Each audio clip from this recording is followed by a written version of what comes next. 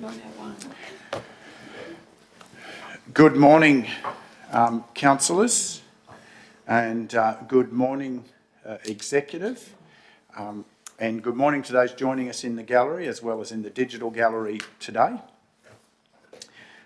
It is my pleasure to declare the ordinary meeting of Wednesday, 25th of October 2023 to be open. And in doing so, I would once again pause and acknowledge the traditional owners of the lands on which we meet and across which our magnificent region is formed, acknowledge their elders past, present and emerging, and congratulate them on their continued nurture of culture.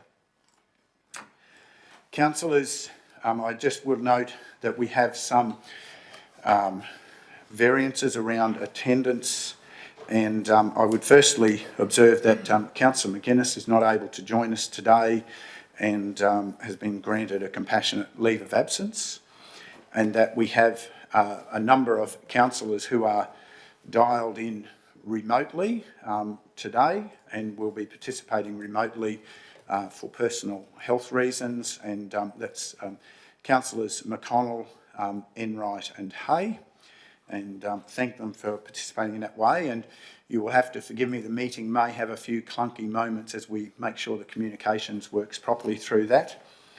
Councillors, I also acknowledge that and note for the record that there will be periods of time during the day where Councillor Chalk will have a short absence from the meeting to attend to some other public matters, and also Councillor Hay requires some time to step away from the meeting, and I'll be trying to recognise those and adjust the agenda accordingly.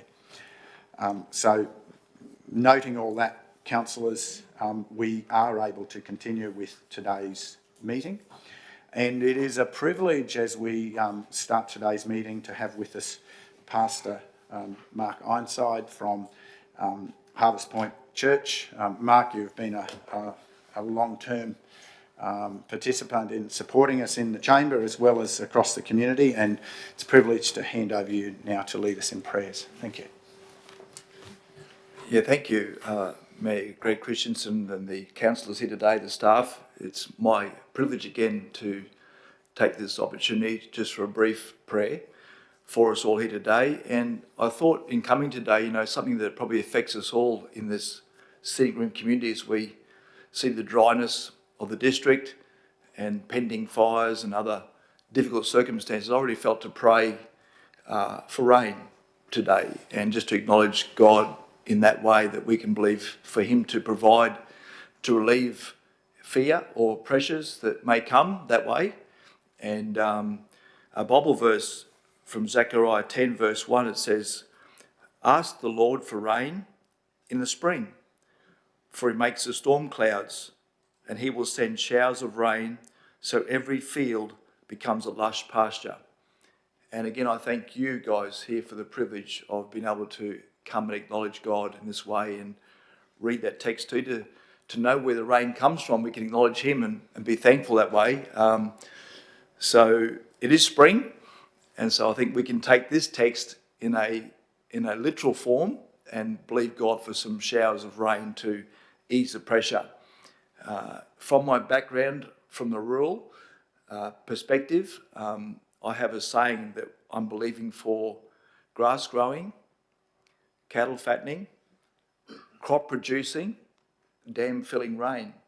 And this is the spring season, so we can believe God for that. As much as we see the natural elements doing their thing, we acknowledge today that God is the provider and supplier of the rain. And a verse in Matthew chapter 5, he just simply says too, he's not a distinguishing or a irrespective of any person. He says he rains upon the just and the unjust. So he's not holding out on us today. And from that perspective, allow me to lead you in a quick prayer. Heavenly Father, thank you for this opportunity to be here today. As we open this session in council, we think particularly for the rural sector and all the offshoots of the rural sector that make the Scenic Rim a prosperous and a flourishing environment and area. We're asking you today, Lord, for rain. As your word says here, rain in the spring, because you make the clouds. We acknowledge that today, and you will send showers of rain for every field become lush pasture. We commit this thought to you today and know that you hear our prayer and you answer our prayer. So we're looking forward as the clouds build for the anticipation of the coming rains. Lord, across this room today and all the business, let it become fruitful, prosperous, and the outcomes of good success in Jesus' name that will produce good for this region. We thank you for your hand upon this council and all its endeavours. In Jesus' wonderful name we pray. Amen. Amen. Thank you for the opportunity, Mayor. Thank you, Pastor, for joining us and leading us in that way this morning. Thank you too for your leadership in community, not just from a spiritual well-being point of view, but certainly the works that you and your community provide in support of the physical needs of our community. It's greatly appreciated and acknowledged. Thank you. Thank you very I much. understand you're probably busy. Yes, I will go. Thank you. Thank you. Have a good day.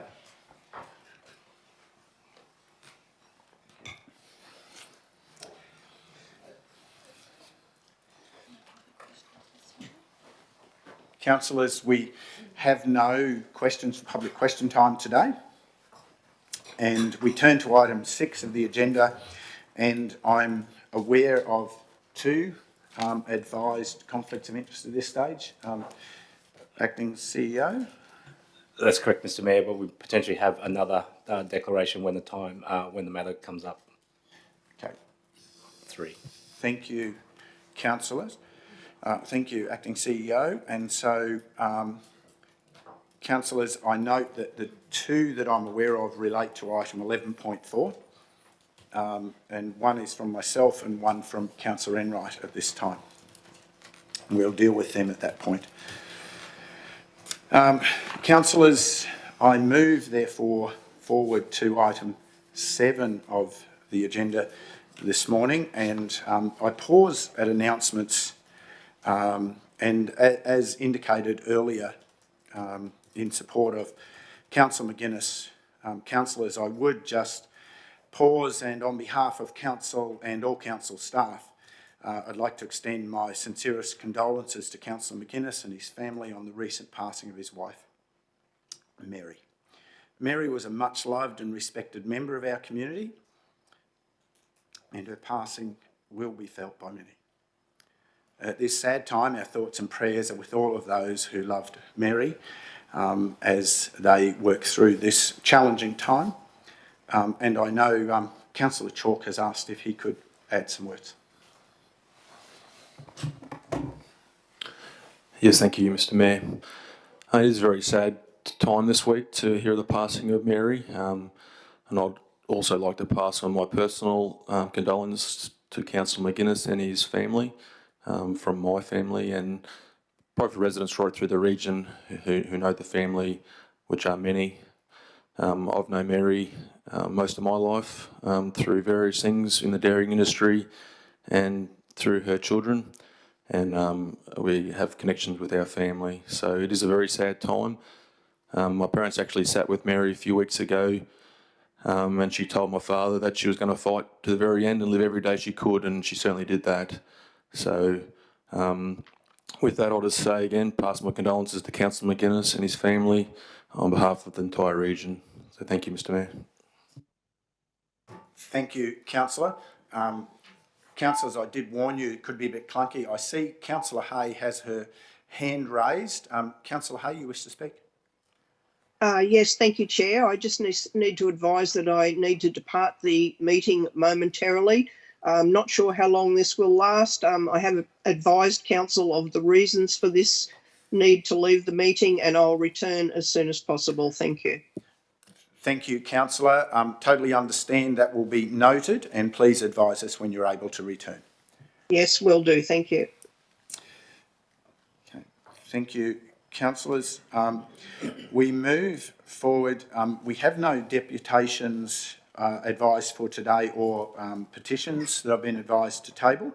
Therefore, we come to the confirmation of minutes, and councillors, I have 2 matters to deal with here. As you'll recall, we had a special meeting there. So the first motion that I'll propose to the table is that the minutes of the ordinary meeting held on the 19th of September 2023 be adopted. I move that and seek a seconder. Councillor West is, sorry, a little quicker on the, you've got a sound delay, Councillor McConnell. I apologise. I'll slow down. Any discussion required for that motion? If not, I'll come around the room and seek your vote on that. Councillor McConnell? Yes. Councillor West? Yes. Councillor Chalk? I'll step in the room. In favour. Councillor Enright? Yes, Mayor. Thank you. And noting that at this point in time, obviously, we have 2 absent for that vote, and yes from myself. So that's carried. The second motion that I propose is that the minutes of the special meeting held on the 5th of October 2023 be adopted. I seek a seconder. Councillor Chalk. Any discussion to this item?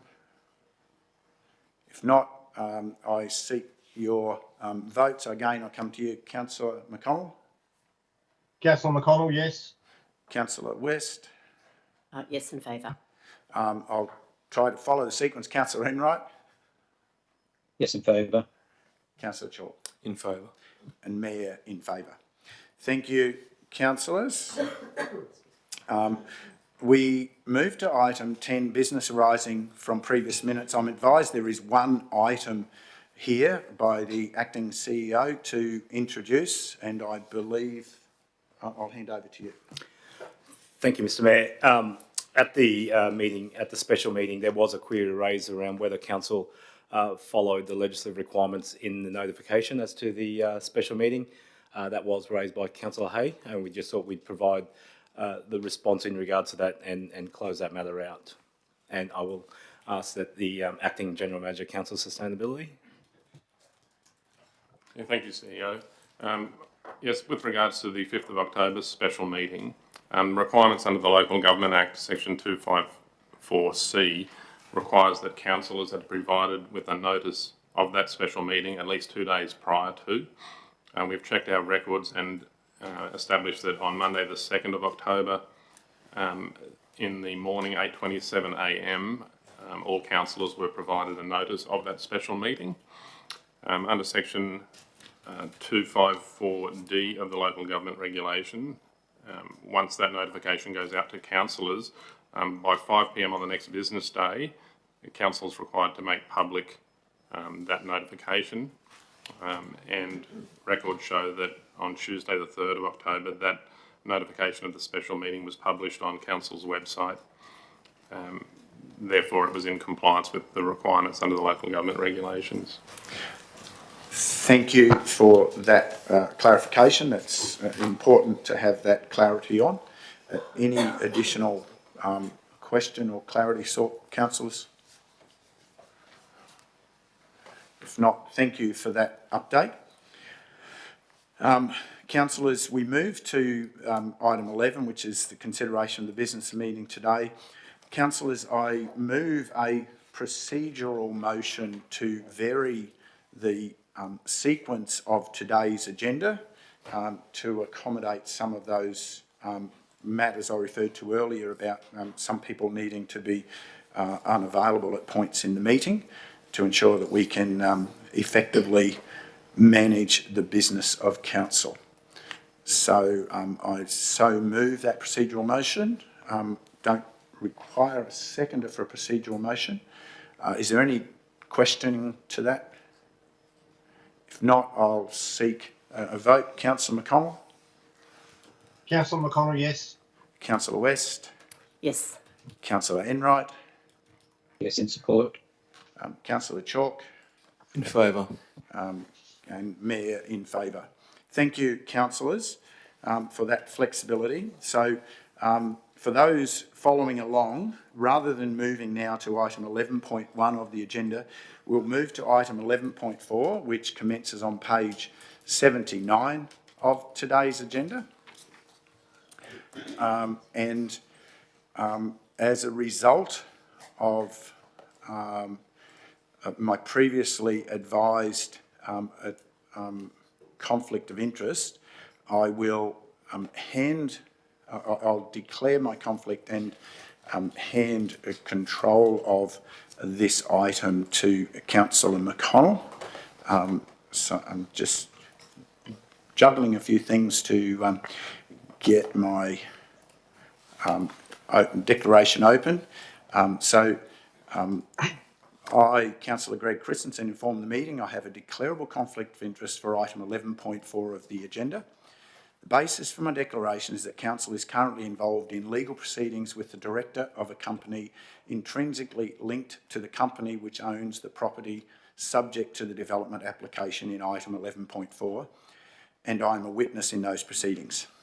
I'm making this declaration to remove any perception that I might not be impartial in deciding this application. As a result of this declarable conflict of interest, I'll be leaving the room and not taking part in any decision regarding this application. Councillor McConnell, I hand the chair to you and I depart the chamber. Thank you, Mr. Mayor. Thank you, Councillor Enright. You have a conflict of interest as well? Yes, thank you, Deputy Mayor. And I read the statement. I, Michael Enright, inform the meeting that I have a declarable conflict of interest for item 11.4 of the agenda. The basis for my declaration is that Council is currently involved in legal proceedings with the director of a company intrinsically linked to the company which owns the property subject to the development application in item 11.4. And I am a witness in those proceedings. I am making this declaration to remove any perception that I might not be impartial in deciding this application. As a result of this declarable conflict of interest, I will be leaving the room and not taking part in any decision regarding this application.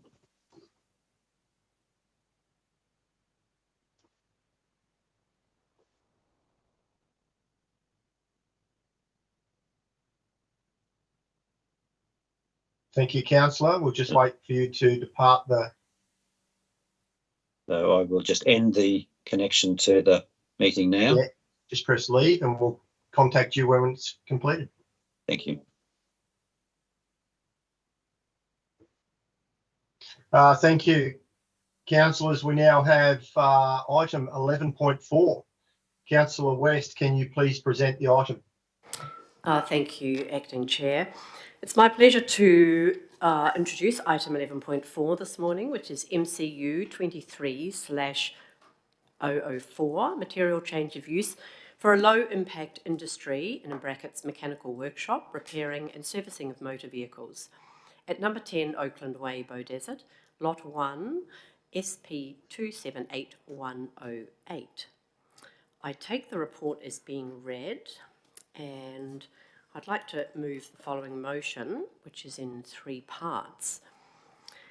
Number 1, that Council receive and note the report titled MCU 23/004, material change of use for low impact industry, mechanical workshop, repairing and servicing of motor vehicles at 10 Oakland Way, Beaudesert, lot 1, SP 278108.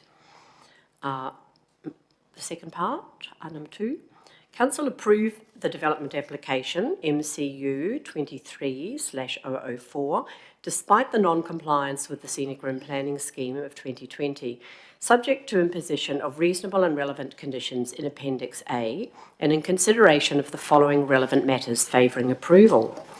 A, the non-compliances with the planning scheme will have little or no consequence on the surrounding area. B, the proposed development can be appropriately conditioned to manage the potential for off-site impacts. C, the proposed development is of a scale and nature that will complement the neighbourhood centre zone and not detract from the major centre or industry areas of Beaudesert. And D, the proposed development is within the tenancy of an existing centre development and is unlikely to result in any meaningful impact to the supply of available commercial land generally in Beaudesert or elsewhere in the region.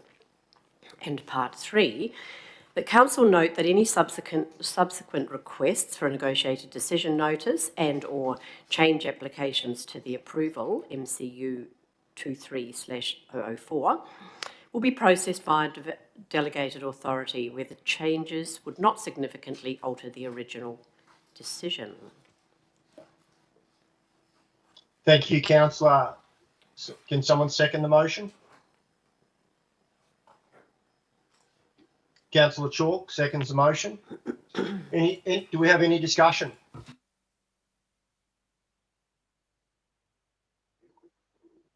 Okay, can I ask the General Manager Planning if he could just give some background into the application, please? Thank you, Councillor. I'll actually defer to the acting manager for planning, who's got the detailed knowledge on this one. Thank you, Acting General Manager, and thank you, Chair. Through the Chair, so in relation to this development application, there was an underlying conflict with the zone and the land use, which was the main concern throughout the assessment. Under the previous Sustainable Planning Act, it was, and most in the room who would be involved with that would understand that you used to have to demonstrate an overwhelming planning need to support development despite the conflict. In this instance, it was assessed under the Planning Act, where it's a bit more of a balanced assessment against the strategic framework, and it's not just so specific to land use and a zoning conflict. In this instance, we assessed it on merits in favour of an approval, and looked at it in terms of what would be the consequences if development like this was supported in that specific location. An assessment against the assessment benchmarks and the codes demonstrated that could easily comply with the requirements at a use and general development provisions perspective, whereas that higher order assessment against the zoning conflict was undertaken in detail throughout the report. In the end, it was considered on relevant matters in support, which were highlighted in the recommendation to council.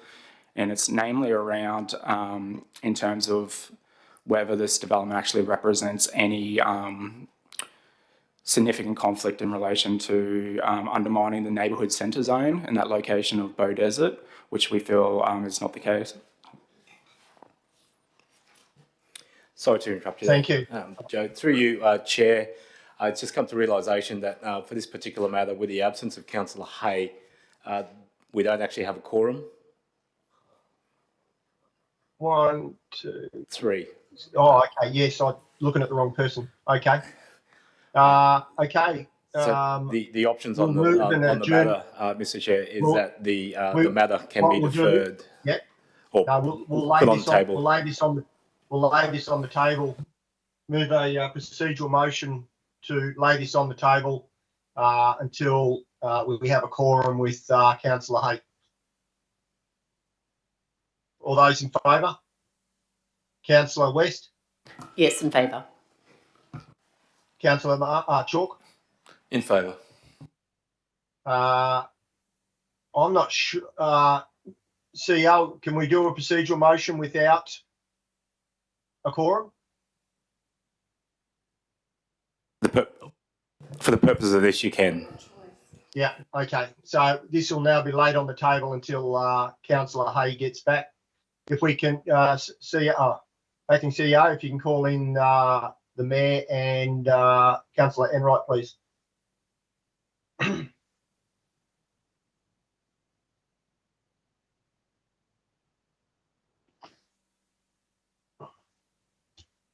One of the problems when you try and do this from home and you can't see who's in the room.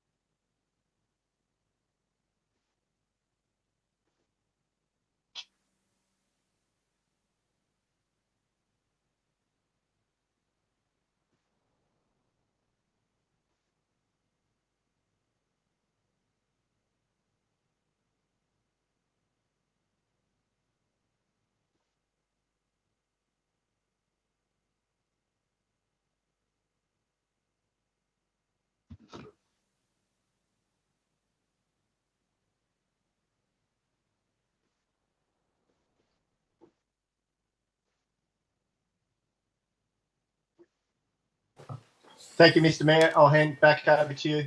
Thank you, Councillor McConnell.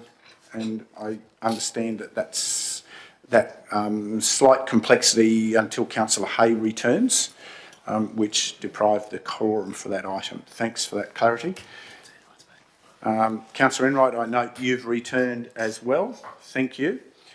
Just reopen. So, councillors, I will move forward then to item 11.5 of today's agenda, and I'll turn to Councillor Chalk to introduce this item.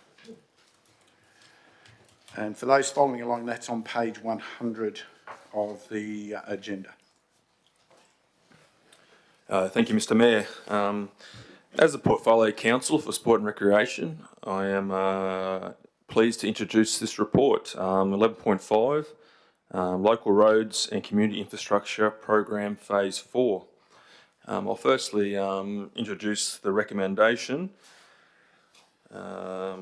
Recommendation as follows: that number 1, Council endorse the nominated projects Coronation Park, Burner Sports Field Lighting and Selwyn Park, Badazet Sports Field Lighting projects for funding with an allocation of $1,089,053 from the Australian Government Local Roads and Community Infrastructure Program Phase 4, Part A, administered by the Department of Infrastructure, Transport, Regional Development, Communications and the Arts. And 2, Council endorse the nominated project Carey Road, change 9675 to 10375, upgrade project for funding with an allocation of $628,190 from the Australian Government Local Roads and Community Infrastructure Program Phase 4, Part B, administered by the Department of Infrastructure, Transport, Regional Development, Communication and the Arts. Thank you, Councillor. I seek a seconder. Councillor West, thank you. Now, discussion, questions to this item, discussions, anything further you wish to introduce, Councillor Shaw? I'll take questions first and then we can speak to the item. Thank you. Any questions, discussion, councillors?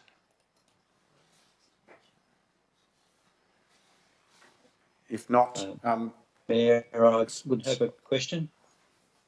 Question to Councillor Chalk. Okay, Councillor. Yeah. Councillor Chalk, what opportunities will this provide for the upgrade of sporting to Coronation Park and Selwyn Park for our sporting communities? Thanks for the question, Councillor Enright. This is very exciting. We've been working on a process to try to upgrade our sports facilities throughout the region. Firstly, doing an investigation of see what we had, and now it's trying to implement some upgrades to all those facilities. So we had a critical problem at Selwyn Park that we needed to address, which meant the clubs that use that facility were unable to play competitions there with the lighting standard. And over at Coronation, we don't have any lighting at all in the whole western side of the region to play sports on that side. So these two things were identified as priorities from council and councillors. So they're the first tranche in programs that we sought to address with this opportunity to access some grant funding and money that we had put into the budget a few years ago. It meant that we can undertake these two projects, which is very exciting. Thank you, Councillor. Councillors, I'll just remind you to use the raise hand so I can see who's waiting to ask questions, please. Yes, Councillor Enright. Just a subsequent question to that, just so that there is no confusion in the community. Selwyn Park recently had upgrades to the lighting to a certain level. My understanding is that this additional funding will allow the lighting to be upgraded from 100 lux to 300 lux, which will provide the ability for cricket to be played at night. I'll just ask Councillor Chalk if this is correct. Yes, thank you, Councillor Enright. That is a good clarification. That was the case. There was a critical point where the teams weren't able to compete, so there's some work already been done to rectify that, to get them back playing again, and this additional money will upgrade the fields to a standard that we see that right across the region. We need to get some key fields across our region up to that level, which will provide, as said, the ability to play cricket on these fields as well at night, and that standard will be put right across our region so that as many people can have access to that standard as possible. So, good clarifying point, Councillor Enright.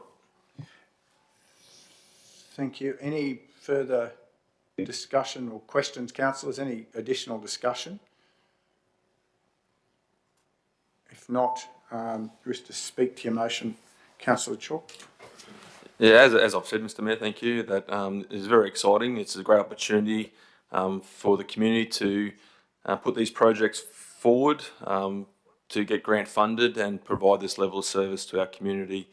That has only come about because of our work and then the council's staff's work over the last few years to identify the problems, and the council is pushing to make these changes. So I'm very pleased to have this come in the meeting today, and look forward to seeing the upgrade of the lights go forward, which is going to be a fantastic resource for our community to use, and it starts the process of getting high quality sports field access for all our community. So thank you. Thank you, Councillor. Anyone wishing to speak against? Anyone seeking leave to speak additionally? Councillor West? Thank you, Mayor. Look, just as the portfolio councillor for active transport and also the divisional councillor for the Kerry area, I'd just like to say how welcome this portion of funding is for continuation of repair to Kerry Road. This adjoins an area which has already been upgraded, and the section isn't in fact included in this financial year's capital works program, but also a very positive outcome for our sporting groups with the lighting installations and upgrades, because we know this has been a particular focus of this council in the last financial year and moving forward in this financial year. So very welcome. Thank you. Thank you, Councillor. Anyone else seeking leave to speak additionally? If not, I will take the opportunity to endorse the comments already at the table. Councillors, the challenge we face indeed is the bringing up to a modern standard across many of our facilities. We've constantly had to deal with the drama of natural disaster recovery events, which certainly commands a lot of our focus and attention, and still does at this time. However, the funding of these projects goes to something that we have always held important, and that is the activation of our communities and the opportunity for reasonable participation, particularly by our young people and more generally with people as they get a few more years under the belt. The challenge we've faced is, as a region that has so many people who have to travel away for employment during the day, it has been difficult always to have participation, particularly here in Beaudesert and in the western areas, without proper lighting in the evening, and it's limited the opportunity for those participations to continue. So that's an exciting part of this, that we're actually bringing that social fabric to a stronger weave by having these opportunities available, and it's always a great opportunity to access this grant funding from elsewhere to help us deliver things for our community. And equally, the Kerry Road precinct, this is a very important valley in our agricultural heritage, as well as playing an active part in our burgeoning tourism product. So having that corridor continue to be improved in resilience and confidence for safe access is a welcome opportunity.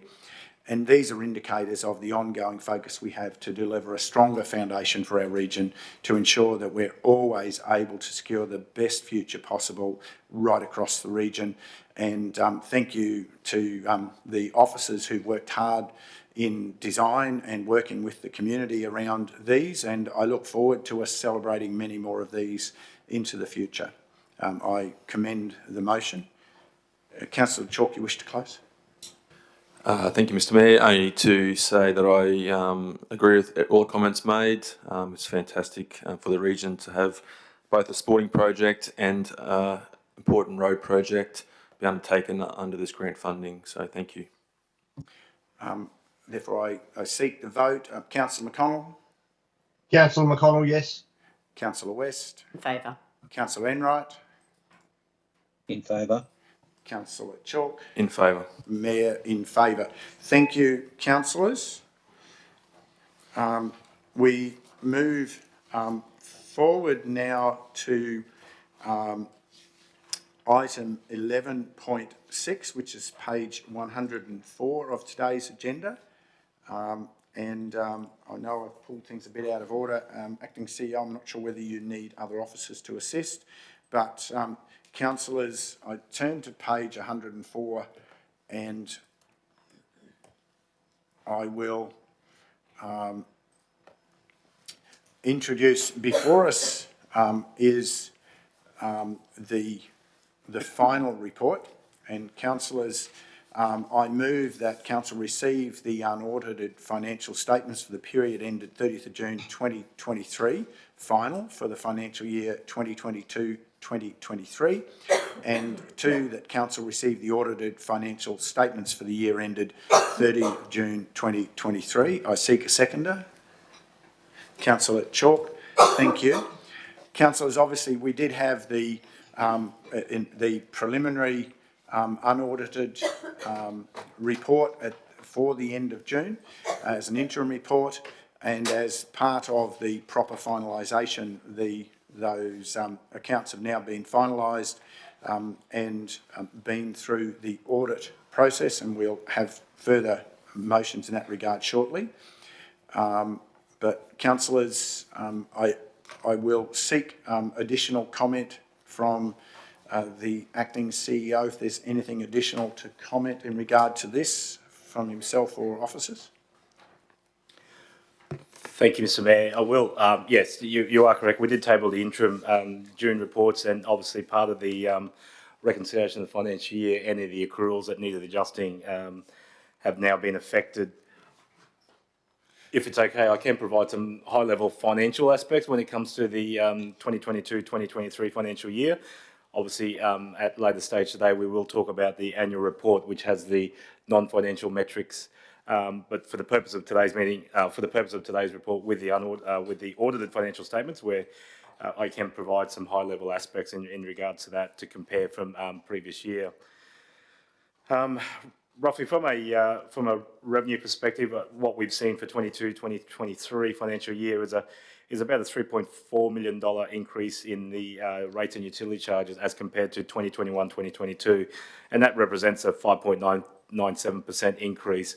That takes into account the budgeted set increase for the year, as well as any growth that council has received during that financial year.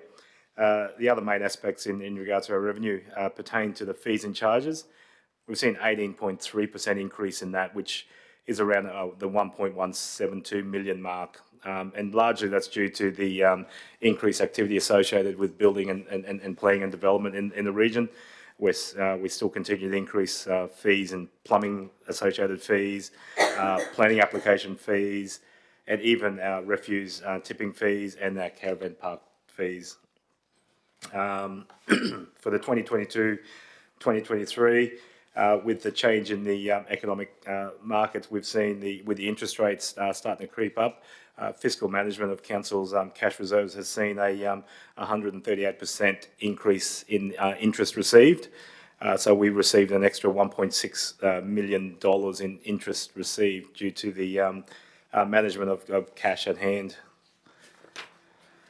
From grants and subsidies, as pointed out before in the previous report, with officers doing a great job at applying for and attracting those additional grants. We've seen for the 2022-2023 a 26.3% increase, or equating to an additional $22.4 million in recurrent grants and subsidies, and that offsets the operational aspects in the operations of councils, and largely that's due to the state and Australian governments with the prepayment of the 2023-2024 financial assistance grants, and that prepayment equated to an additional 52% of that 2.4 million.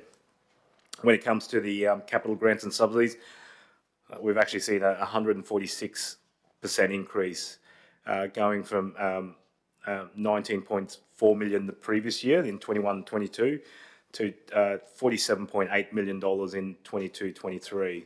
So again, that's attracting those the external funding to build some of those critical and maintain those critical infrastructure within council. Other than that, Mr. Mayor, the only other one is around our loan borrowings. I know that's certainly one of the key points that people sort of look into. We've seen our net change in borrowings from 2021-2022, which was 44.8 million, to go to now to 47.4 million, which is an increase of about 2.5 million. And that's made up of drawdowns for the year of actually $5 million, with interest of about 979,000 and repayments of around 3.5 million, to give us a net increase of that 2.5 million. From a financial aspect, Mr. Mayor, that's all I've got to provide, unless there's any other queries. So, councillors, any additional questions? Firstly, yes, Councillor McCollum. Thank you, Mr. Mayor. Just in regards to capital expenditure and the carryover of 72.602 million, would this acting CEO be able to give a more detailed explanation to clarify some of the comments that are currently on social media and within the media, that this isn't such a bad thing? Thank you for your question, Deputy Mayor. I can provide some high-level impacts, and then obviously seek further input from the General Manager, Asset and Environmental Sustainability. But you are correct. Yeah, well, we have been identifying through the various monthly reportings around the way that these capital projects have been adopted by council, and recognising the fact that a lot of these projects are multi-years. That are requiring the relevant phasing to that regards. So when council adopts a budget, a capital budget, in most cases, there is no expectation to deliver fully that whole budget in that 1 year. Council is providing the endorsement around the project going ahead, and they're certainly kept informed through periodic reporting on capital works as to the delivery of the status of those and the delivery of those. But I can turn to the General Manager, Asset Environment and Sustainability to provide some aspects in those recent articles that have generated. Thank you, Acting CEO, and through the Chair. I'd like to add, to be honest, I read the articles and understand the concern when you see those dollar figures. I can provide some high-level detail to that. I'll probably start at the third highest within what my recollection is our plant. As most of you may, or those of you that have recently tried to purchase or in the process of purchasing a vehicle, a car, you actually see or have seen quite a large delay to that. We've got some items of plant that we've ordered over 14 months ago that are still yet to arrive on site. However, within the budget process, we need a budget allocation to be able to place that order in the first place. So that has seen of the order of $5+ million in carryover for plant and vehicles as one item. Certainly, a number of projects are multi-year. I think the figure is around that $30 to $40 million. Look, if I had the figures in front of me, quite exactly. Also, with the flood program, as submissions are approved by the QRA, we actually have been entering the dollar figure of the approval within the budget, understanding that that delivery program is a 2-year program, and in some instances may stretch out to a 3rd year, pending extension approvals. Really, those 3 items make up a fair portion of the of what is the carryover. Yes, there are a number of solely council-funded projects that, for whatever reason, that were planned to be delivered within the previous 12 months.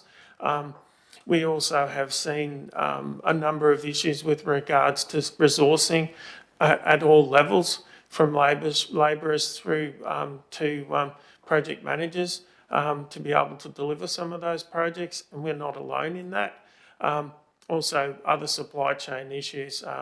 For example, we've had to be in the position to be able to purchase pipes and culverts in some situations 12 months out from the actual planned start date of a project, to ensure that those materials are available when we do start. Hopefully that's at a higher level provided some level of detail for the respective question. Thank you. Thank you. Councillor McConnell, thank you for that. Any further questions, councillors? Councillor Enright? Thank you, Mayor. Not necessarily a question unless it leads to that, but on page 118, in the item expenditure by location, it's really pleasing to see that the local spend within the Scenic region has now reached a high of $29.6 million, or 32% of the spend of eligible items. A great result for our local economy, I believe. Thank you for the comment, councillor. If there are no further questions, we might move to some discussion around this report, because it is an important piece, and I might open that discussion. I share the observation and the concern raised by Councillor McConnell, and whilst I don't want to debate whether social media is the best place for us to try to remedy misconceptions, unfortunately misconceptions will always be with us. The reality is the financial management process creates an artificial control point, which all businesses deal with, which is the financial year. And business activities don't click off and on around a financial year. They move through the necessities of the program of works. There is only a minor proportion of deferred capital expenditure, much of which is because projects couldn't proceed, either because we couldn't access materials or because we actually deprioritised them, given the massive recovery efforts that the region's having to undertake, which will be a continuing multi-year program. And you've already heard the comments, councillors, about the difficulty of accessing equipment, which we've discussed regularly over the course of the last 2 years, in fact, as being an ongoing challenge. It is difficult sometimes to get that comprehension when the numbers appear so big, but when so much of that is dollars provided out of grants, the really wonderful piece that we should be celebrating, councillors, is that we have been maintaining a high level of success in accessing grants and subsidies from other levels of government for the programs that we execute. And many of those successes do run to multi-year programs, and because of the challenges of supply chain, we're seeing extensions of time to be able to execute those. And of course, the disaster recovery funding, which for us as a council in recent years has been well in excess of $100 million, and I think it's one of those debates that we might continue to have what the total number is, but I can reflect on floods from 2017 being somewhere above 60 million, and bushfire recoveries being in the middle there and COVID support being after that, and we're well above that 60 million again in flood recoveries out of last year, which is an ongoing program of work. So I just alert councillors to that and point that out as we consider this item. Councillors, I note that Councillor Hay has rejoined us. So unless there's further discussion on this item, I would propose that we move forward. Then I don't need to speak further to the motion. Anyone wishing to speak against? Anyone seeking leave to speak additionally? If not, we'll put the motion. We'll start. Councillor Hay, sorry, you've returned in time for the vote on I'll just get back to the item 11.6, which was the financial year financial report.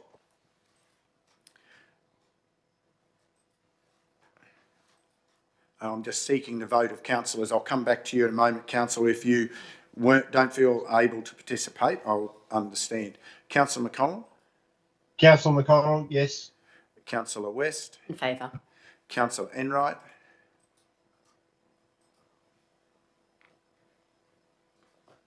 Councillor Enright? Have we lost Councillor Enright? He appears to be there. Councillor Chalk? In favour. Just wait a moment. Councillor Enright may have frozen for us. Councillor Hay, are you in a position to provide a vote on item 11.6? Yes, Chair, I'm in favour. Thank you, councillor. I will pause there. Have we? In favour. In favour. Thank you. I heard that from Councillor Enright and the Mayor in favour. So, councillors, I am now going to pause again. I did warn that today could be messy. I am going to again leave the chamber now that Councillor Hay's back, so that 11.4 can continue with consideration if we could recover those officers. And as per the prior declaration, I don't intend to repeat it, I will leave the chamber, and I expect that I'll hand over to you, Councillor McConnell, for dealing with item 11.4. Thank you. Thank you, Mr. Mayor.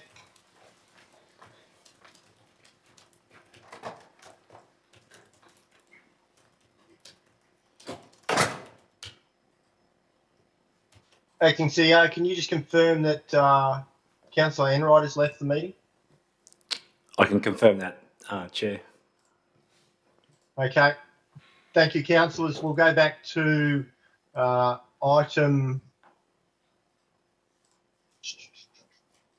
11.4 on page.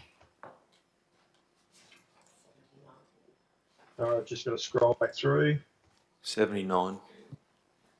79. Right, there we are. Page 79. Councillor Hay, you were out of the room and we lost the quorum. If we could just go up a bit, please, Sharon. Sorry, Councillor Enright, you should be... Yes, I was just going to advise that I've come back in, realised you're talking about 11.4, so I will now move myself from the meeting and wait for advice on when to rejoin. Thank you, Councillor Enright. Thank you.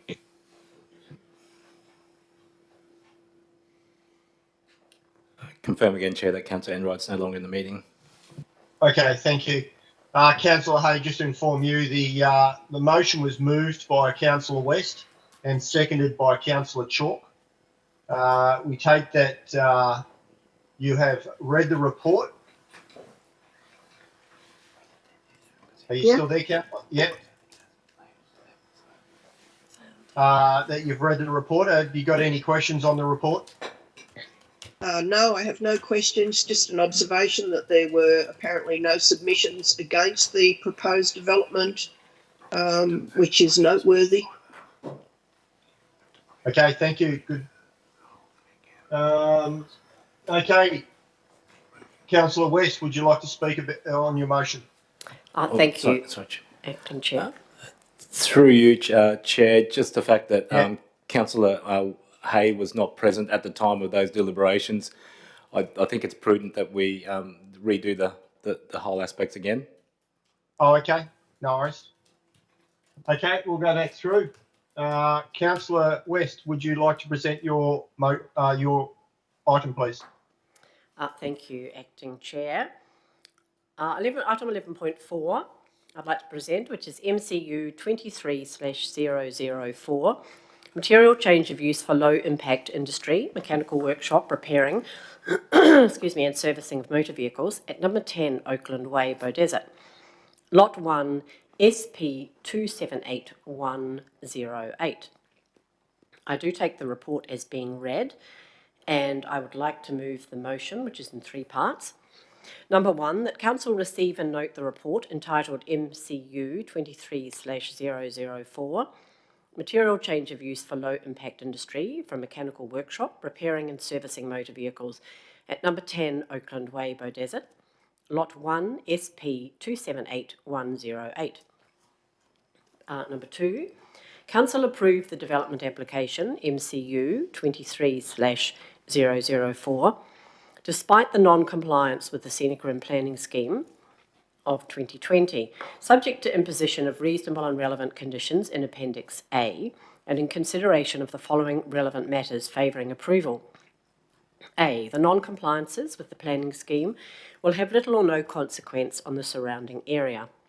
B, the proposed development can be appropriately conditioned to manage the potential for off-site impacts.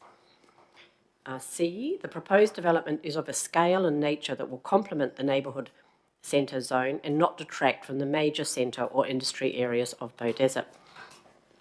And D, the proposed development is within the tenancy of an existing centre development and is unlikely to result in any meaningful impact to the supply of available commercial land generally in Beaudesert or elsewhere within the region.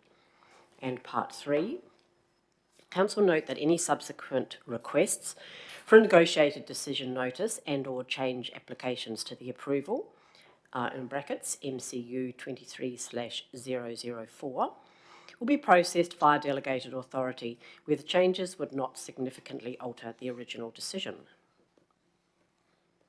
Thank you, Councillor West. Can we have a seconder, please? I'll second Councillor it. Chalk. Thank you, Councillor Chalk. Any discussion on the item?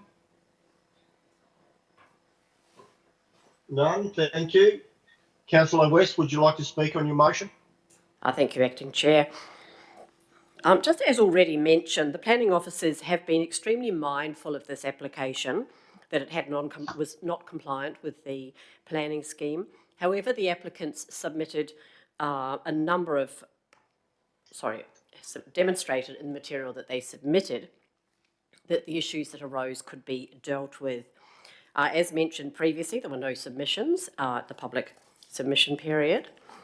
And this business is entirely contained within an existing approved centre development.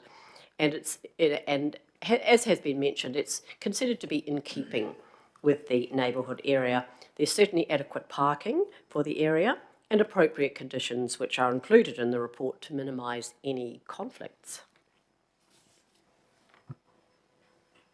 Thank you, Councillor West. Anyone to speak against the motion? Okay, Councillor West, any closing comments? Just a couple of closing comments. Thank you, Acting Chair. This is a somewhat niche business at this stage for the applicants, given that there are currently very limited opportunities within Beaudesert for such a business to locate, and especially until the Beaudesert Enterprise Precinct is open and available. And this location will have minimal impacts. In closing, I just also want to mention that these operators have to date hosted a number of events within the community that have related to motor vehicle events for motor vehicle enthusiasts, and they've all been well attended by both local residents and those from outside the region. So I commend the motion. Thank you. Okay, we'll now go through a vote. Councillor Hay. In favour. Councillor McConnell, I'm in favour. Councillor West. In favour. Sorry, in favour. Councillor Chalk. In favour. The motion is carried. Thank you. Acting CEO, can you please call in the Mayor and Councillor Enright, please?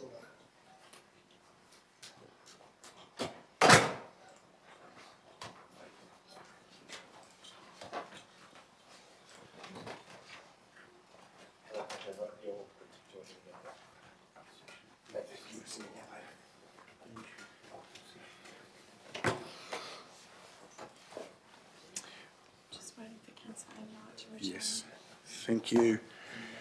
Councillor McConnell. Can you just... yes, Councillor Enright's back. So, Councillor McConnell, you just maybe... Just to let you know, Mr Mayor, the motion was carried. Thank you. That's good. So that closes out item 11.4. Councillors, I know this feels like we're going all over the place, but I am going to now return to item 11.7, which is on page 161 of today's agenda. And this is the receipt of the closing report from the auditors, from the Auditor General. So just, councillors, I move that in accordance with section 213 of the Local Government Regulation 2012, Council note the Auditor General's observation of the closing report for the 2022-2023 financial year. Seek a seconder. Councillor McConnell, I caught that. Yes.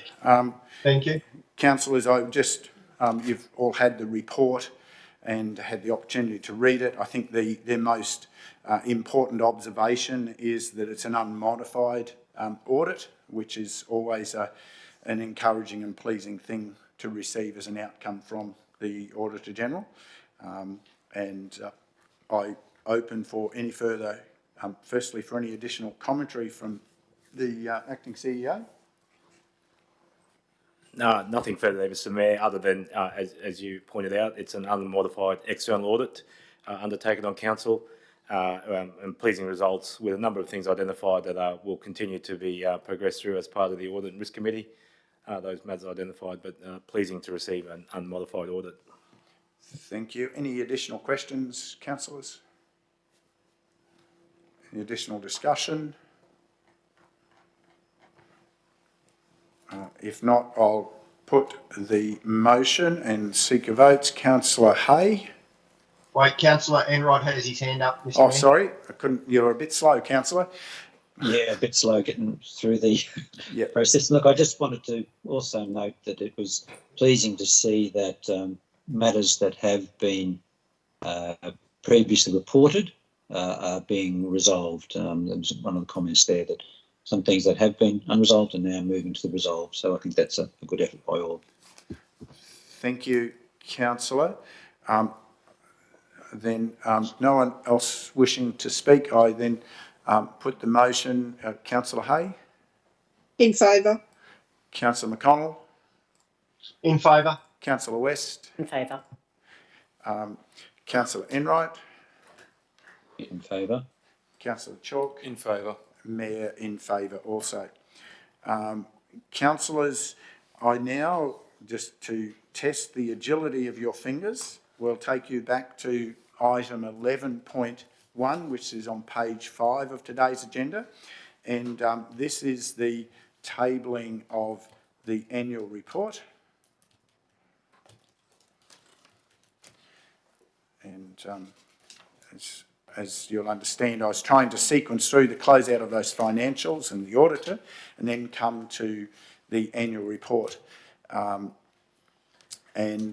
So, councillors, I will, obviously we've had the annual report to review. It's been available in the agenda. It's a very detailed report that highlights a lot of the challenges we discussed before when we were discussing the challenges of what's happening in our financial context.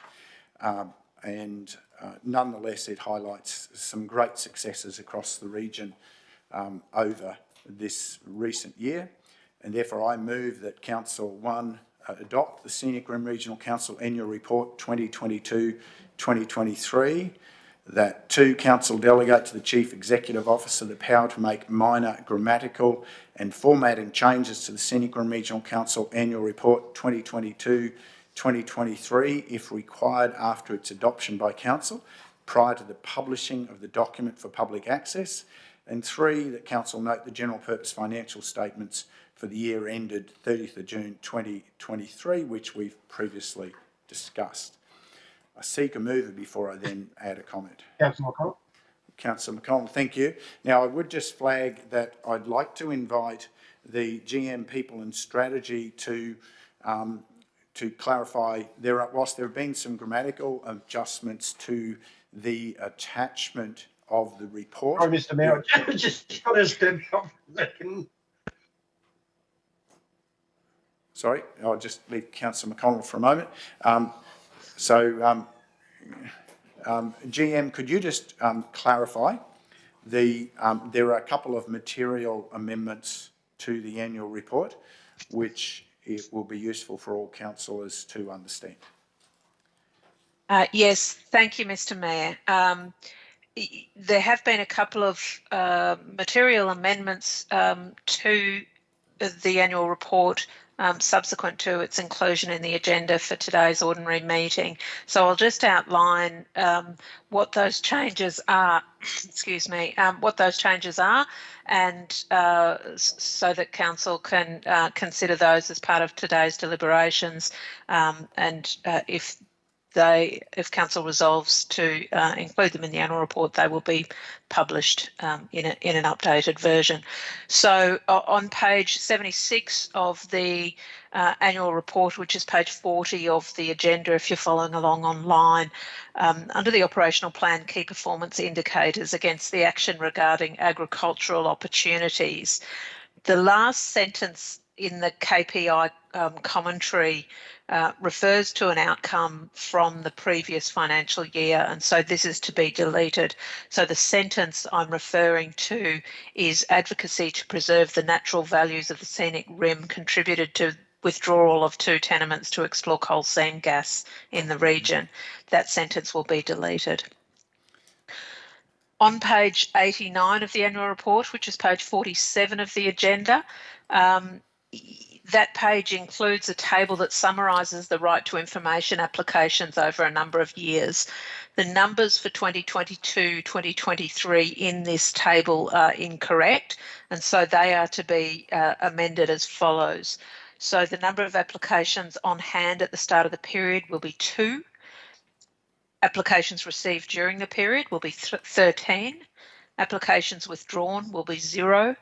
Applications finalised during the period will be 10, and applications outstanding at the end of the period will be 5. So those changes will be included in an updated version of the annual report. And finally, on page 97 of the annual report, which is page 51 of your agenda, under the operational plan performance indicators under the councillor's strategic discussions, that KPI commentary will be adjusted as follows. The consultation process with elected members identified 4 topics considered for submission at the LGAQ annual conference. At the 2nd of August annual ordinary meeting, Council endorsed the following motions to be submitted: release of early census results, recognition of fire trails and fire breaks as public assets, earlier release of land valuations, and recognition of Darling Downs Moreton Rabbit Board fence as a public asset. Following review and assessment by LGAQ, the following motions were included in the agenda of the annual conference and progressed to adoption. The LGAQ that the LGAQ calls on the Australian Bureau of Statistics to release census population and housing data early to local governments before the official acceptance by the Australian statistician. The LGAQ calls on the state and federal governments to make the required legislative changes to recognise the following assets as essential public assets, making them eligible for disaster recovery funding. 1, council-owned and operated or leased parks, gardens, playgrounds and community sports facilities. 2, fire trails and fire breaks. 3, the Darling Downs Moreton Rabbit Board fence. And the LGAQ calls on the state government to make the required legislative changes in order for the Valuer-General to bring forward the deadline for the release of land valuation notices to no later than the end of December in any valuation cycle. So, Mr Mayor and councillors, those are the material changes to the annual report. Happy to take any questions. Thank you, GM. Councillors, any questions firstly to other content in the annual report? If not, any additional discussion?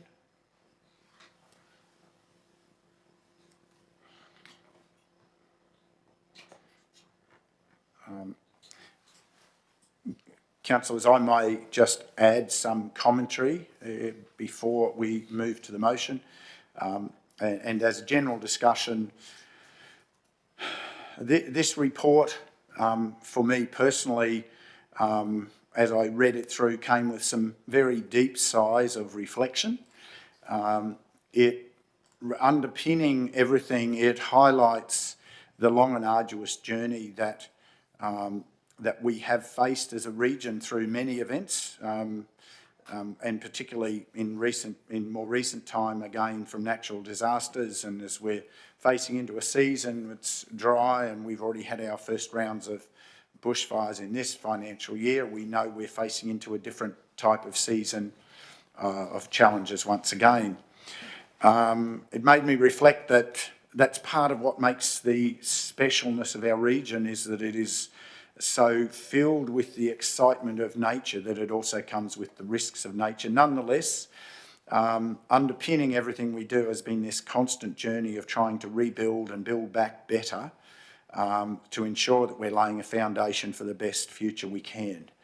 And as I look through the report, it celebrates so many wonderful things that show the resilience of this region, shows the wisdom of the decisions made in the chamber, the wise advice from officers to implement programs that allowed us to be resilient to all of those matters through COVID time, through labour shortages, supply chain issues. Whilst we know that we face this continued challenge about access to materials and the continued rising costs which everyone's facing, nonetheless, this is a region and a council that continues to find a way, and that's what this report highlights, is those incredible levels of success that we bring, and some of those are quiet achievements that make a difference at individual life, like Empower Her Hiking, which won national recognition in the Programs and Activities Award at the Australian Sport, Recreation and Play Innovation Awards last year, and also the Government Achievement Award at the Outdoors Queensland Awards later last year as well. We've received awards for excellence for drafting the Scenic Rim Growth Management Strategy 2041, and silver awards in the food tourism excellence category at the Queensland Tourism Awards. So we're obviously optimistic of going one better in this year's awards in November. But what that underpins is the confidence of a community that is continuing to see and grasp opportunity every year. So it's no wonder that we saw our economy power ahead by 9.8%, and that was almost double the state average.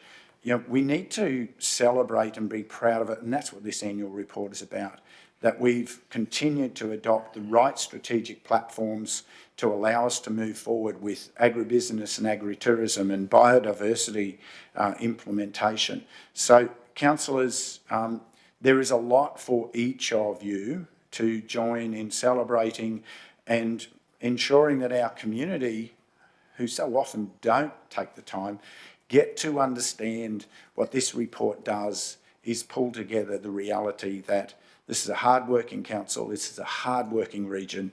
It punches well above its weight on every metric and is recognised now nationally and internationally for the capacity and the capability that it delivers that has bemused some of our much bigger neighbours. And the secret to that is always the character of our region. The communities that you represent, that we together represent. And whilst this is the council annual report, it calls out very much the incredible strength of our region. So that's just some comments. Any other councillors wish to add some comments to the annual report? Looking for any slow hands up. Yes, Councillor Enright, I could see you twitching. I thought you were trying to find the button. Yes, Councillor Enright. Thank you. Thank you, Mayor. I certainly endorse those comments of yours. And I would like to acknowledge the officers for the work that they have done in bringing all of that information together into this annual report. It never ceases to amaze me the quality and the quantity of the services that we provide to our community, and it's so well highlighted in this document.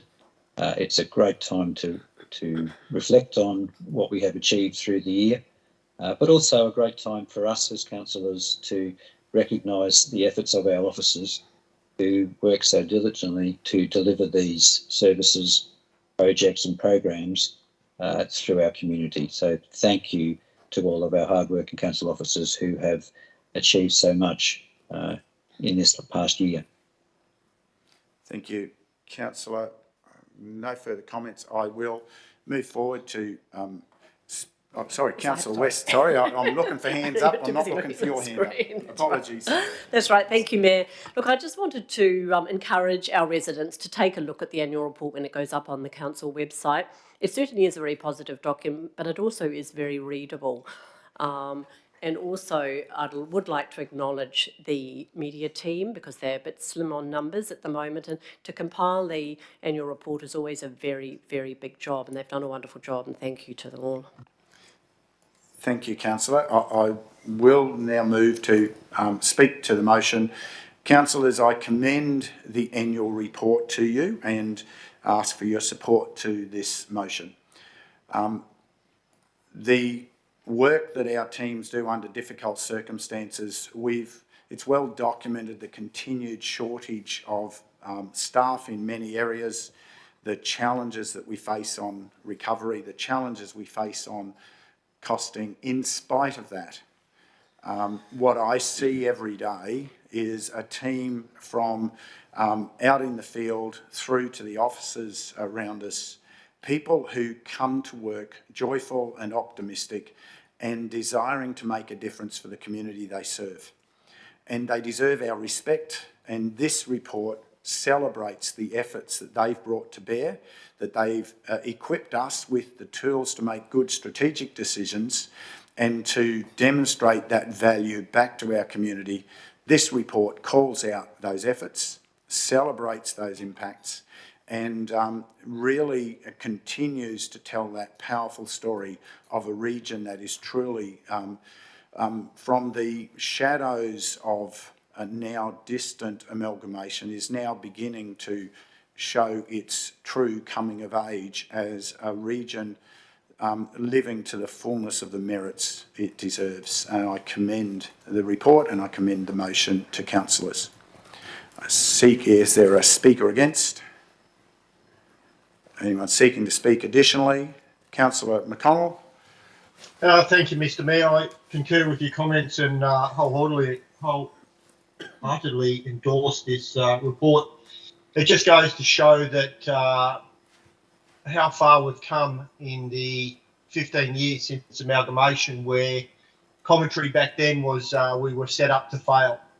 We're a large area with a small population surrounded by small areas with large populations that have a rate base that is opposite to ours. Our rate base is 30% commercial, 70% residential, and those outside us are the opposite and have up to 70% commercial industrial and only 30% coming from their residential rate base. Using that small percentage that we have, we've been able to provide a platform where, as you stated earlier, over a 9% economic growth for the year, which was double the Queensland average. And that wasn't just done by council, but that was done by the businesses out there and those working within our region to provide a stable platform of growth that has seen a jobs growth, a wages growth, and a growth throughout the Scenic Rim. So I commend everyone within the Scenic Rim for putting their hand up to work hard in such what can be seen as a trying environment of the Scenic Rim, where we are just a small council in a large area, trying to, as hard as we can, to provide the services and the amenities that are financially sustainable within our council budget to those who not only have been here for their entire life, but those who have moved out from those larger councils and sometimes expect the same service. So I think our council officers need to take a bow, because the services they have provided throughout this year to achieve this annual report have been worthy of praise, and I fully endorse this motion. Thank you. Thank you, councillor. Anyone else seeking leave to speak additionally? If not, I'll simply echo a couple of thoughts in closing. Thanks indeed to the team who have assembled the report. I know it's been certainly a challenging labour, and I do join with Councillor West in commending the team who've put it together. And it is also worth noting that one of the cornerstones of our success is the incredible success we've had through so many grant programs in recent time to be able to deliver much more than we could otherwise afford for our communities. I think that's testament to the capability of our team, but also testament to the reputation we have as a region that's a can-do region. And that's something to not take lightly or to mess with easily. Again, I commend the motion. Now seek your votes. Councillor Hay? In favour. Councillor McConnell? In favour. Councillor West? In favour. Councillor Enright? In favour. Councillor Chalk? In favour. Mayor in favour. Thank you, councillors. I will now, the motion is moved, approved. I will now adjourn the meeting for 20 minutes to return at 10:45, and I note that Councillor Chalk will now be departing for a period of time to represent council at another event.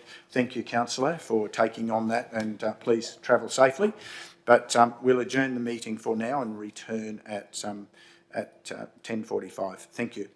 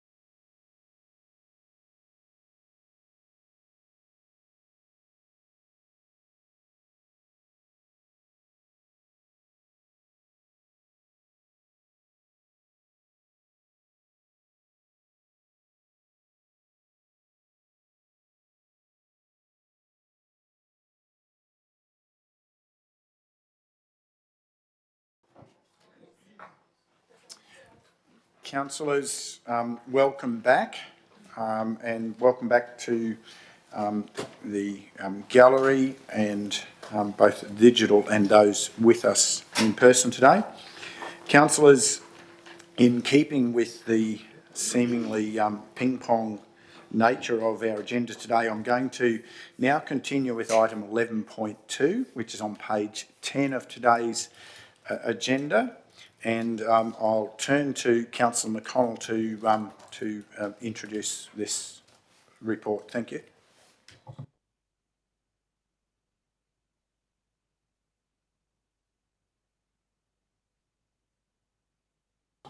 Councillor McConnell, you just got to come off mute. Sorry, thought I clicked on it. Thank you, Mr. Mayor. As a portfolio councillor for tourism and regional events, I'd like to introduce the report 2023 Scenic Rim Eat Local Month event outcomes. I take the report as read. I now read the motion that 1. Council recognise the outcomes of the 2023 Scenic Rim Eat Local Month and that it delivered on the refreshed vision, mission and goals and objectives for the event with A. 139 events held over June, attracting 11,697 visitors across all activations, with the majority from outside the region. B, the exclusion of events that did not meet the authenticity criteria from the 2023 program to instead be promoted under the Side Plates initiative and subsequently excluded from research reporting. C, economic contribution of just under $1.2 million. D, an increase in overnight and day tripper expenditure. D1, intrastate visitors had a daily average spend of $191.42 in the region compared to $179.85 in 2022. D2, interstate visitors had a daily spend, had an average daily spend of $336.43 in the region compared to $180.42 in 2022. D3, day trippers had a daily spend of $109.73 compared to $74.18 in 2022. E, more than 60% of the event experiences were presented for the first time. F, more than 75% of events sold out or achieved the event holder's attendance target. G, a significant impact in terms of awareness and brand building generated for the Scenic Rim region with the value of media coverage earned at a circa of $4.1 million, reaching an estimated 24 million people. H, evidence of strong collaboration between event holders and stakeholders. H1, 95% of visitors indicating the event adds to the appeal of the Scenic Rim and that local residents should feel proud of the Scenic Rim Eat Local Month. 2, council acknowledge and extend appreciation to the Scenic Rim region's farmers, makers and growers who actively participated in the regional events team who delivered the 2023 Scenic Rim Eat Local Month. 3, council acknowledge and thank Tourism and Events Queensland for the Queensland Destination Events Program funding received since 2015 and note Scenic Rim Eat Local Month has reached the highly sought after significant event status. And 4, council acknowledge and thank the other businesses involved including sponsors Urban Utilities, Cal Fresh Vegetables, Moffat Fresh Produce, the Community Bank Calbar, the Community Bank Calbar and District, Bendigo Bank, and Brisbane Economic Development Agency. I so move that motion. Thank you, Councillor. I seek a seconder. Councillor West, thank you. Councillors, questions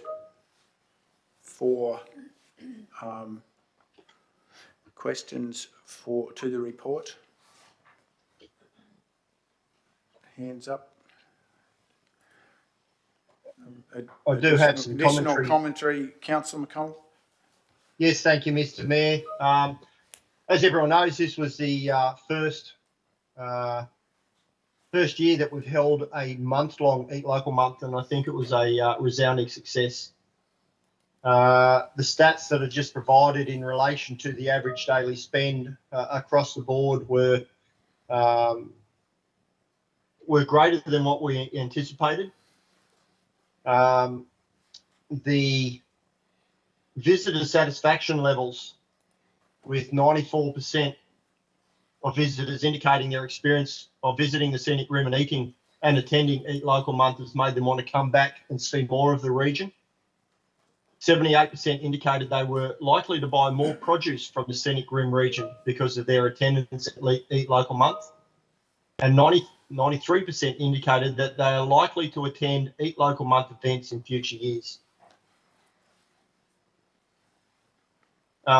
Key considerations moving forward include growing our audience attendance numbers through the programming of low to medium cost authentic food and farming events that deliver on the vision and appeal to both locals and visitors. Just in our return on investment, you will see in the report a budget. Sorry, I've just got to swap pages.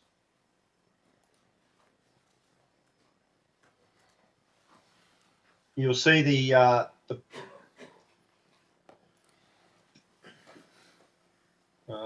is it? We had a budget of around about 300,000 and income of around about 100, which left us with 200,000 in expenses for Eat Local Month.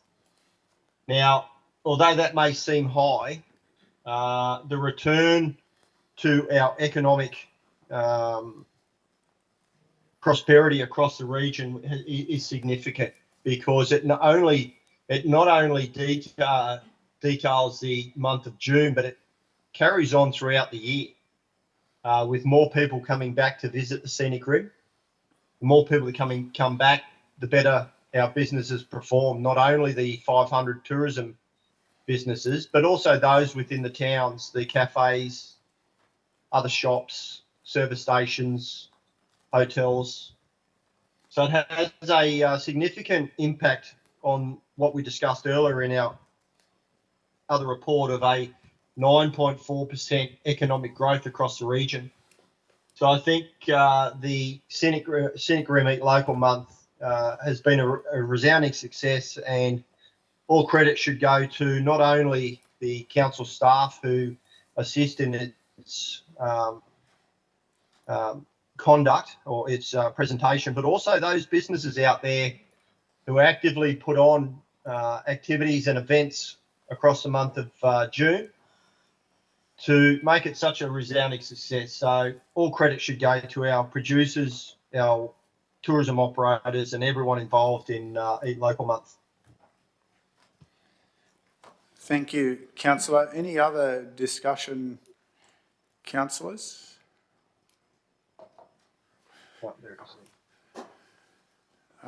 If not, I will just add a few comments and then preserve some in speaking to the motion.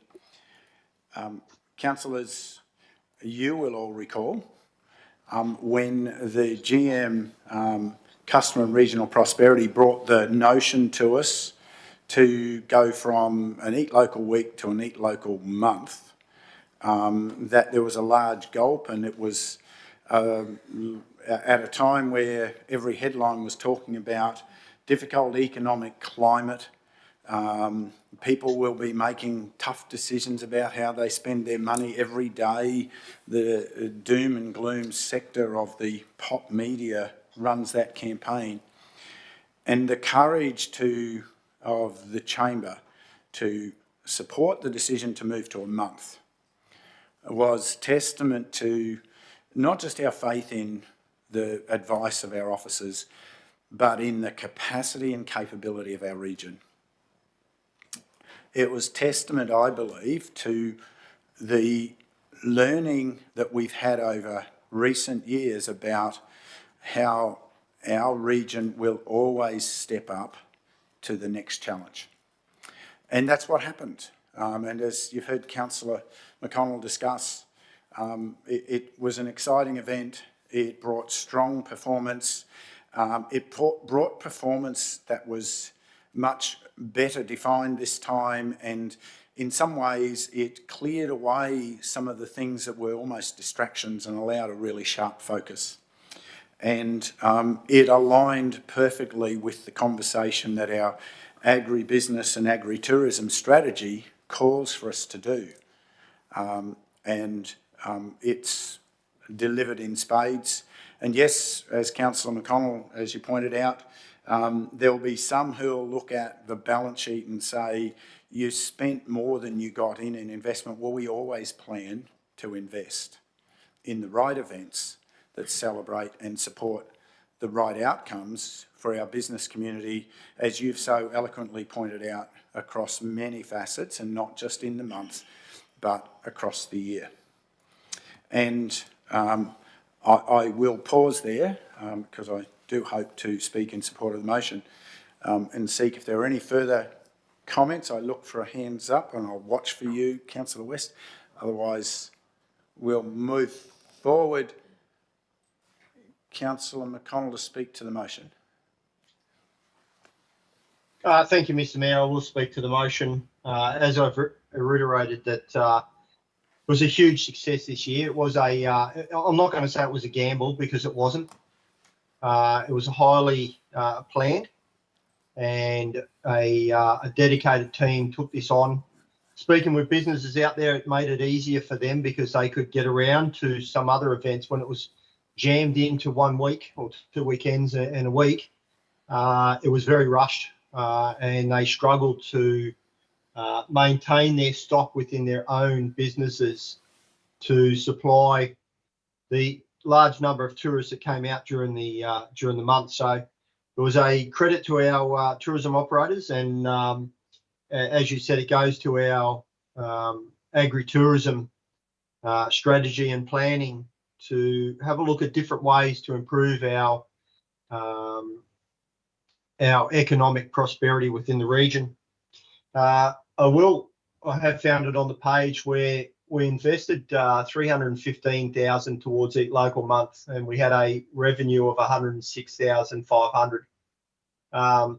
And people will look at that and they say, oh, the ratepayers had to pay for that. Well, yes, they did, but ratepayers aren't only residents in houses. They're also the businesses that participate in this program and in this event. And I think the $200,000 that council have invested in this has seen the growth, especially over this year and moving to the Eat Local Month, that has seen the prosperity of businesses grow, and we now have over 500 tourism businesses who actively participate not only in Eat Local Month but across the year. So it's money or ratepayers' money well spent to ensure that these businesses which employ locals, buy local and are local, to remain economically viable and prosperous, and build on not only the image of the Scenic Rim, but also the growth and image of the community of the Scenic Rim. So I commend this motion. Thank you, Councillor. Anyone wishing to speak against? Anyone seeking leave to speak additionally? Councillor West. Thank you, Mayor. Look, I just want to mention that moving to a month-long event was certainly very well received by not only the visitors but also by our producers, and a number of them mentioned that at least it gave them a little bit of time to replenish their products, which often has been a bit challenging for them when it's only been a week. So certainly that was very positive. Daily spends obviously were increased, so that was wonderful, and really it was a great event for our community to feel proud of. And thank you to the team. And I might just add that I think we all know there's a few other new businesses, agricultural businesses around, quite small ones, who are wanting to get their name in for the 2024 Eat Local Month. So thank you. Thank you, Councillor. Councillor Enright. Thank you, Mayor. I certainly endorse all of the previous comments and would like to add that the move this year to more authenticity to the events that were held in the region, I think enhances, without a doubt, the overall project intent. The origins are supporting our local produce, and by having authenticity as the key to this program, then we then are fully supporting that original intent. Having said that, by providing the avenue for some of these events to sit in the side dishes that are supplementary to the core project, I think allowed for those events to be recognised, but not as part of the core project. So I think that has worked well. That's another change that came with the move from week to month. All of these present some level of risk as to see how that unfolds in the community, but I think we can be very pleased that what we've seen this year will enable us to build further to providing the value of this great project for our region. Thank you, Councillor. Anyone else seeking? If not, I will take the opportunity to speak in support of the motion.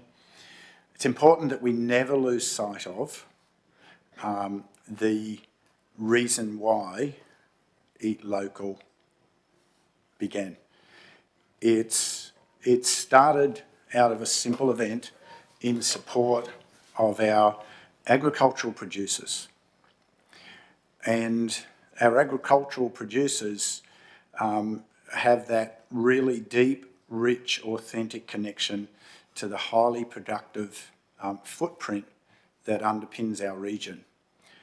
And you don't get much more authentic than that connection into the richness of the soil.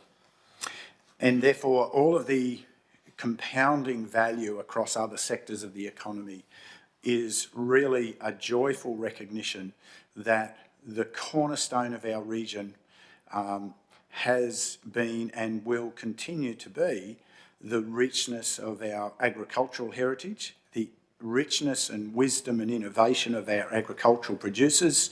We see a couple of our major agricultural producers there in the sponsors column playing an active part, not because they're tourism operators, but because they're producers of that which people need most in life, great, nutritious product.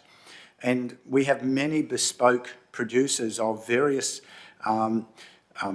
artisan-style food offerings from that, both in product as well as in plating, which is ultimately, for me, the best place. That rather than digging carrots, I much prefer to have them presented with a particular companionship on the plate. And the other piece that builds the connection that I heard Councillor McConnell talking about, it's the secret ingredient of the region. The joy that has farmers continue to till soil and find a way to produce great product is the joy they share through the palate with anyone who partakes of the product of the region. That is the essence, and it is a joy to see the success of Eat Local Month. Congratulations to the team. Congratulations to the producers, the operators who all leaned in to make such a successful year, as has already been discussed, and I commend the report. Anyone else wishing to speak to the report? If not, take the vote. Councillor Hay. All right, close, Mr. Mayor. Sorry, Councillor McConnell. Yeah, just to close, Mr. Mayor, I appreciate all the comments made by by yourself and the fellow councillors on this report. It just goes to show the level of professionalism and the standard of excellence that we have within council, and especially within my portfolio team, because to move from a week to a month and get this all together was a big task. It was fortunate that I was able to attend 2 of the debrief sessions with the operators, and they were glowing reports for all of the staff involved that make this happen. So in closing, I'd just like to thank everyone in council who had participation in ensuring the success of the 2023 Eat Local Month. Thank you. Thank you, Councillor. Councillor Hay, your vote? In favour. Councillor McConnell? In favour. Councillor West? In favour. Councillor Enright? In favour. Mayor in favour. Thank you, councillors. Now, for those trying to follow along, we're now going to jump down to item 11.8. Thank you for your support, and thank you that you're here to hear those glowing comments from the councillors. We move to page 185 of today's agenda, and Councillor McConnell, I'll invite you to introduce this report. Thank you.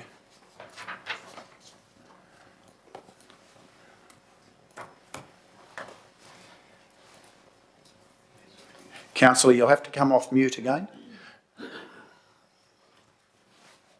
Sorry, sticky button.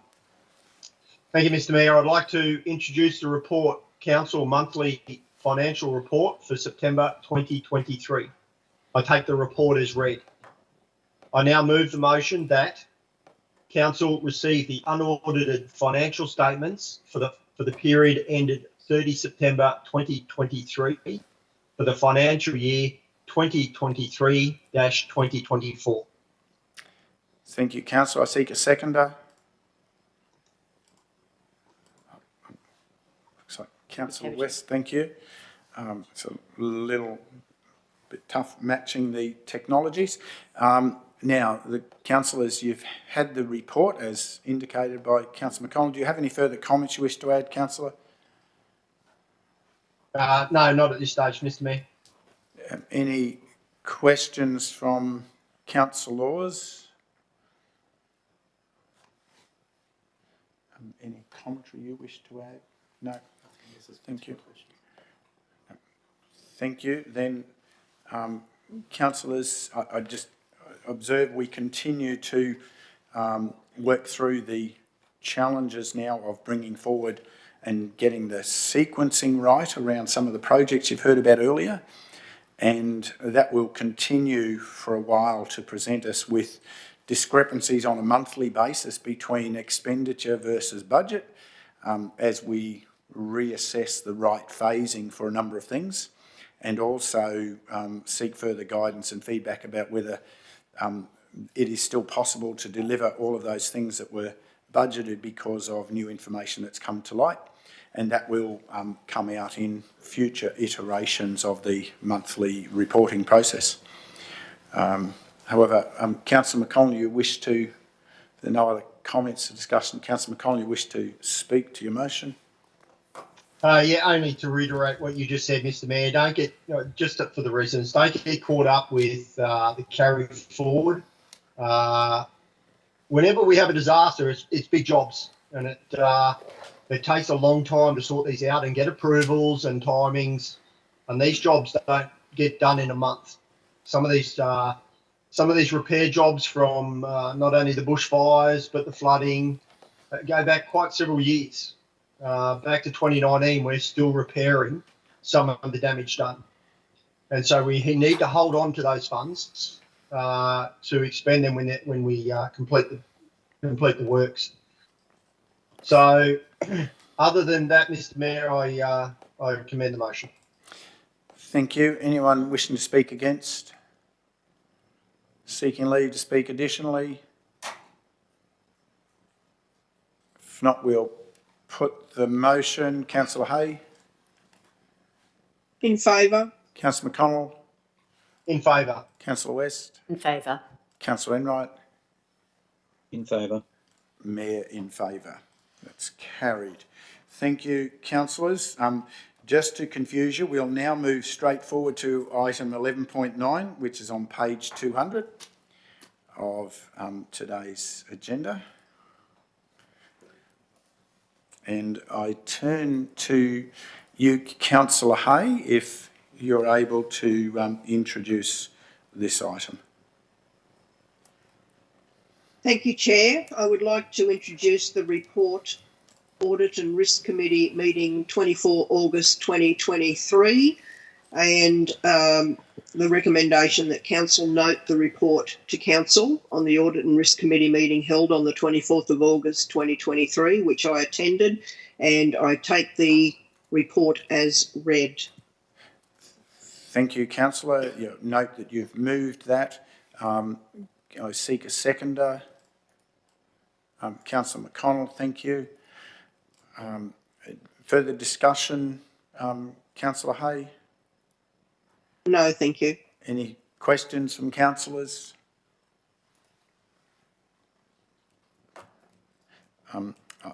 Just for the benefit of those in the gallery, public and physical and digital, obviously the Audit and Risk Committee is a legislative requirement, but it plays a really valuable role for us in the operation of council. It provides with independent members, it particularly provides a sharp eye to ensuring we're working towards dealing with any matters that could create risks in governance and obviously in financial management as well as other practices and processes.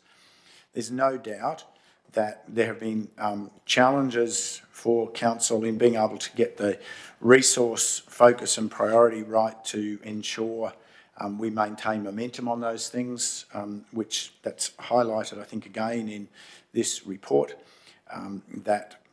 That's a constant challenge, particularly with such a background of response to disaster events and resource challenges. However, the commitment of the organisation to addressing those things was reaffirmed and has continued to be monitored in a close way to continue to gain traction on those issues. So I think that's why Audit and Risk Committees are important for the community to be aware of happening and also to see the outcomes of the meetings. Any other commentary, councillors? If not, Councillor Hay, do you wish to speak further to your motion? No, thank you. Anyone wishing to speak against? Anyone seeking leave to speak additionally? If not, we put the motion. Those in favour, Councillor Hay? In favour. Councillor McConnell? In favour. Councillor West? In favour. Councillor Enright? In favour. Mayor in favour. Thank you, councillors. And just to maintain a little bit of rhythm for a while, we'll move forward to item 11.10, which is on page 212 of today's report. And I'll just scroll forward to this item.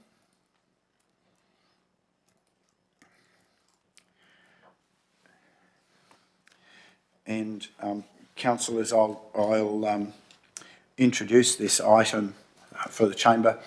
Obviously, you've had the report in front of you. We have, whilst we've had the quarterly report that was just tabled, this report now is the tabling of the annual overview of the activities of the ARC for the financial year. It's the third time we've prepared and tabled this, and it articulates quite a comprehensive profile of work And therefore, councillors, I move that council note the Audit and Risk Committee Annual Report 2022-2023. I seek a seconder. Councillor West, thank you. I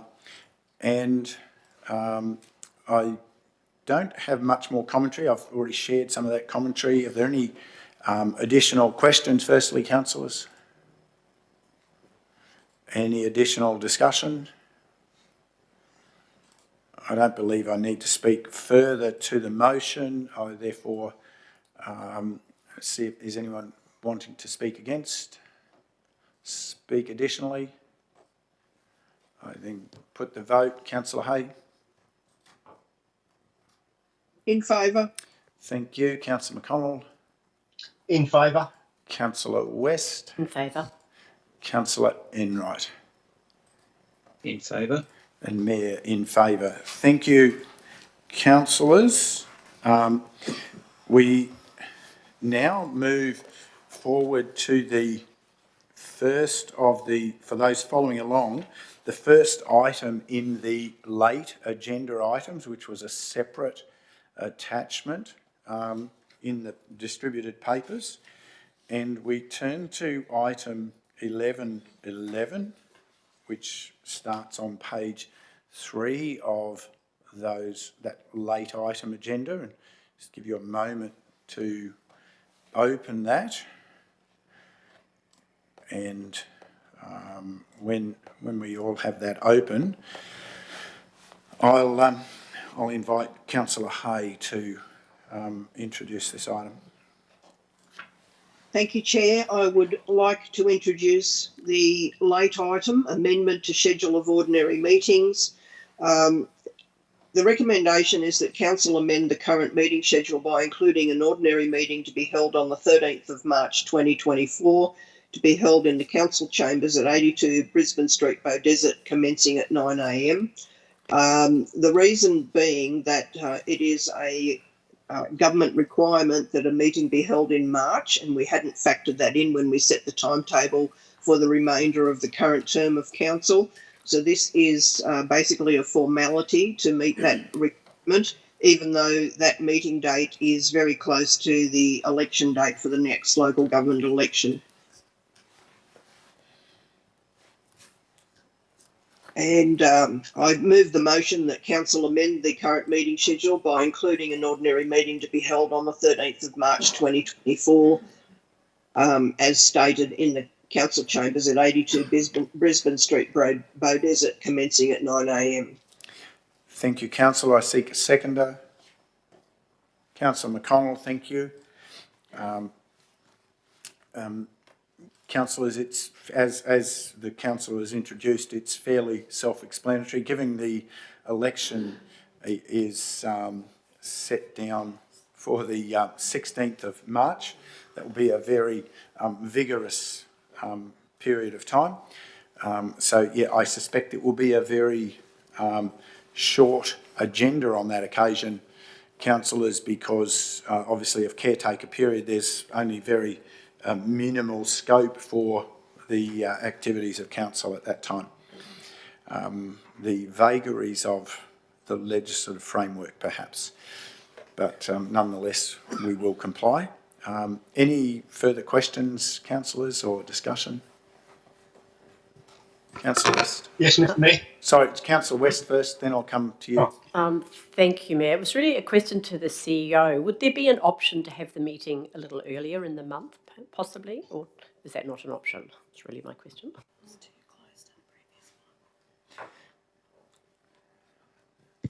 That was considered, but it's probably too close to the February meeting in terms of trying to generate the agenda items and all the papers necessary. Okay. So, Councillor McConnell? Just a query. I tried to find it on our system, but was there a meeting in March 2020? Not currently, Councillor McConnell. Was there one? I think the question is, was there one in 2020? Yes, there would have been, because we still had two. Yes, that's right. There would have been one at the beginning of the month because we're on the 2-meeting schedule. Correct. So there would have been, but that was when we were still doing 2 meetings, councillor, so there Yeah. would have been one at the beginning of the month. But not the second one. But not the second one, but we're only required Okay. legally to have 1 per month. Okay. Okay, Thank you. thank you. If there's no other queries, councillor, you wish to speak further to your motion? No, thank you, Chair. I think it's fairly self-explanatory. Thank you. Anyone wishing to speak against? Anyone seeking leave to speak additionally? If not, we will put the motion. Councillor Hay? In favour. Councillor McConnell? In favour. Councillor West? In favour. Councillor Enright? In favour. Mayor in favour. Thank you, councillors. Now, just let me pause for a moment.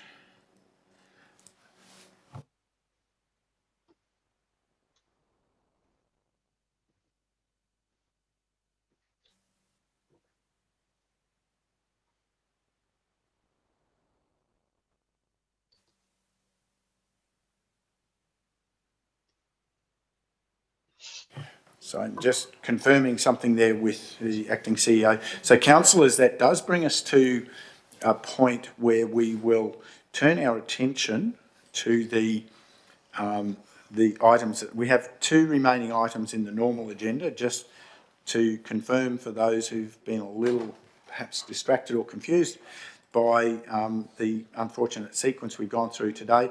11.3, which is a development permit matter, MCU 23-024, and item 11.12 from the late agenda, which is also a planning matter, MCU 23-030. We will move forward now with commencing item 11.3, noting that in approximately 15 minutes we will be likely to adjourn for lunch, but we'll commence consideration of this item. I understand, Councillor Hay, that with regard to 11.3, you wish to bring some information to the attention of the meeting. Yes, thank you, Mayor. I wish to advise the council that there is a perception of a conflict of interest regarding myself in this particular development application. I don't believe that to be the case. This has been discussed at a couple of previous workshops and briefings, and the other councillors had no issues. But in order to formalise the fact that I don't believe I have a conflict of interest, which would be a declarable conflict of interest, I would like to ask the fellow unconflicted councillors to vote on whether or not they feel that I have the ability to be impartial and remain in the meeting and to vote on this item. And I'd just like to say that the perceived conflict arises purely because I have had contact as a Division 1 councillor by the impacted neighbours to this development. Now, that's not an unusual occurrence for a councillor to be contacted by people within their own division when a contentious development application is lodged. So I don't believe that purely having had contact from affected neighbours gives rise to a conflict of interest. Thank you. And I ask that the unconflicted councillors make a decision on whether I can remain in the discussion and vote. Sorry, councillor, just to be clear and for the benefit of the gallery, the first part of the process is you've advised us of a potential conflict of interest, and depending on how we decide on that, we'll determine whether we need to deal with the second part of that. So if I'm just trying to ensure, just because of the comms piece today, you're advising that the potential conflict of interest arises because only because of contact with you by neighbours to the development who have raised concerns about the development. That's what you're describing as the basis of the potential conflict. That's correct, Chair. I had no input into any submissions that were made by the neighbours, and I didn't lodge a submission myself, obviously. Thank you, Councillor. Councillors, any other questions for the Councillor? Just while Councillor West clears her throat. Any other questions for Councillor Hay?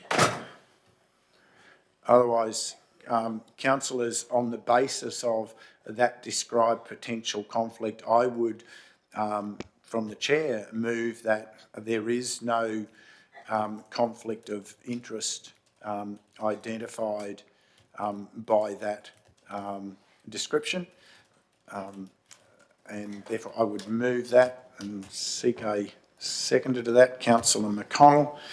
Look, I'll just speak to it briefly, councillors. The rationale, it is inevitable for all of us, myself included and yourselves included, that from time to time people who are concerned about a matter of various forms will come rightfully to their local councillor to air their concerns and to seek to ensure that those concerns are aired in the right form, in the right way. And that's an appropriate role of elected office. So I don't believe that gives rise to a conflict. Anyone wishing to speak against? Yes, I just got to wait. I know. I know. Can you just see if she's on? Just waiting for the return of my throat clearing councillor so I can maintain a quorum for the vote.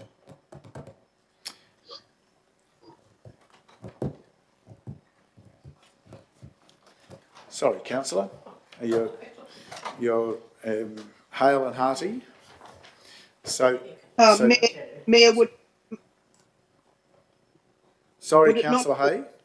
Would it not be appropriate to repeat the part that Councillor West missed before the vote, please? Sorry, councillor. Yes. So, councillor, I was hoping you were back in quicker, but Councillor Hayes described that the nature of her potential conflict of interest arises from being approached by parties adjacent, neighbours adjacent to the application site who have concerns about the site, and that's the basis for the potential conflict, and that it has not extended beyond that approach and any then appropriate communication into the organisation.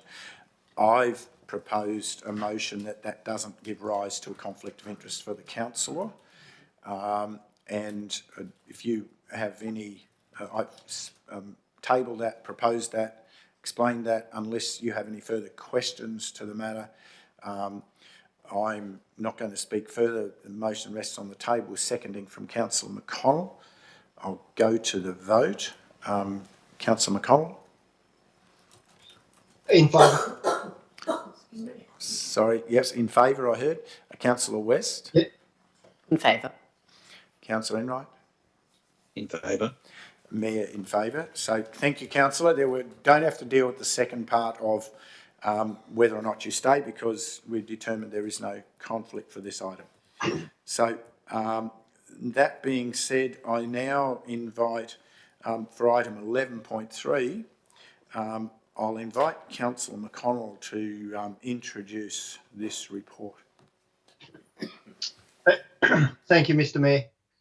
I would like to introduce the report MCU 23/024, Development Permit for Material Change of Use, Dual Occupancy, 1-5 Eagles Close, Tambourine Mountain, Lot 6, RP 89701.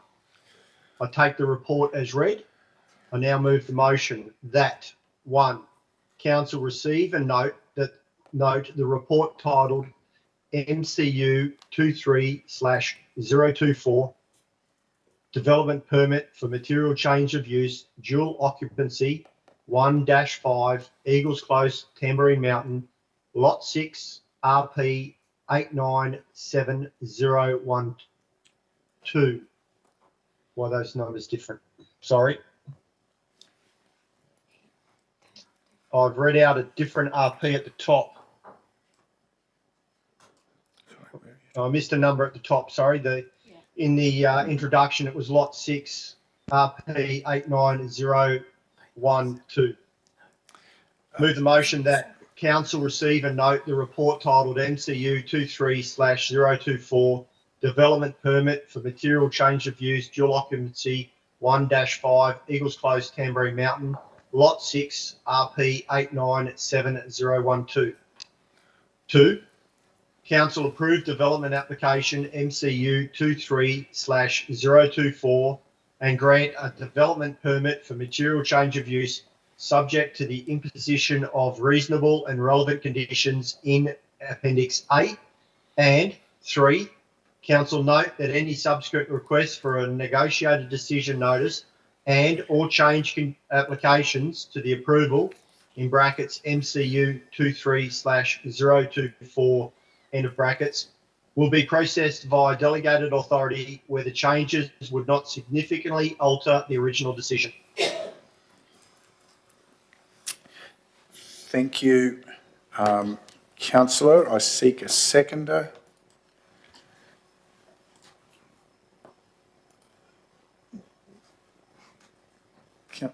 Councillor West. Happy to second that. Thank you, Councillor Enright.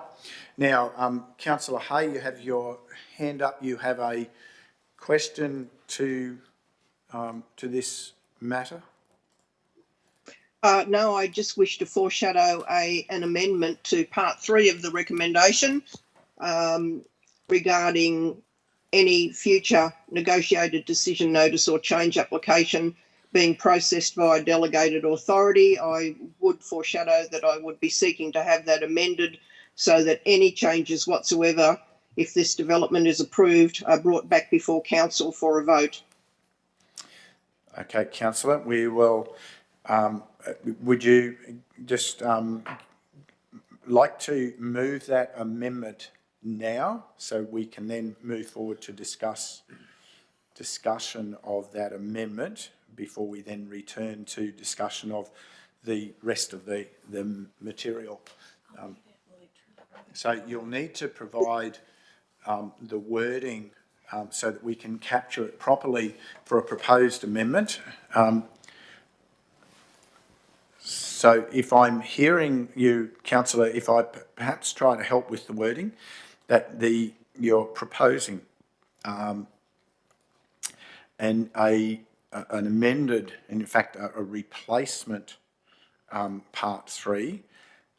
Council note that any subsequent requests for a negotiated decision notice and or change applications to the approval, bracket MCU 23/024, close bracket, will be processed via resolution of council, full stop. Is that? Yes, that's correct, Chair. Okay.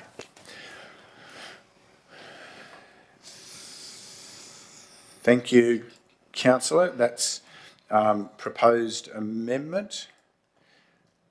For the motion, seek a seconder. Oh, you're on mute, Councillor McConnell, if you're trying to talk to us. Sorry. If I'm happy with it and the second is happy with it, can it go through or does it need to go for a vote? Well, councillors, there may be different views in the chamber. That's a substantial change, so I prefer that we continue perhaps with that path. And I'm not sure whether the second has got his hand up. So can we just seek a seconder for this to move forward? Councillor West, would you indulge with that? Thank you, Councillor West, with seconder for the amendment. Now, Councillor Enright.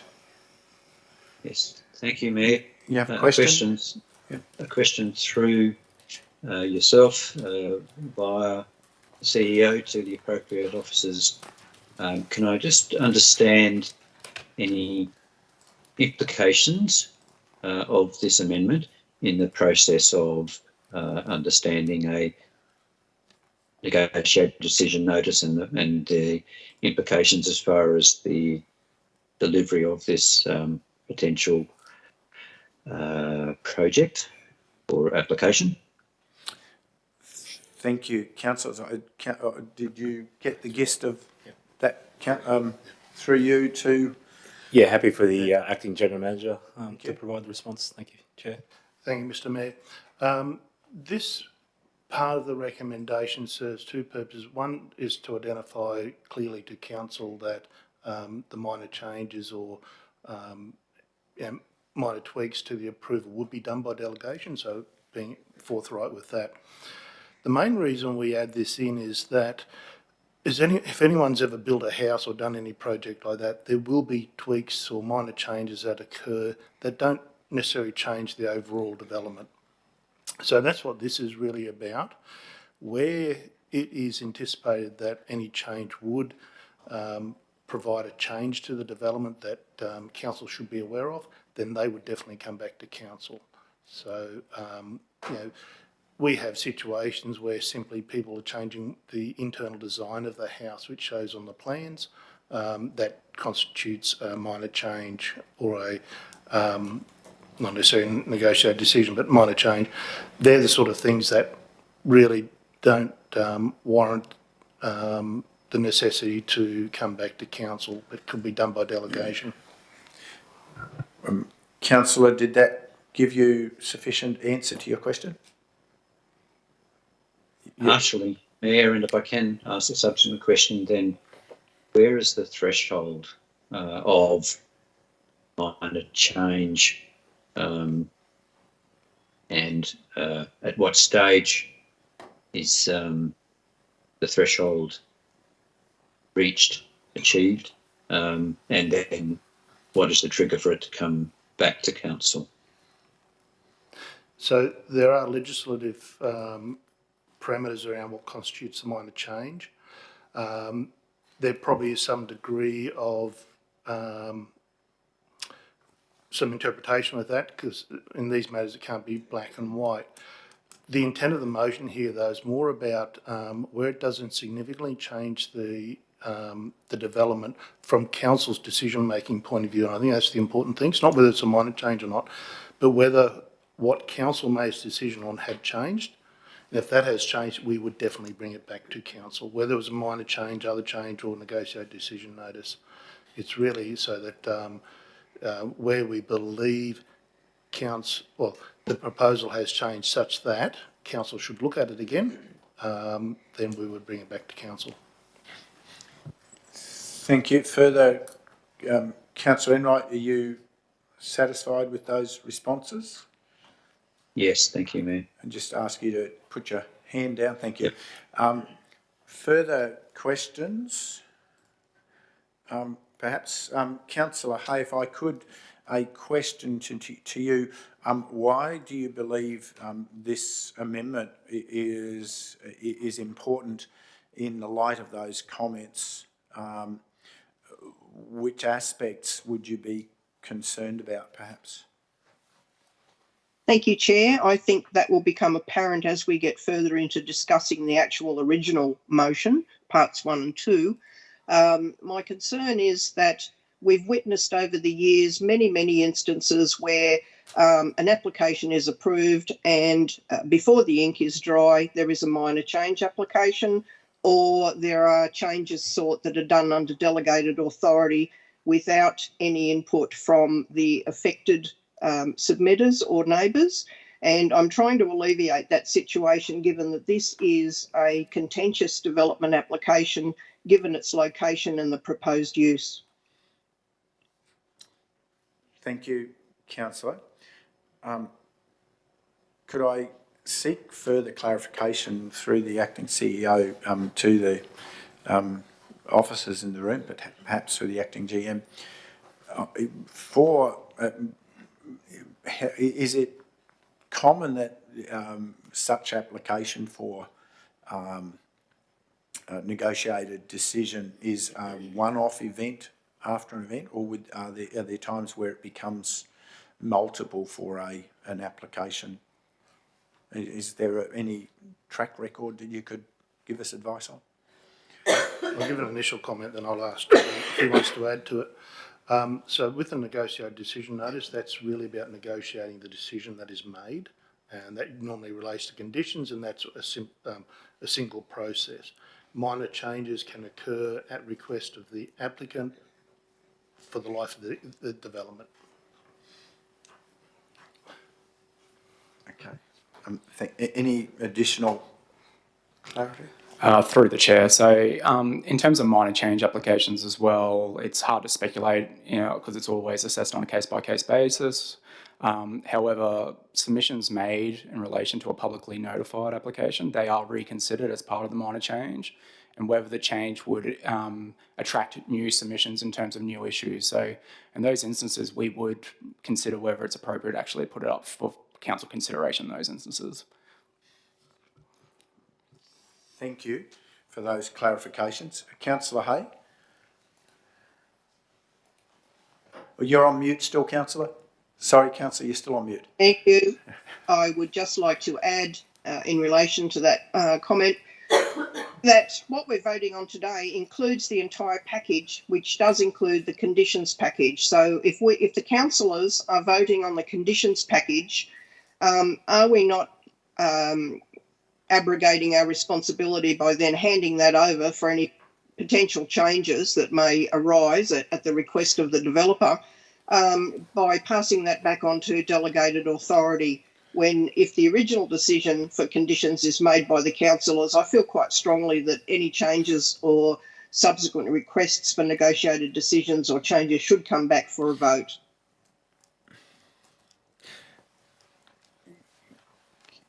Thank you, Councillor. I think she's clicked the wrong button. I think Councillor Hay may have clicked the wrong button, so that might be a good indicator for me to adjourn this conversation while we break for lunch and help the councillor with her reconnection. And therefore it's 11:42, so we're getting close to my trigger time to break for lunch. And we will break now, and we will return at 12:20 to continue our deliberations. Thank you, councillors. Here we are. Councillor, we weren't sure how quickly you'd be back, but we are going to adjourn now and return to this conversation at 12:20 to continue after a lunch break. Okay? Thank you.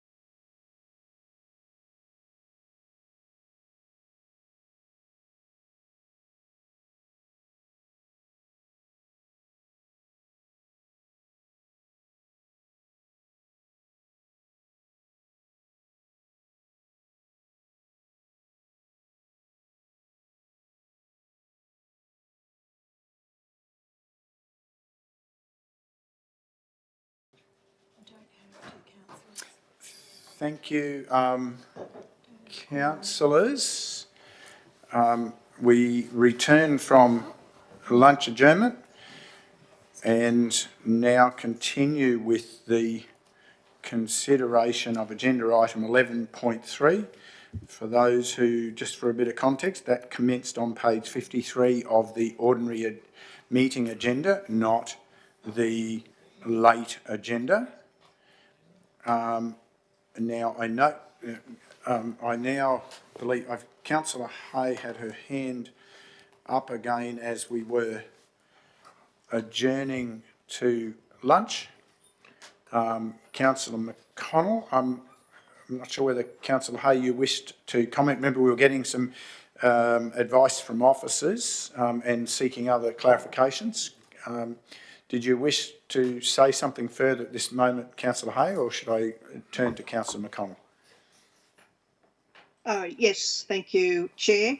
Further to Councillor Enright's questions, I don't think it was adequately addressed as to whether or not doing what I've suggested in bringing any changes back to Council for a vote would be particularly onerous or more time consuming than doing it via delegated authority.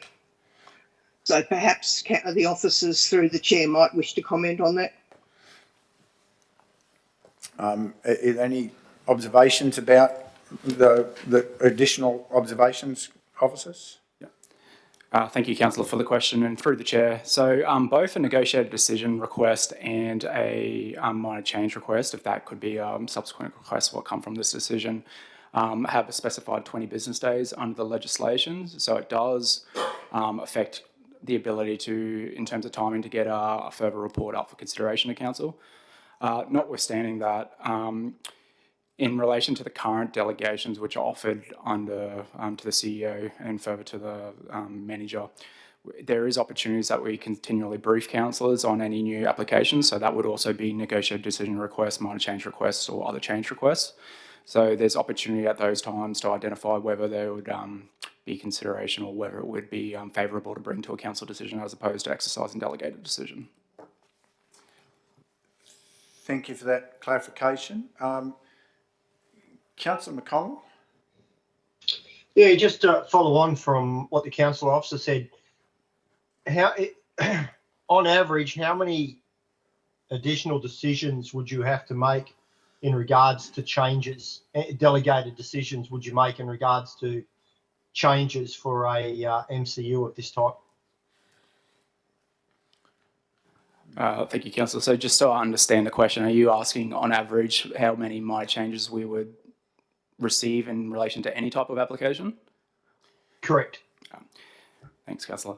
Through the chair, so it'd be hard to speculate. Some developments don't require any changes post-decision. They're able to commence.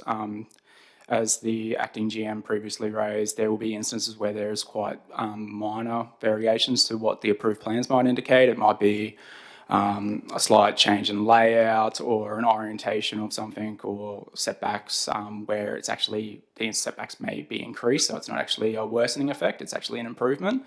A number of those instances are considered generally in accordance with the approval or minor and inconsequential. So in those instances, they're generally exercised for a minor change request, but it would be hard to speculate how often we actually receive requests on any new MCUs.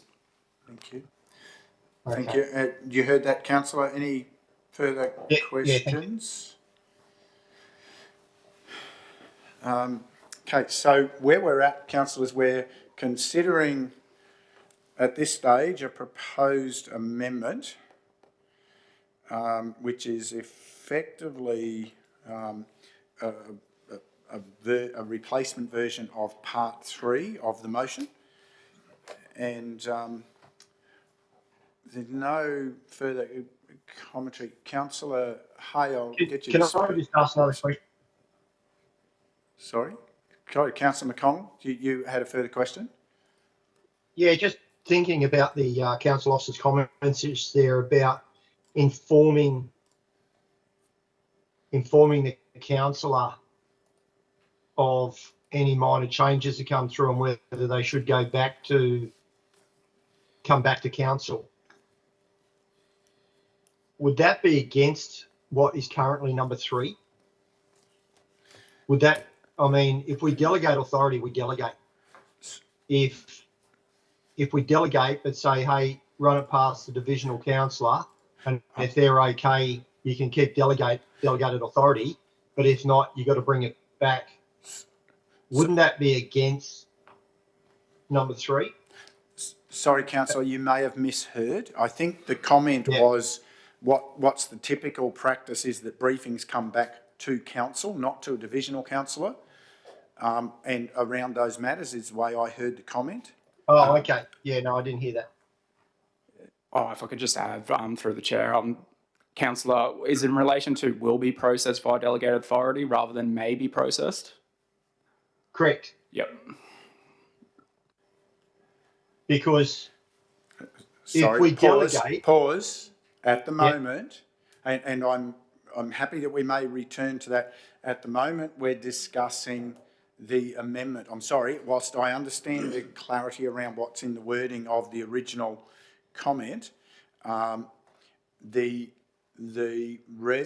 amendment before us is specific that negotiated decision notice or change applications will be processed via resolution of council. That was the wording the councillor confirmed was the intent for the amendment.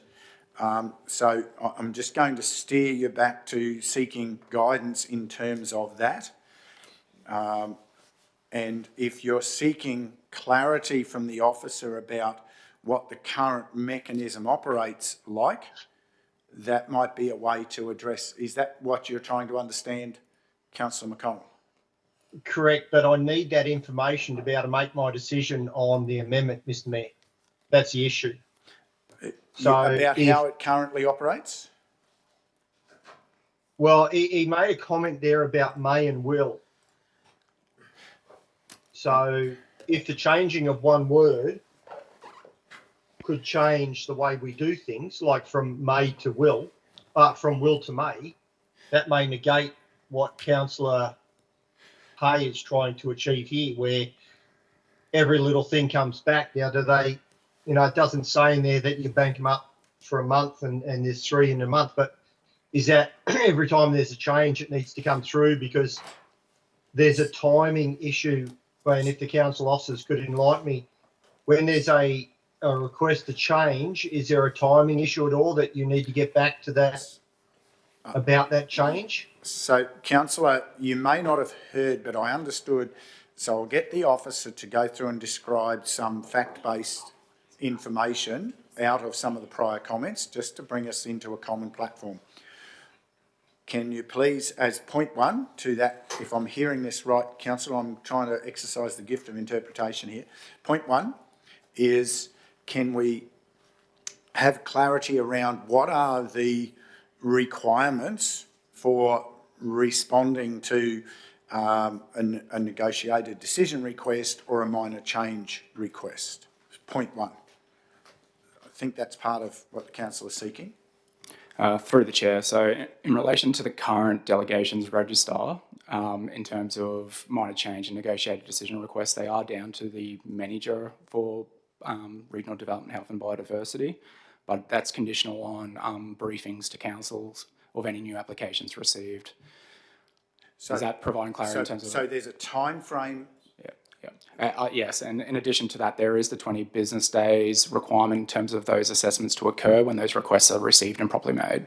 So councillor, firstly, there's a 20 business day time for that response. The other part of the response was that when those are received, there is a briefing process to keep council aware of those matters that are being considered. I guess from prior experience, that triggers certain matters that are identified as needing further involvement of council for an actual resolution. That has been the operating process.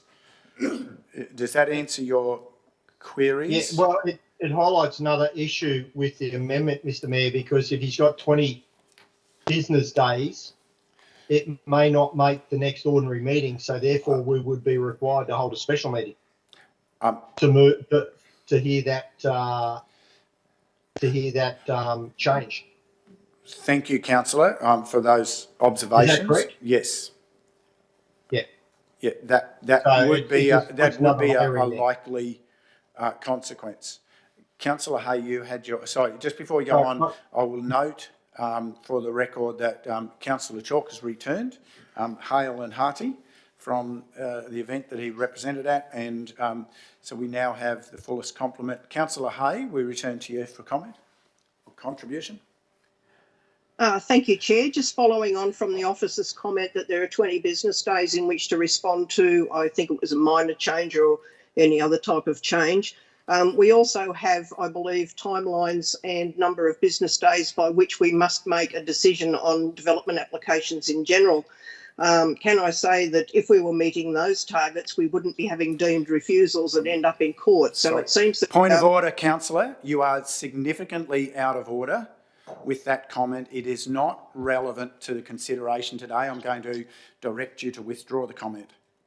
No, I don't withdraw the comment. Councillor, I'm giving you another opportunity to withdraw the comment. It is not relevant to the consideration before today. It is offensive to the good intent of the conversation before us today, and I am directing you to withdraw the comment.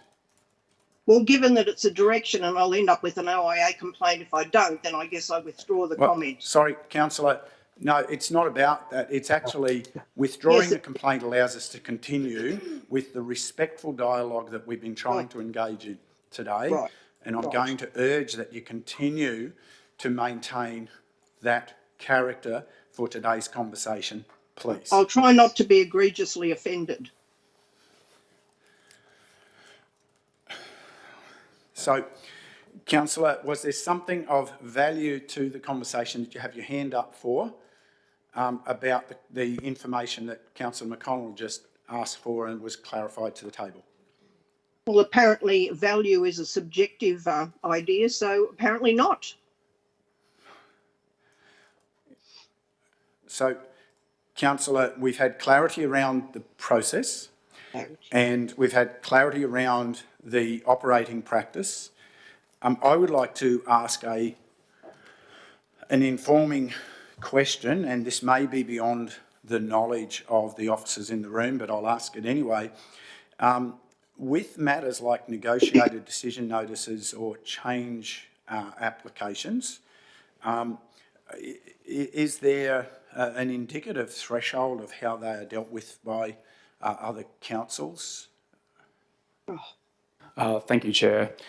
So the specific wording of actual recommendation point 3 of this report is quite similar to some of the other councils like Sunshine Coast, among others, who seek to avoid potentially unnecessary return to these decisions if the consequences of a negotiated decision or a minor change are quite minor in nature, obviously. So be in those instances where they significantly alter the decision.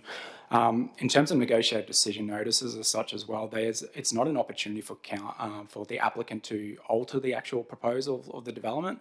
It's strictly in terms of the conditions which have been imposed on a development. It's not an opportunity to, increase the number of car parks or something along those lines. They're quite minor in nature when you're negotiating through that process. In terms of the minor changes as well, there's a lot of guidance under the DA rules in terms of what constitutes a minor change. In terms of stepping out, if the change would require further public notification, in that instance would be another change. So that would be a different form of application pathway, which this isn't, recommendation point 3 is not covering. It's strictly only in terms of minor changes and other negotiated decision requests. Thank you. Any further information, questions around the council? And we're dealing with the wording of a proposed amendment to part 3 of the motion for item 11.3 on page 53. Councillor Enright. Thank you, Mayor. I've been listening with the fors and against, and given some of the complexities with timeframes, I asked the mover of the amendment whether consideration of the original point 3, but change from the word will to may be processed, would that satisfy the concerns that Councillor Hay has?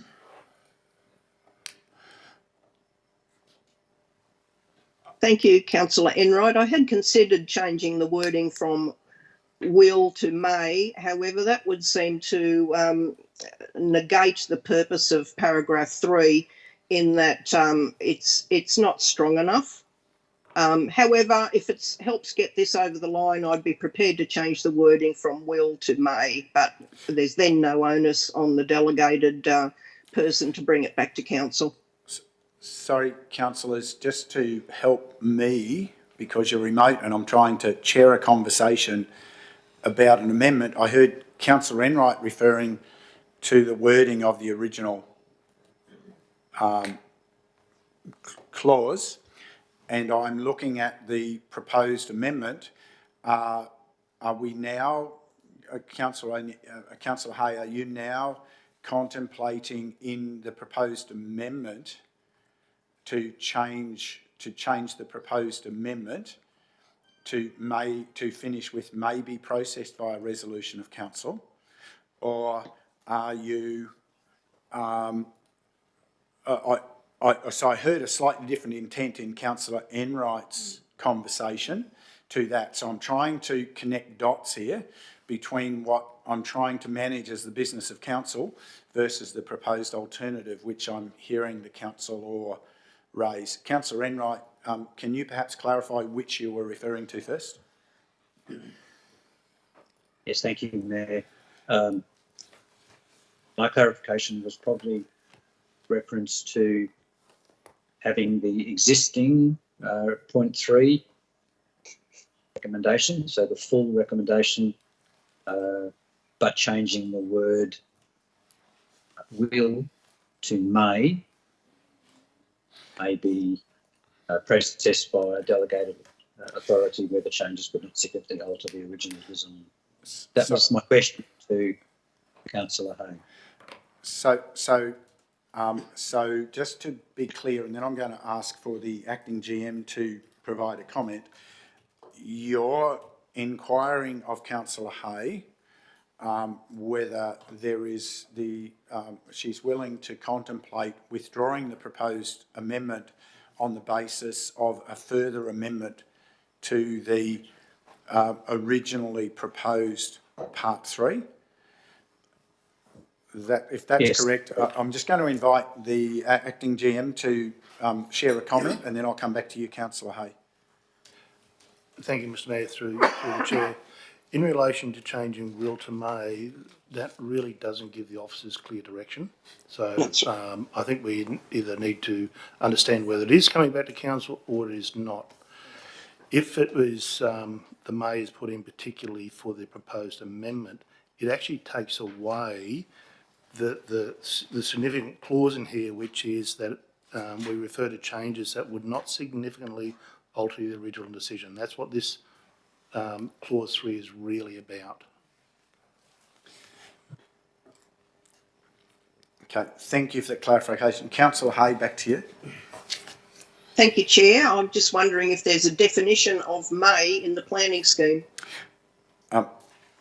So, Councillor, I think the acting GM's already alerted us that it would be problematic that the word may wouldn't provide sufficient clarity around the matter.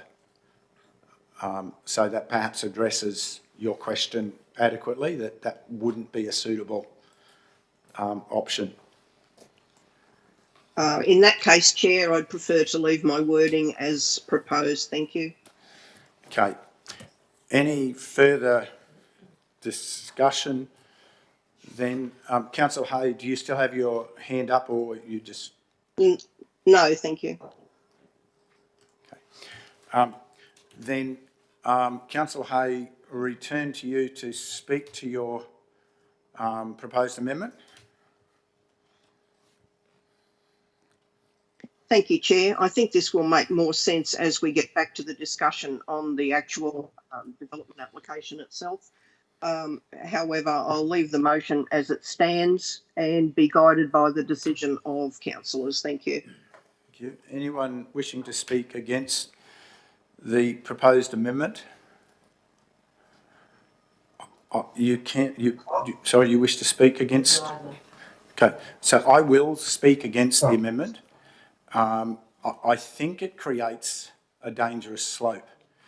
The evidence over a long period of time, whilst the social media world and a few other worlds occasionally try to represent otherwise, in the time I've observed the operation of this planning team, the use of negotiated decision notices and change applications does come visibly to council on a regular basis.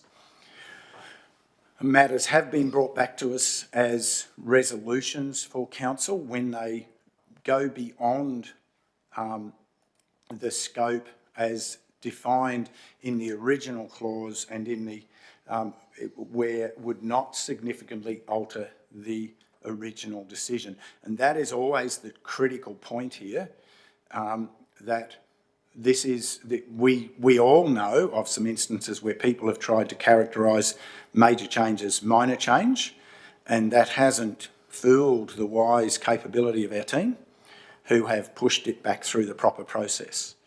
So that's, this creates a high-risk precedent that we find ourselves having to conduct a whole series of ongoing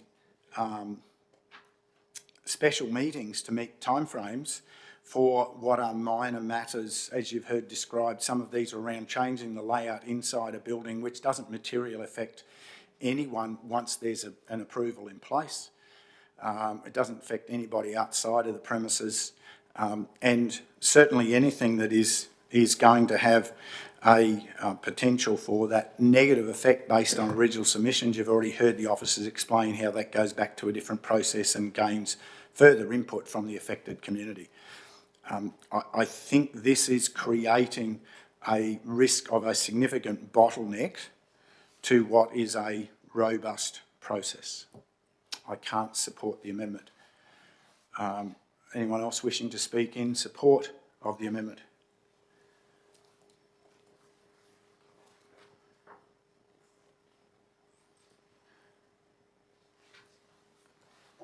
Can I speak against? Anyone else wishing to speak additionally to the amendment? I was following the protocol first. Now will come anyone else wishing to speak additionally. Councillor McConnell. Yeah, I will speak additionally, and as much as I appreciate Councillor Hayes' commitment and vigour to planning and making sure what she believes is right, I believe there's a level of trust. We're a board. We're at the strategic level. We have council officers who are committed to their jobs below us, and there needs to be a level of trust. And I still think there is that level of trust. I haven't seen anything that would break that so far in the 3.5 years I've been in. The delegated authority is to ensure that timeframes are met and these minor changes, they have brought back things that are significantly altered back to council. I think there just needs to be a level of trust to the council officers, and we get a briefing when things change. So I can't support the motion. Sorry. Anyone else then seeking to speak additionally? Otherwise, sorry, Councillor West. Thank you, Mayor. Only because I moved the motion for discussion purposes. But having listened to the feedback from the officers, I really feel confident in the process that we have at the moment, and that most certainly anything that alters will come back to us as councillors. Thank you, Councillor. Councillor Enright. Thank you, Mayor. I think given the information that we've received from the officers and the time frames that would be potentially unworkable, I can't support this amendment. Thank you, Councillor. Councillor Hay, you wish to close? No, thank you. I think it'd be fairly pointless, Mayor. Thank you, Councillor. I put the vote. Councillor Hay. For. Councillor McConnell. Against? Councillor West, Against. Councillor Enright, Against. Councillor Chalk, Against. Mayor against. So Call for the division. amendment is defeated. Call a division on that one. Division requested.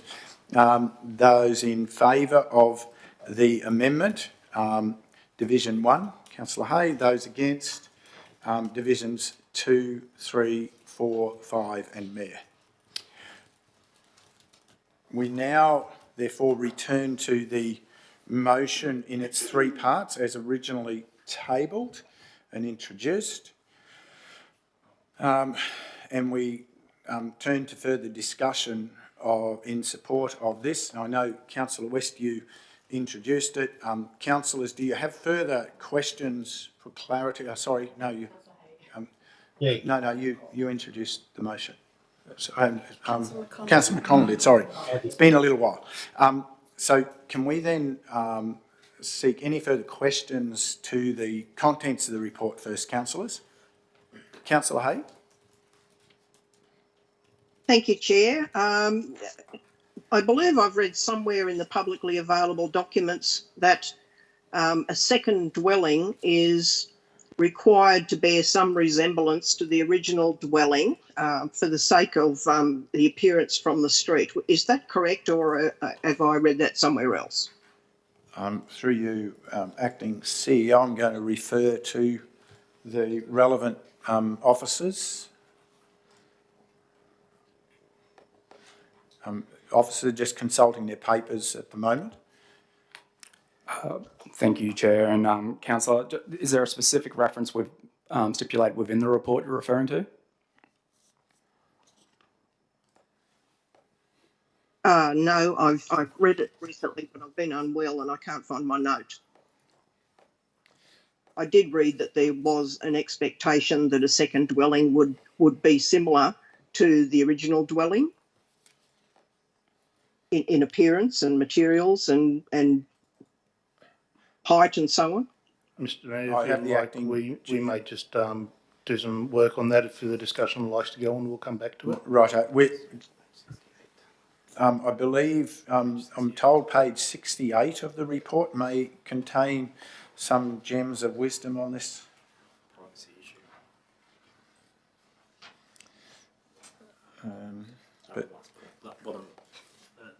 The bottom of the last point around privacy issue makes comments around the second dwelling, proposed second dwelling. I think that deals with not quite the same issue. That's not about the same look and feel. So that's not the issue, sorry, false lead. But if you could perhaps, if you're able to consider that whilst we consider other questions. Councillor, the officer's going to try to find that in the report. Do you have other questions to propose? Yes, I do. Thank you, Chair. Okay, could you proceed with perhaps with some of those? Okay, I can turn to page 59, please.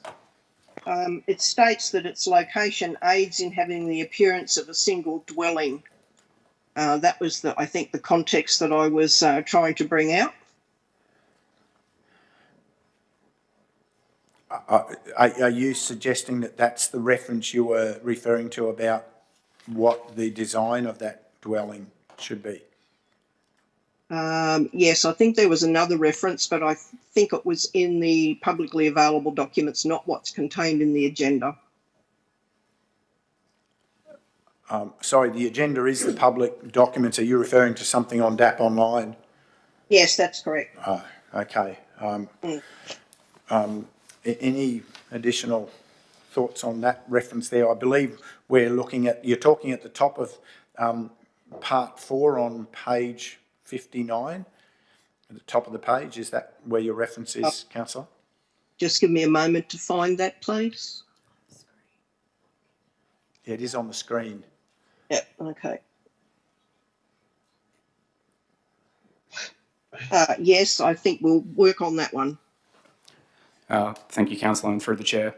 So in relation to the earlier scheme version, there was a requirement around dual occupancies being occurring within 20 metres of the existing dwellings on the site.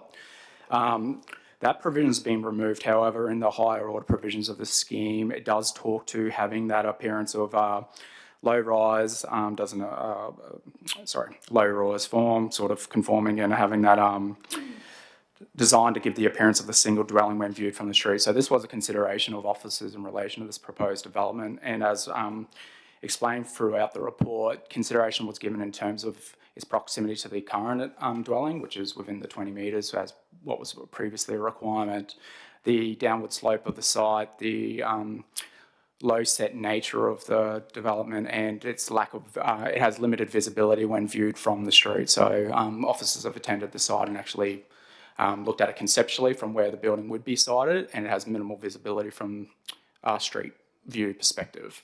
It would. Thank you. Councillor, does that provide clarity to that comment? Not necessarily. I'm still struggling with the fact that it does say it aids in having the appearance of a single dwelling.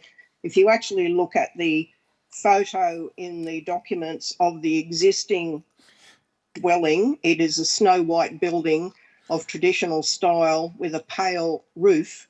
And if you then go to page 76 of attachment 2, you'll note that the proposed second dwelling is, there it is on the screen, it is block-like and charcoal to black in appearance. So it bears absolutely no resemblance to the original dwelling whatsoever, and is quite incongruous in my opinion. So you've heard the councillor's comment. I think, councillor, whether or not you heard the officer's comment, I think the comment from the officer was, when viewed from the street, what will be visible, as opposed to what's the specific nature of the materials. You're commenting about the specific nature of the materials, and perhaps, is there any additional comment to that? Perhaps page 74 gives the bridge between your prior comment and Councillor Hayes' comment about the difference of structure, which I think is that correct, Councillor? You're talking about the difference of construction as the piece versus the officer's comment about the view from the street. Yes, that's correct. I do have some further issues relating to the request for a boundary relaxation as well. Okay. Well, let's work to that one at a time. Let's work through this one in terms of the visibility from the street of and the impact of that alternate materials. Are there any additional comment? Yes. Thank you. Oh, sorry. Sorry, Chair. To the officer, in the paperwork that's been provided, there is only the view that was just brought up of the charcoal rear side of the building. I don't think there's a depiction of what the front of the building will look like from the road. Which is why I drew the reference to page 74, which shows the orientation of the site and the slope pattern, and the road. From the other images, the road sits to the west and south as the orientation to the site, if I'm correct, from the other images. So what's your comment about officers looking at the site in the context of Councillor Hayes' comment? What's the visibility from the street of this different type of construction is probably the pressing question. Thank you, Chair. Yeah, in terms of the benefiting from the slope of the site, the visibility from a street perspective would be limited at best. So there wasn't a high level of consideration given to the external facade of the building as such, because it will be inconsequential to the fact that it won't highly be visible from the street in any case. I note the comment highly as opposed to not. Sorry, Councillor, would you just, it's your response is raising a quizzical look. Could you just help me with expanding on that? The comment was that it won't be highly visible from the street. My comment is, will it be visible at all from the street? I wouldn't be able to make a comment to say definitive that it's completely obscured from street view. However, it's given its positioning and the downward slope, any, I guess, visibility from a street perspective would be quite minor. A further point. Now I've lost my spot. On one of the proposal plans in attachment 2, I believe it was on page 76. It's actually described as a granny flat floor plan. I'm just trying to find the document now. I did have it written down. It's in attachment 2.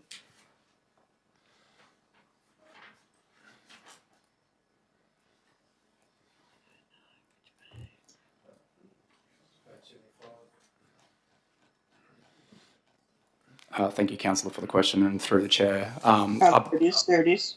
I believe you're referring to the project name being proposed secondary dwelling. Is that correct, Councillor? If you look at the page that's currently being scrolled on there, I can't see the number. It says proposed secondary dwelling, and in the next column it says granny flat floor plan. Mm-hmm. Is it a granny flat or is it a secondary dwelling? Thank you, Councillor, for the question, and through the chair. So this proposal originally came through as a secondary dwelling request and was submitted to officers for consideration.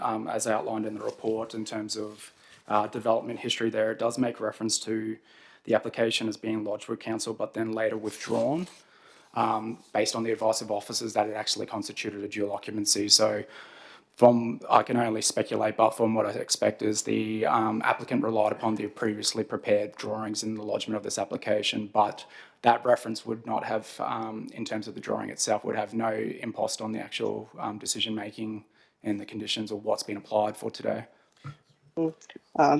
Thank you. Sorry, just a second, Councillor. I just want to pick up. I think there was a bit of an inconsistency in your comment.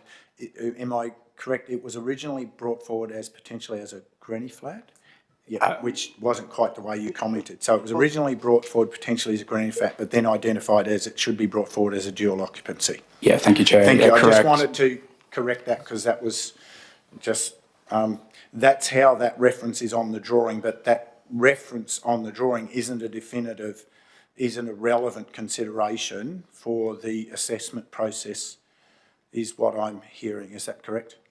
Correct. So in terms of what's actually been applied for is a dual occupancy, and the conditions take priority over any references within plans or what's been approved documents as part of a decision package. Yeah. Chair. Over to you, Councillor Hay, further. Thank you, Chair. To the officer, I believe the original application was put in under the guise of an artist's studio rather than a granny flat, wasn't it? Thank you, Councillor, and through the chair.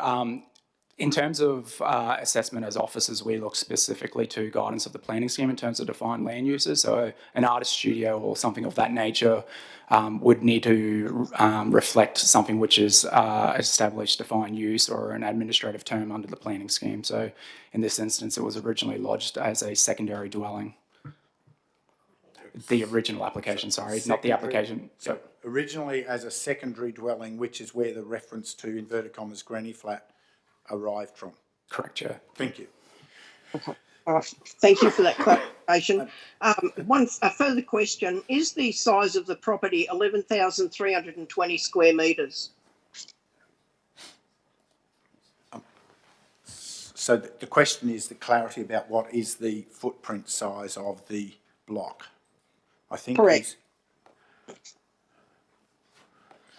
Sorry, just for clarity, the size of the block in terms of the cadastrals or the building footprint? I think the cadastrals was the question about the total site. Because there's identification there about the size of the building footprint. I think the question was about the size of the block, Councillor. Is that right? I'm trying to... Yes, that's correct. Thank you, Councillor. And through the chair, if I refer to page 54 of the report, in the background section, there's a little table there what says site area. 1.132 hectares is what was pulled from the council systems. Thank you. Okay, so to my way of thinking, that's a fairly significant sized block. So my follow-up question would be, why would the applicant need to seek a boundary relaxation on the northern side back from the minimum requirement of 6 metres to 5 metres, given the vast area of land that's available and the fact that the dwelling could be closer to the original dwelling and avoid the necessity of requiring a boundary setback? It just seems rather incongruous to impose your second dwelling a metre closer to the neighbour when that northern neighbour is a vacant block of land, and where this second dwelling is sited could well impact on where they build.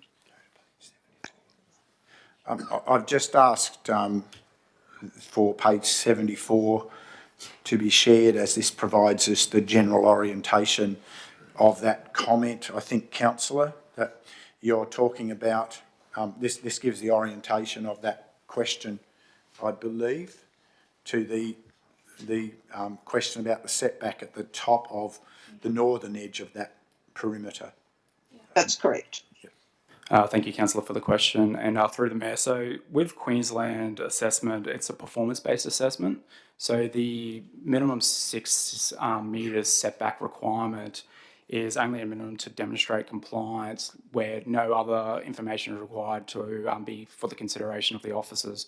In this instance, they're proposing an alternative solution of 5 metres, and that's been assessed against the circumstances of the site, adjoining area and the like, and where it's been determined that it achieves the performance outcome. Thank you. That doesn't really provide clarity, given that the block is so large and the proposed second building is going to be squeezed closer to the northern boundary. If I speak additionally to that and through the chair, it is the applicant's prerogative in terms of how they propose to site their building, and through that, then the officers make an assessment against the performance outcome against the what's being proposed as an alternative solution. In this instance, we didn't deem it to conflict with the performance outcome, so that's why it was acceptable. Right, thank you. Thank you. Councillor McConnell, you've been waiting patiently there. Councillor Hay may have some more questions, but I'll just go to Councillor McConnell for a moment, if that's okay.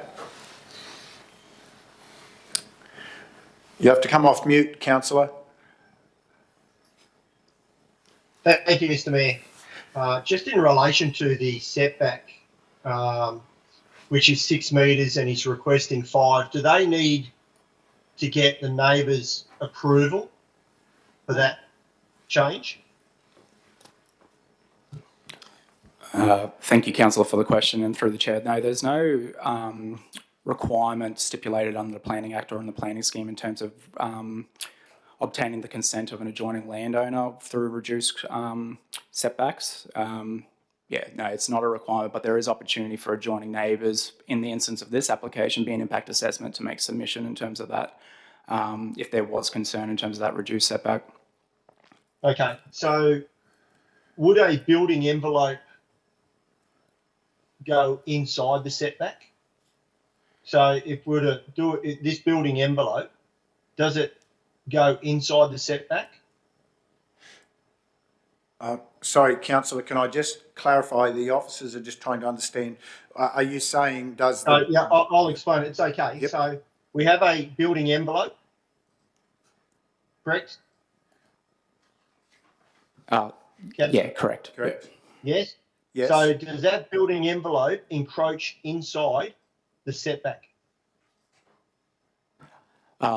Thank you, councillor, for the question. I believe it would in this instance if the building is being sited within that setback. So a building envelope application was made earlier prior to this application in terms of a variation to that.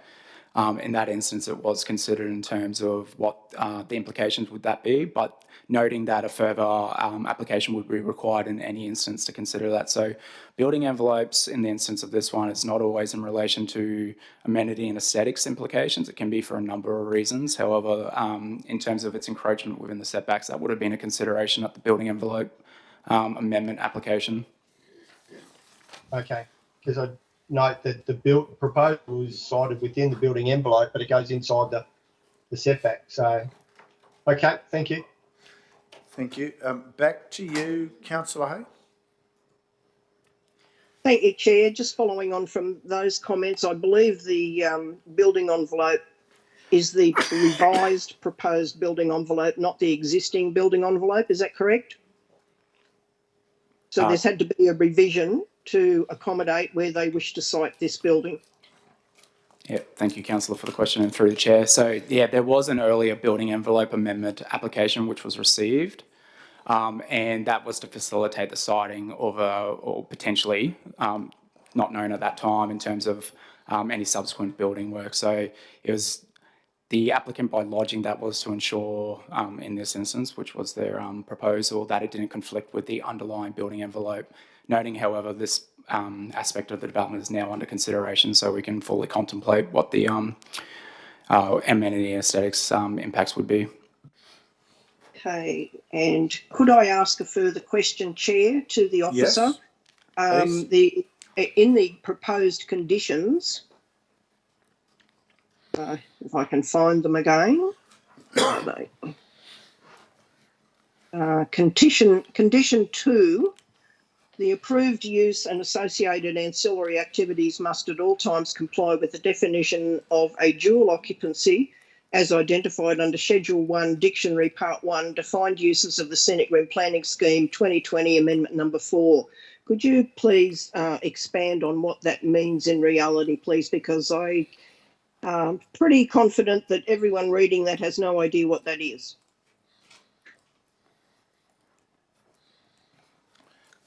Thank you, Councillor. So in relation to this condition, it's a standard condition that we apply to all developments, that we require that they operate within the definition of what they've applied for. So it's a bit of a catch-all.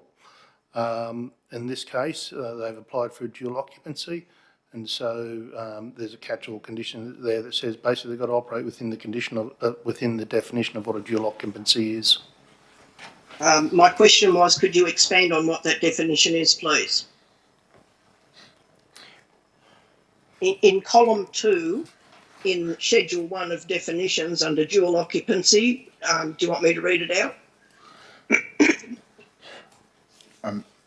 You can, councillors. No one else has that open at this point in time. We can work through that.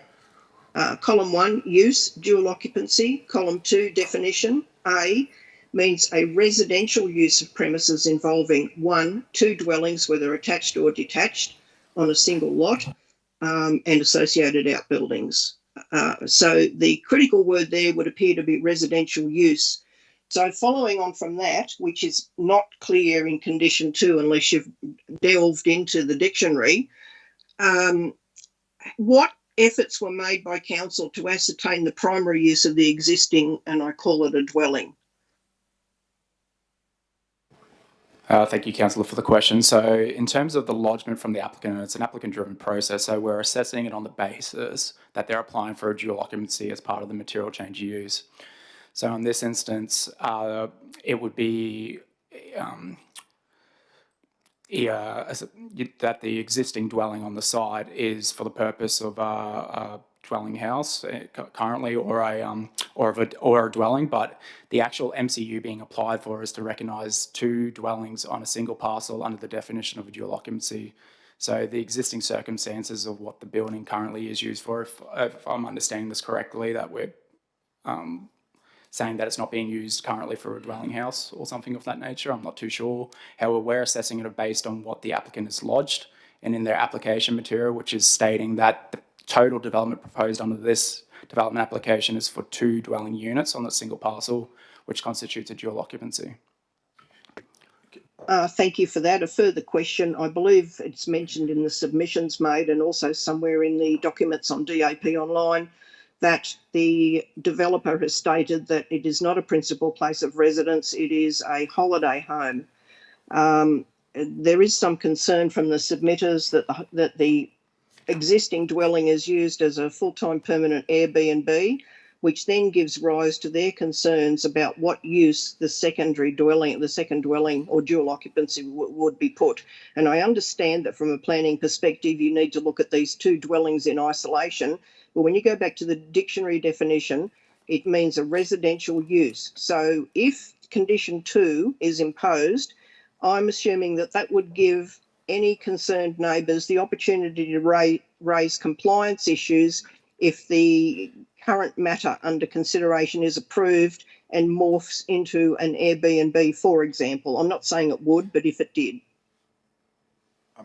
Councillor, there's a lot of issues there to unpack, and some of them may not be planning matters, so I'll see if there's any comment first about this from a planning consideration.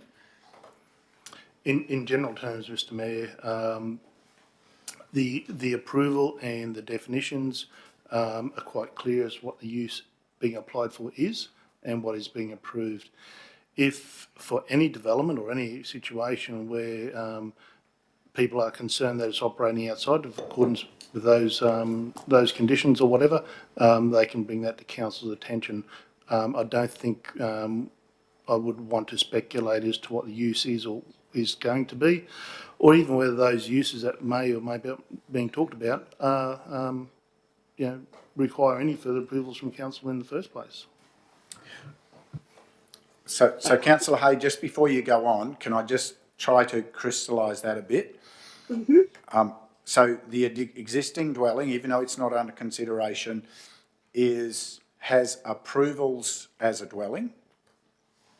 Yes. And so I'm seeking this from the officers who manage the planning. So it has an approval, and the application before us is to put a second dwelling on it. Do we have in our planning framework definitions for a dwelling for use as a rental property? Unfortunately, within the planning scheme and the regulations, there's actually about 19 or 20 different definitions that relate to accommodation, and it comes down to what the intent is.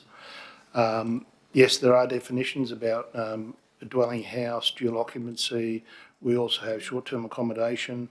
We have a sub-definition relating to holiday home.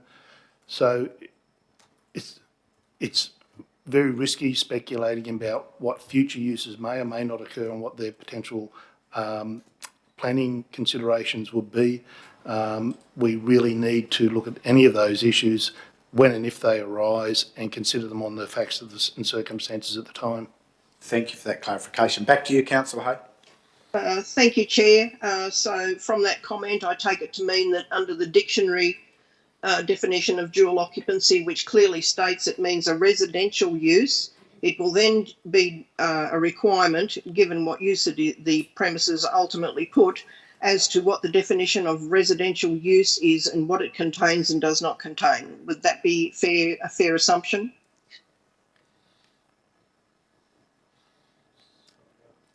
I think the officers may need further clarity to that question. Okay, back to the dictionary. Dual occupancy, A, means a residential use of premises. What falls outside a residential use for a dual occupancy? Again, I'm not looking to speculate. One would need to look at what other use is occurring, and then you need to assess what use definition that it best falls into. Accommodation, whether it's for Airbnb or otherwise, is a residential use. But there's so many factors which come into play when you're making those assessments. I would be speculating to give any answer to that. I'm sorry. Okay. I don't expect you to commit to that. Thank you. Thank you. Further questions? No, thank you, Chair. Okay. Any further questions, councillors?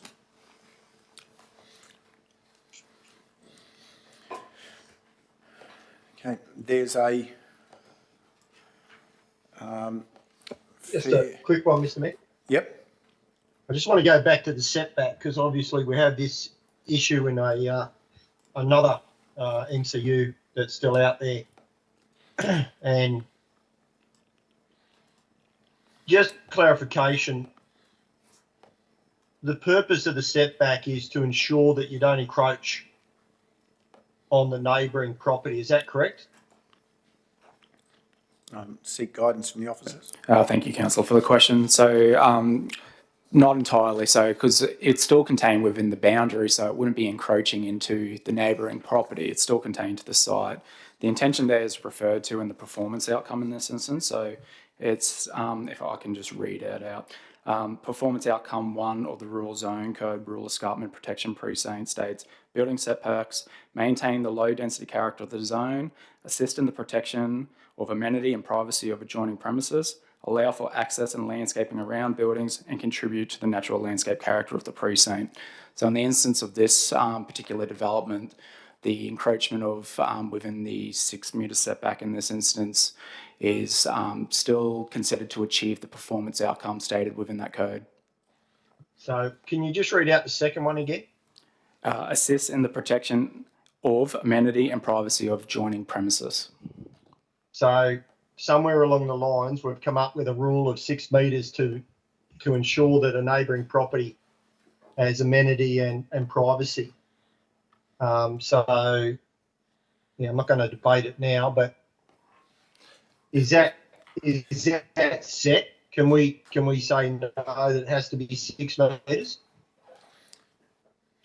Mr. Mayor, can I? Yes, So through the chair, just to be clear, the building codes talk about a 1.5 metre setback. Council's planning scheme extended that to 6 metres. Now, when we talk about acceptable outcomes at 6 metres, that is identifying a separation distance which, if they meet that 6 metre mark, we're happy with. There's no further requirement for consideration. If you go inside that, then it steps up to the performance outcomes, and where the acting manager read out the criteria, we assess it against those criteria. So once you go from below the 6 metres, we want to have a look at it. The officers have assessed it, they've assessed against those criteria, and are recommending that they're comfortable with that 5 metre setback. So why have we got 6 and it's 1.5 in the building? Is that what I heard? Yeah, so when council drafted and accepted the planning scheme, there was a support for a policy where on larger, particularly your rural blocks, that houses and buildings were set back probably more than what you would expect in a residential area.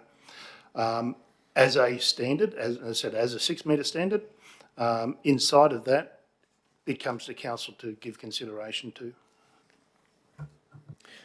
Okay, so we can ensure there's a 6 metre setback. Sorry, councillor. I think what I heard. Can I just see whether we're losing something in interpretation? What I heard, and I'll check whether I'm hearing this correctly. When we put this into our planning scheme, we put the 6 metres there, and if someone is outside of the 6 metres, 6 metres plus clearance, then there's no assessment required. It's just a tick in the box. That's my lay version of it. But if they feel they need to come inside that to make best use of the block and they come into 5, then it goes through an assessment process. The building code says 1.5. We said but 6. Is that residential or is that rural residential? We said all. So we said 6 on the basis of our block size and the character we're trying to preserve. Yes. And if you come inside that, then there's an assessment that needs to be done to justify that it's not compromising the other performance criteria, which are there on page 61. So just to clarify, I think one of the comments there, it is a council decision at the end of the day as to whether we get that relaxation or not. So councillor, did you hear that? It is up to us whether we consider we want to enforce the 6 metre. There's an assessment that's been done by officers that says under this circumstance 5 seems reasonable. It is up to us if someone wants to propose to retain the 6, but it would be, if I took that another step, because we've specified 6, if we then said, no, we want to impose 7, that may not be seen as a reasonable thing. So I'll leave you to consider that for a moment. Councillor Hay, back to you. Thank you, Chair. Could I take us back to the page 56, which is the site plan indicating the site of the existing primary dwelling, for want of a better term? If you're able to bring that up on the screen, please. No, page 56.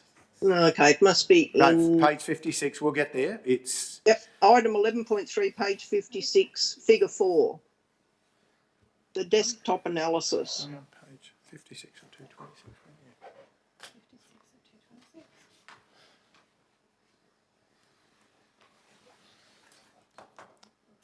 You're on the top of the page, I'm on the bottom of the page. We were both on the same page, just on different parts of it. Yep, that's the one. Okay. If you look closely at that aerial view, you'll see the existing dwelling is very close to the southern boundary as well. And if the proposed new dwelling is put in to the northeast of that and is only 5 metres from the boundary, you've effectively got a building frontage right across the entire block.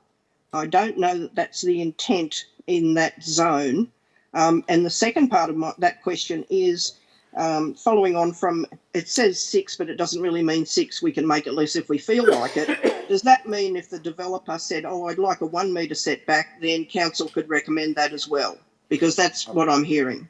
Well, I think you've misheard, councillor, so I'll again let the officers try to explain and then see if we can get to a place of common understanding. Thank you, councillor, for the question. So just in relation to the setbacks, if I can just reiterate, it's a performance-based assessment. That's minimum 6 metres is contemplating all forms of development. That could be a 2-storey building along 9 metres within that setback requirement. We're talking a level of built form which is quite minor in the opinion of officers and not consequential to the conflicting with the performance outcome in this instance. So that minimum requirement is a box tick, effectively. They've requested a slightly reduced for that portion of the building. In relation to the continued built form from the street frontage, it's important to note that it won't have that appearance though when viewed from the street, given that it's sited down slope and orientated to the north of the existing building. But if I can just also refer to the building directly to the south of that, you can see based on the character implications of that one, it does quite dominate the street as well. So I don't feel that the proposed development in this instance to the north would have a worsening effect to the existing character of the immediate area. Sorry, councillor, you're on mute. Councillor Hay, if you wish to raise another comment, come off mute and I'll give you to speak. Thank you, Chair. In regard to the building to the south, I acknowledge that it is a fairly massive building. However, I note that the distance from the northern edge of the house to the northern boundary adjoining the proposed site of the development under consideration would seem to exceed 6 metres. So, yep, councillor, I think, yes, that's an observation. I think the officers have explained the rationale and the choice for council. I heard them explain it's up to council if we wish to make a different determination. They've explained how they arrived at the acceptability of 5. It is up to council. I think they've explained that it's up to us if we believe 6 is more appropriate, and that would be for the meeting to determine at this time.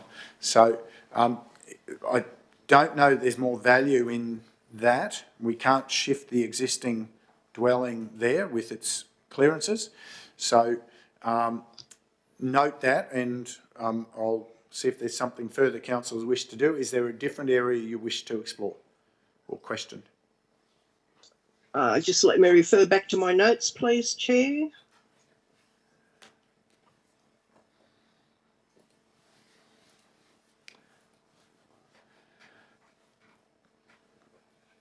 No, I think that's it. Thank you.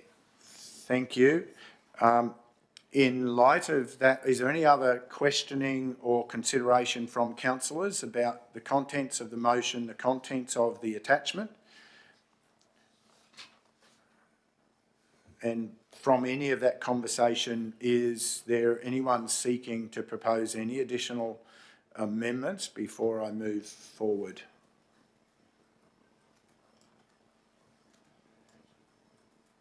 If not, I will come back then to the mover, Councillor McConnell, to speak to your motion.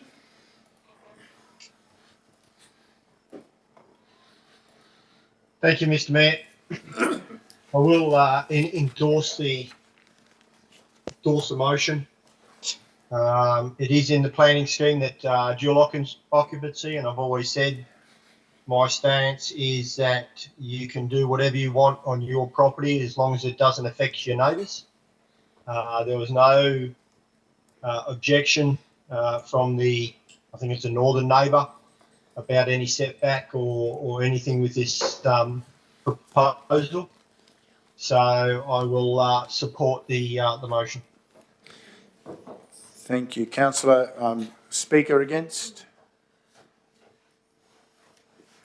Anyone wishing to speak additionally?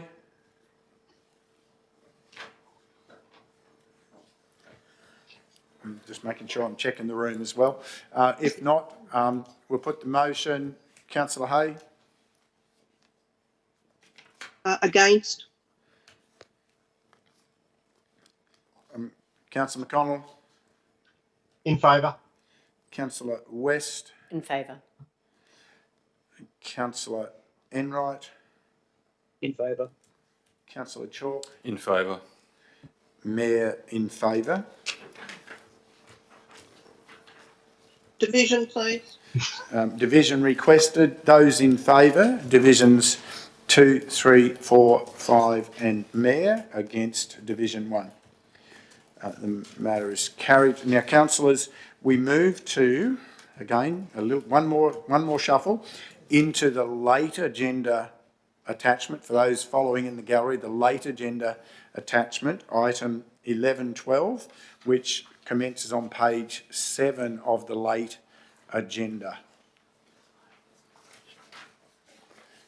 And before we consider this, Councillor Hayward, did you have further matters to bring to our attention before we commence consideration of this? Yes, Chair, I have a further potential declarable conflict of interest in this matter. It has been brought up at previous workshops and briefings, and councillors had no issues with me participating in those. The basis for the perceived potential conflict is that at some time back in the dim dark past, I did, I believe, make a submission against a development application brought by the same developer, but on a completely separate block of land, so they're unrelated. And that may have given rise to a perception that there was a conflict of interest. To my mind, it doesn't.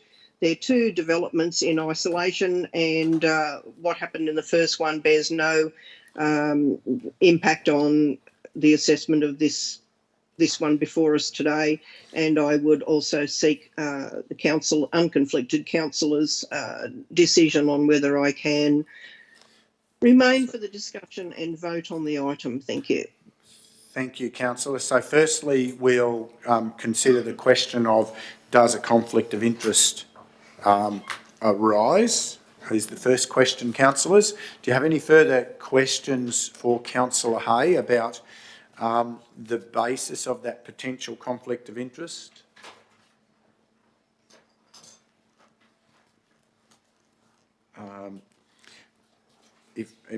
Just to summarise that, councillor, that at a prior time greater than 2 years, shall we say, you were a submitter against a prior proposal by this party. I can't recall the exact date, but it was before I was elected as a councillor, obviously. Okay. So just to aid with information, do you have an estimate of how long ago that might have been? No, Chair, I don't. What, greater than a year? Oh, I believe so, but I'm only guessing. Righto. We'll take that. I'm just trying to help with any information. Anything else, councillors? Anyone? No further questions. Anyone wishing to propose a motion in regard to the existence or otherwise of a conflict of interest for Councillor Hay? Councillor West? Mr.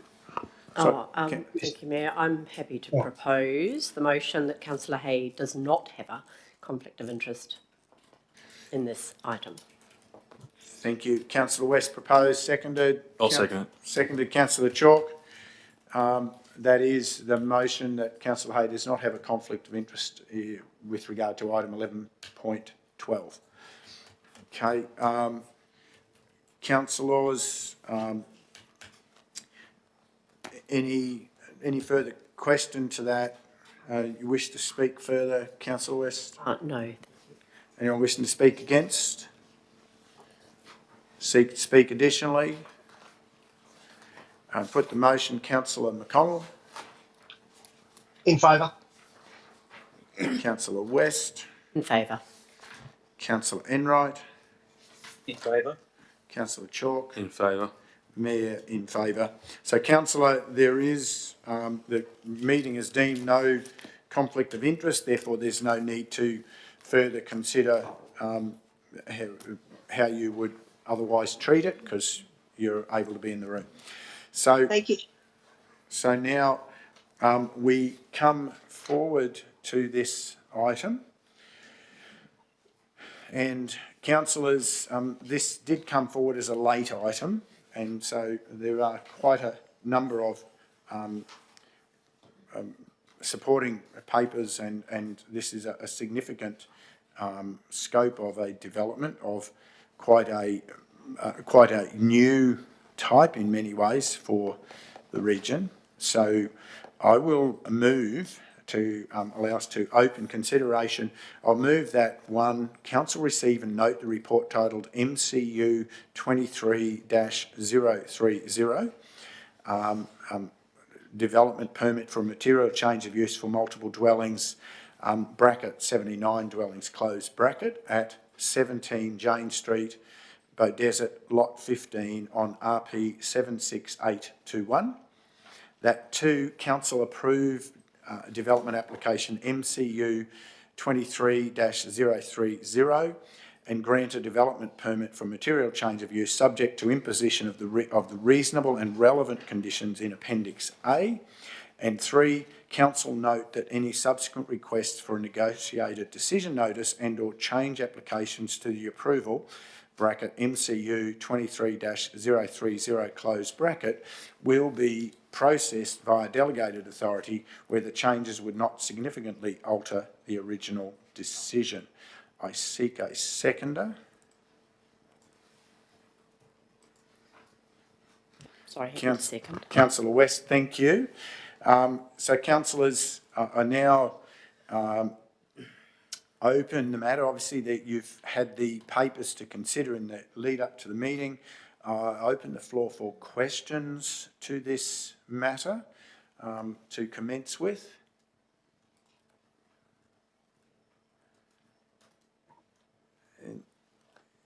I've got a bit of commentary if I could, Mr. Mayor. Yeah, I was just seeing questions first. I know there's some commentary from a few people.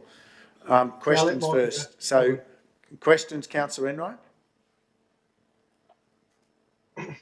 Thank you, Mayor. I do have one question regarding the car parking numbers provided. If I could just seek some clarification on the numbers that were on the report, and if officers have had a chance to clarify those numbers, please. Are we, through you acting CEO, are we able to clarify the question, there was some question about the accuracy of the number, consolidated car parking number in the report. Is someone able to? Through acting General Manager.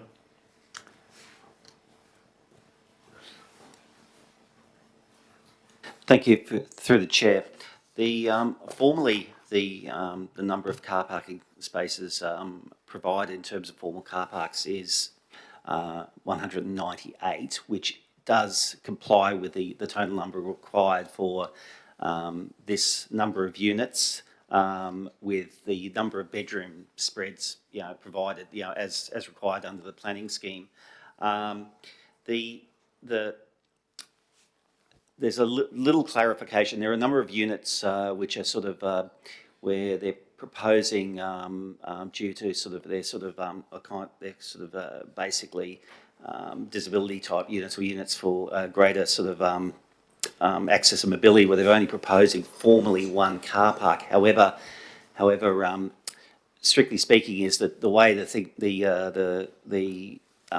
because most of the car parks for the units are actually tandem. You have an undercover, then you have a room in the in the driveway off the internal road. However, the room, even in those car parks, there is room for basically cars to park there. So strictly speaking, there's actually probably 207 car parks if you count it, as opposed to 198. So in fact, in real terms, the parking provision on site actually exceeds the requirements as prescribed under the planning scheme. Thank you for that clarification. Councillor Enright, did that provide you sufficient answer at the moment? Yes. Thank you. Councillor Hay, I'll come to you and then I'll come back to that question. Councillor Hay, you'll have to come off mute to get there. Yes, I am off mute. Thank you, Chair. I refer to, wait till I find it again. It mentions that they're seeking 79 dwellings. Yet, if we go to page 7 of item 11.12, it states in the executive summary, in the second paragraph, the last sentence, the proposed multiple dwelling triggers impact assessment as the proposed number of dwellings, 79 dwellings, exceeded 6. So that's 6 above and beyond what should fit on that site. Is that how I'm reading that?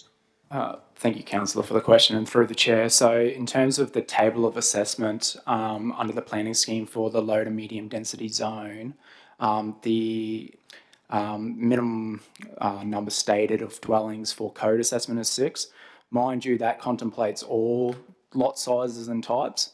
In the instance, this benefits from a much larger lot size than what we would contemplate in some of our, 2,000 to 4,000 square metre blocks if they are available for infill development. So in this instance, it can seem like quite a significant exceedance to what is stipulated as code assessment, but noting that it's a potentially consistent use and it's just triggers impact assessment further consideration. Thank you. And a further follow-up question. I'm reading that there is actually one more dwelling than there should be on the site. Is that correct? Thank you, Councillor, through the chair. Under an acceptable outcome within the planning scheme is that in the low medium density residential zone is for multiple dwelling is that the average density is equivalent to 1 unit per 300 square metres. Now, if you apply that test to that big block, that comes out at 78 units. They're proposing 71. So what it means is... 79. Sorry, 79. Sorry. The test was 78. They're proposing 79. So therefore, they exceed by 1. So as a result, a bit like how we had that conversation with the previous development regarding setback, it becomes a performance solution. And our assessment is, given the nature of the design and how they've dealt with all the other matters in the planning scheme, that we considered, that sort of exceeding that density requirement by 1, essentially probably less than 1.5%. that was acceptable in terms of the overall assessment of the development. Thank you. Thank you. Further questions, councillors? Councillor Enright. Thank you, Mayor. A question regarding traffic. The report states that 840 vehicle movements per day is anticipated. Question is, does the road network have the capacity to handle this increased volume of vehicles?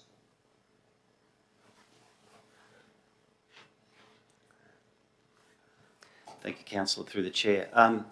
From the advice of our engineers, is that the local streets, the capacity of the local streets is sufficient to actually accommodate that increased traffic. So the combined traffic of the existing traffic on the streets, in addition to the new traffic that will come because of this development, still is under what is the rated capacity of the roads at this stage.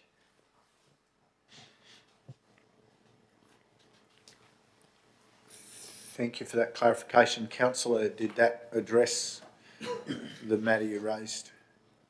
Yes, thank you, Mayor. Thank you. Further questions?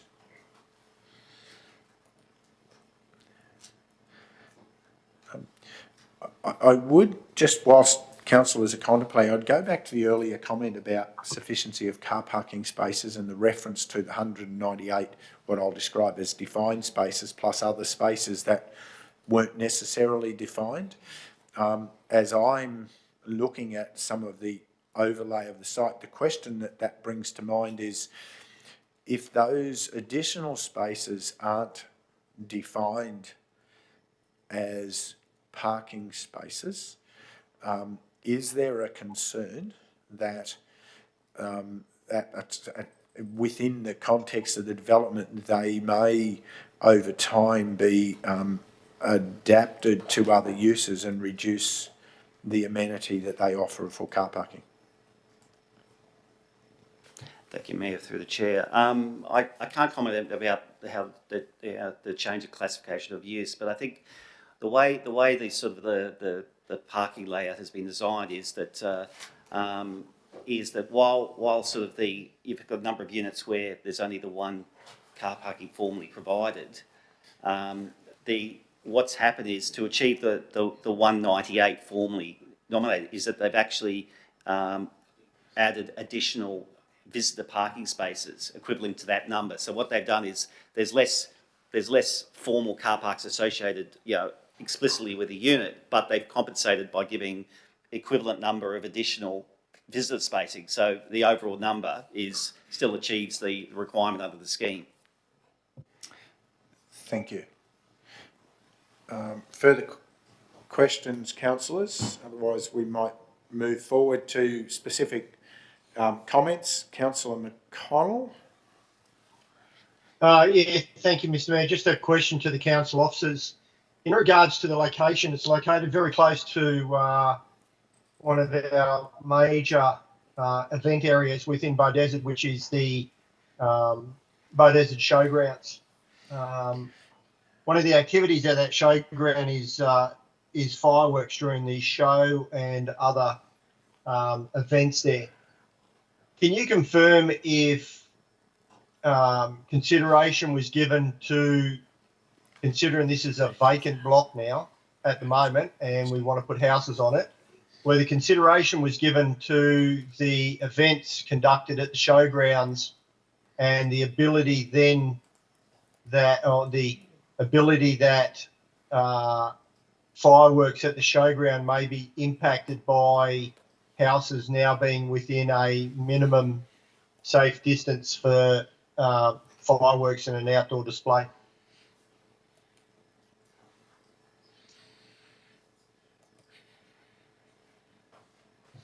Thank you, Councillor, through the chair. Fireworks were not explicitly considered, and my recollection is that it was raised in the assessment process.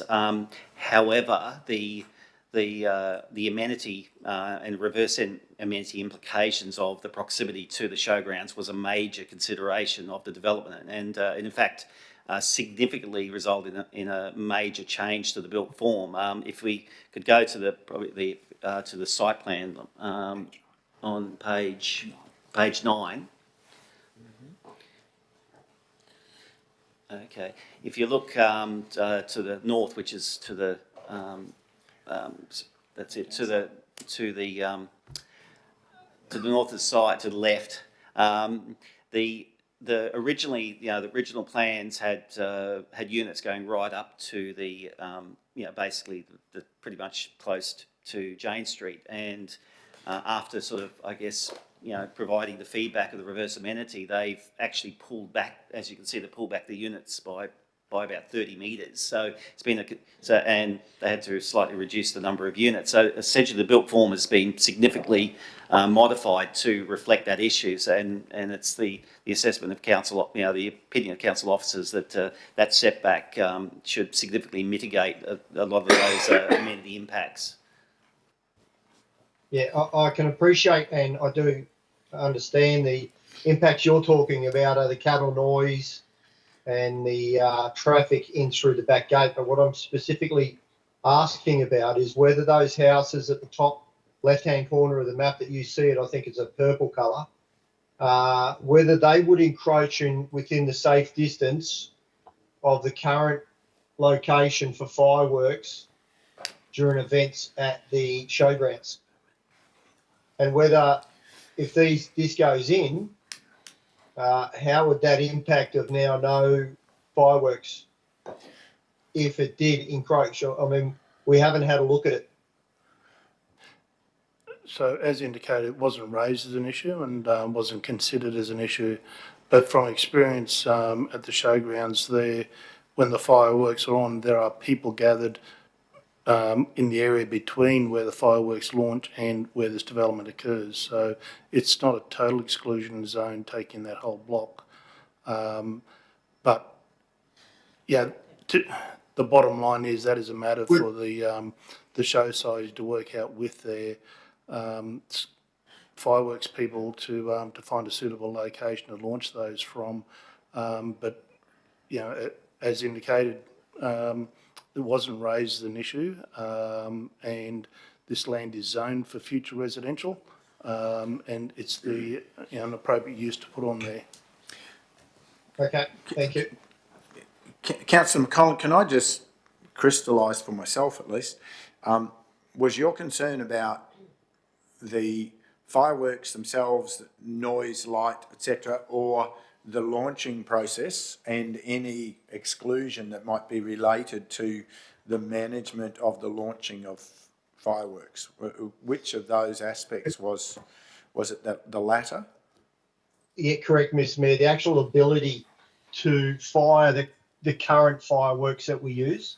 I know I'm not sure what size they fire there at the moment, but the safe distance for fireworks on the outside is 1 metre per millimetre. So if they're firing 75 millimetre shells, that's 75 metres. I think those houses are around about, from I guesstimated where the fireworks go off, to be around about 100 metres. So if they're using the bigger ones, the 125s and the 150s, that then could restrict the size and the ability to have a decent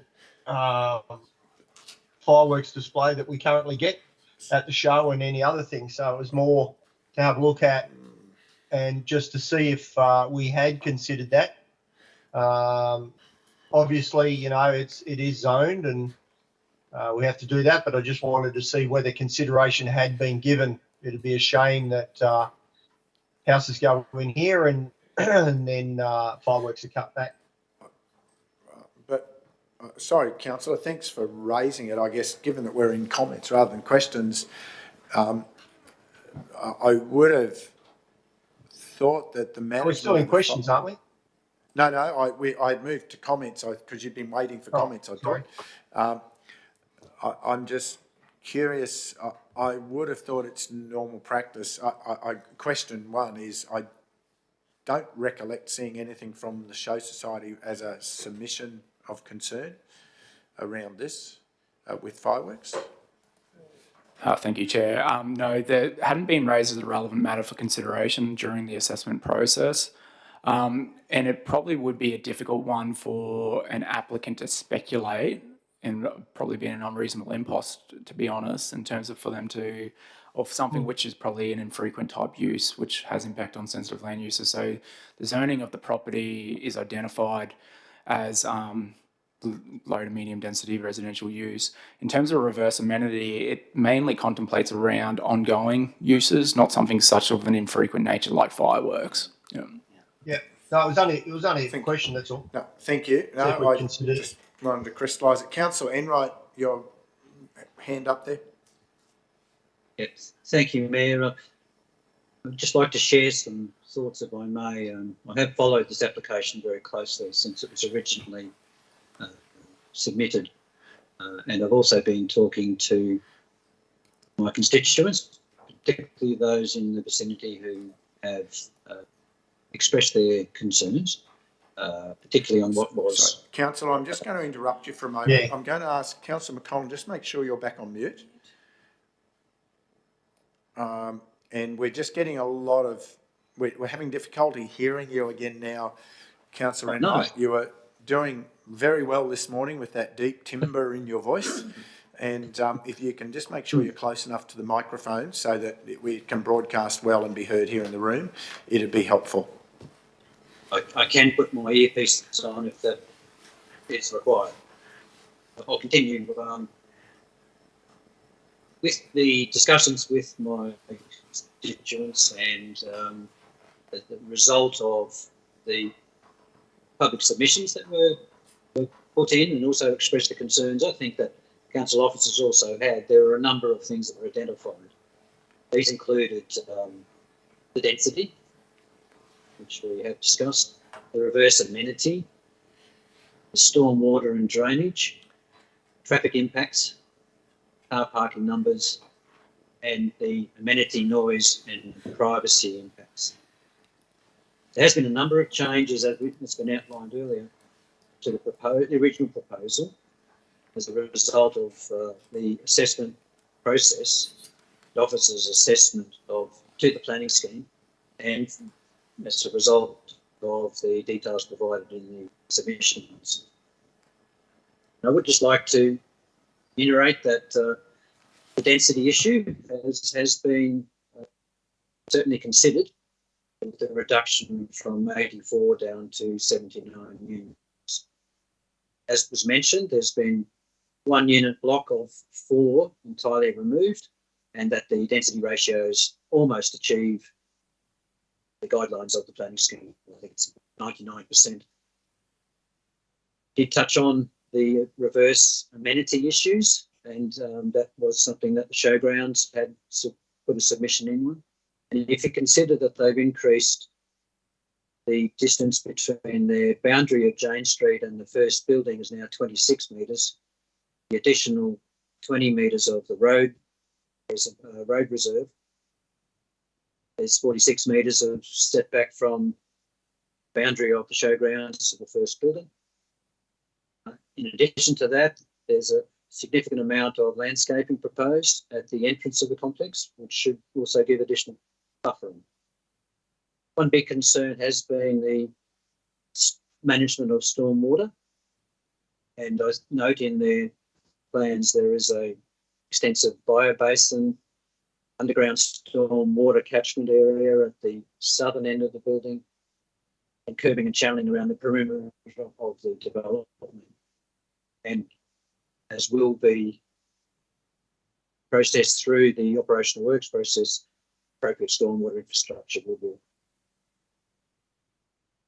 Traffic assessment was one of the concerns that was outlined, and as I asked before, about 840 vehicle movements per day is anticipated. My understanding is that Jane Street and Tyner Street are considered feeder roads. And if you break that down into, say, a 16-hour period from 6 a.m. to 10 p.m, That's around 53 vehicles an hour average. And peak times likely to be higher than that, of course. I think there seems to be exception that is not going to impose too much additional impact on our road networks. A huge concern was the car parking numbers. People were concerned that cars would be parked out on the street, and very pleased to see that the average number of vehicles per unit is 2.5, including the visitor numbers of 49. I think that should satisfy the requirements or the concerns of the residents. The other concern is the amenity, the noise and privacy.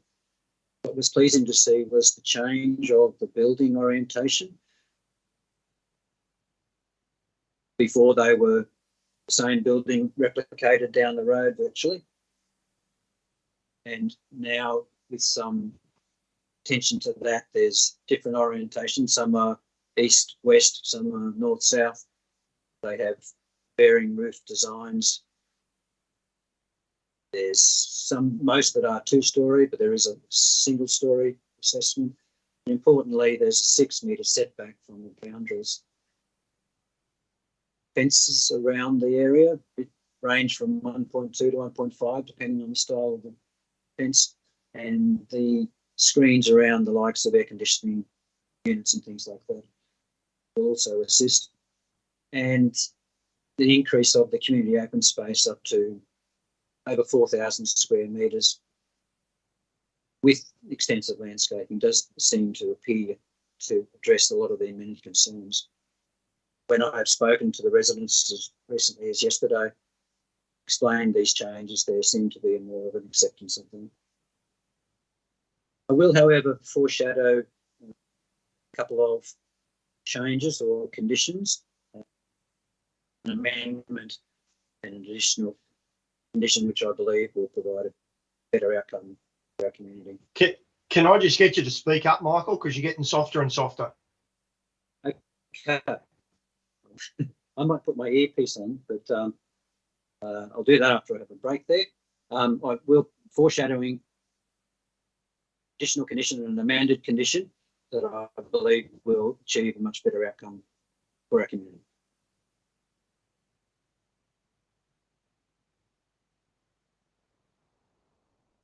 Can I ask a question, please, Mr. Mayor?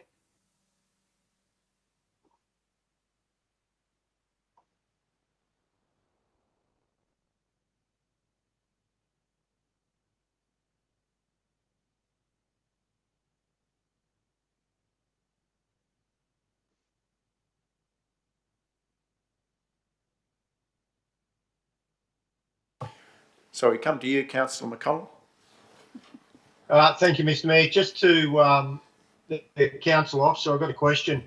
Just in regards to those vehicle movements, I think Councillor Enright said 50 an hour. Was that correct, Councillor Enright? Averaged at about 53. 53 an hour. If we can just go back to the map that we had up just a second ago. I can't remember what page it's on. That's the one. So you can see the houses on the left-hand side. There's 16 houses, which is around about, say, 30, maybe 40 people or 40 residents to be able to, if they were to walk or active transport downtown, there's not that many. With this development of 79 townhouses, that's, we'll say 80, which is at least 160 people. We can add another 200 people moving up and down if they wanted to walk downtown because it's so close. Where are the footpaths to get them to? Is it William Street? I think it is to the north or to the north side of that map. Are there footpaths being planned to keep people off the road? Seeing there's 53 vehicle movements per hour. What are we doing to get them from the townhouses up onto William Street, where we've just fixed up the intersection and the footpaths there. Thank you, councillor. Any conversation about active transport, pedestrian connectivity? I know that's been something under consideration. Yep. So just to clarify, that part of Tyner Street is covered by the LGIP and is considered trunk infrastructure. So it's included within our forward planning for footpath connectivity. So that'd be a matter for council to program those works into the future. So, and can I ask if we've planned that into the future in line with when and if when this gets built? And obviously we don't know the time frame, but is that something? How do we plan that to time it for the completion or the end of stage 1 for this development? Yeah, I would have to go back and find the actual timing for that, but it is most likely that it would not coincide if this development happened fairly recently. So I'll probably throw to the General Manager, Assets and Environmental Sustainability. Sorry, councillor, just before we throw to the General Manager, Asset Environment Sustainability, bear in mind when we move into the context of the LGIP, remember there is a long pipeline of things in the LGIP which are driven around that development area, and some of them, they're not necessarily driven to match private decisions made. They're driven around the sequence of that development, and some of those we're still catching up from prior times based on affordability. And if I could add, Mr Mayor, that it's identified in the LGIP simply because it is trunk infrastructure required to service the existing population there. GM, anything to add? Look, I was going to add that we are currently in the process of an 18-month to 2-year review of the LGIP. But certainly we would be looking as part of our annual review of our capital works program, any influencing factors that may change the need to reorder what is currently within our proposed capital works. So if this development was to go ahead, it would certainly, any future link of any footpath would certainly then be taken into account as a result of it being in place. Fantastic, thank you. Thanks for that clarification. Councillor Enright, I see you're wired for sound and you've got your hand up. Yes. Thank you, Mayor. Well, for Councillor McConnell's benefit, that's the intent of my proposed amendment when I get to it. Thank you, councillor. Any further discussion? Yeah, yes, thanks, Mr Mayor. I just want to talk about the types of houses and properties that we have to meet our requirements in the GMS. So as at the 2021 census, there were a total of 3,866 houses in the localities of Bow Desert and Gleneagle. Of those, 73% were houses, 17% were medium density houses, and those include townhouses, semi-detached duplexes, and the rest were other, which were caravans and nursing homes. The housing needs analysis prepared for the GMS identified the need to encourage the development of dwellings that cater for the projected increase in smaller households. I note here there are only there are no single bedroom properties, 8 2-bedroom, 53 bedroom, and 21 4-bedroom. Need to cater for a projected increase in the smaller households and for an ageing population. Without intervention, the housing stock in Bow Desert will not be suitable for the projected needs of the population because of the predominant housing topology comprising large single detached dwellings with 3 or more bedrooms will not align with the household composition in Bow Desert. According to the housing needs analysis prepared for the GMS, By 2041, lone person households are projected to make up the biggest portion of total households in Beaudesert, totaling 2,325 households, followed by couple families with no children, totaling 2,063 households. For this reason, the GMS recommended strategies to encourage the development of dwellings of smaller households in the form of well-located medium density development. On top of that, housing rental prices have also increased significantly in Beaudesert. Over the last 12 months, September 2022 to August 23, the median rental price for a house being $470 per week is a 17% increase on the previous year. It's $400 for units, which is a 25% increase. In regard to supply, there were 12 houses and 3 units available in the past month, September 23, and the demand was much higher. Of the house, all the houses and units rented in the last 12 months, all were 3-bedroom or more, which shows there is a lack of smaller housing options available. I just wanted to bring that to the attention so that it's out there that although I, appreciate the 3 and 4 bedrooms, there's 71 3 and 4 bedroom.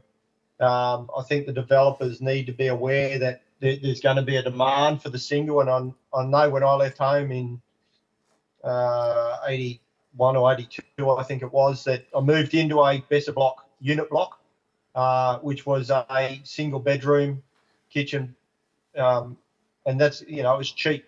So I can see that there'll be a need for smaller and more dense buildings and housing. But I just thought I'd bring that up, and thank you to Council Officer Heather. Thank you, Councillor. Councillor Enright, any further comments? Sorry, Mayor, what was that? Did you have your hand up? Oh, did I? Oh, yes. Sorry, apologies. I'll go back to Councillor Hay. Yep. Yes. This is a bit like Councillor Chalk pointed out. If this was an auction you just bought, Councillor Hay. Thank you, Chair. I concur with Councillor McConnell's comments there about whether the number of bedrooms in the proposed dwellings is actually meeting what the desire is within the community, given that 71 of the 79 have 3 or more bedrooms. But that's pretty much a done deal, so we won't dwell on that. I would like to comment on the minimal private outdoor space at the picture we're looking at the moment of the layout of the development. There is very little private outdoor space per dwelling, and the remaining green space to the right is largely dictated by the fact that there is a flood hazard overlay and also the requirement for a biobasin. I find it disappointing that developers feel the need to maximise their return or yield on a property without making some consideration to perhaps giving up a couple of houses to increase the livability of the site. That's all I wish to say. Thank you. Thank you, Councillor. This might be a time for me to share some comments. I having spent so much time since really 2016 in conversations with the state about and the state architect about future housing design, the needs for at the moment we're now talking about gentle density, we've been talking about missing middle, we've been talking about a whole range of things.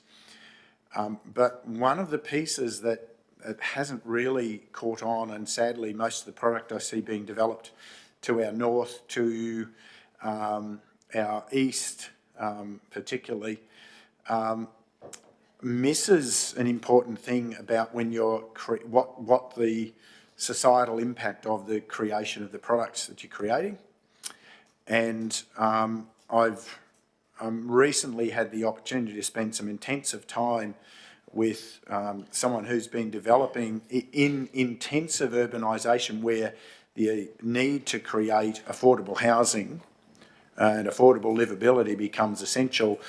Different design of product, and Councillor Hay, to the example, they're creating, rather than creating dwellings that are designed around isolating people as separate family units and making sure they have space to be away from everyone else, they're actually creating micro-communities and creating the concept of the original hunter-gatherer villages back into working out how, for instance, two of these blocks might work together as a village where, rather than having views out and away, they create an integration that shares a common space, which creates a community for intergenerational linkage, and creates a space for the children to be safe because they're in a community that embraces them rather than isolates them, and creates a place of connectedness.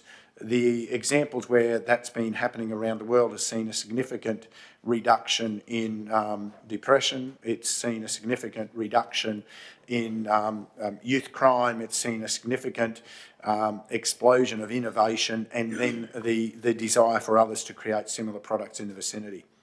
So I note that this is a conforming development in many ways with the current thought process that is dominant about creating spaces that allow people to have control. And indeed, my recent visits in various places to the north, and particularly across in areas around Wynnum and also down the coast, you see many of these developments which are created around the notion of basically people still thinking they're king of an independent castle, no matter what the size and shape is. And that isolation is creating an unsustainable outcome for us more broadly in a community to deal with. And I think I'm still not sure where I will vote on this matter today, but my concern, and I guess my question that comes from that, is and I know, for instance, the National Housing Task Force have a lot of considerations around those options to actually create dynamic micro-communities as a way to hold back the tide of urban isolation that's creating such dysfunction for us as an emerging society. I think for me, I know some of you will be a bit shocked, but for me, this is a really unique opportunity in the current landscape for us to think differently. And I'm not sure whether there's an opportunity, a time opportunity, or an appetite opportunity for such a conversation with the developers, but there are very few footprints of this size and intent that could offer that for us within the region at this time.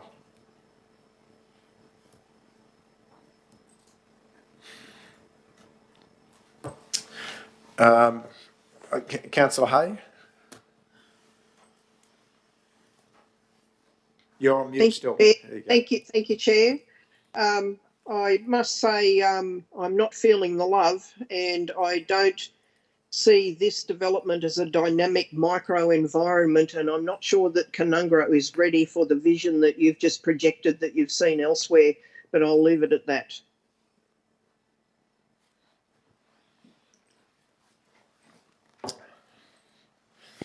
Thank you. Mr. Mayor, I'll just make the comment that the units I moved into had no green space, and everyone sat out the front. Everyone just stood out the front, and we all chatted and talked. And I think you're right, where we build these little enclaves out the back, and no one comes out and talks to anyone anymore. So I'll be interested to see how this goes, and hopefully it'll be a success.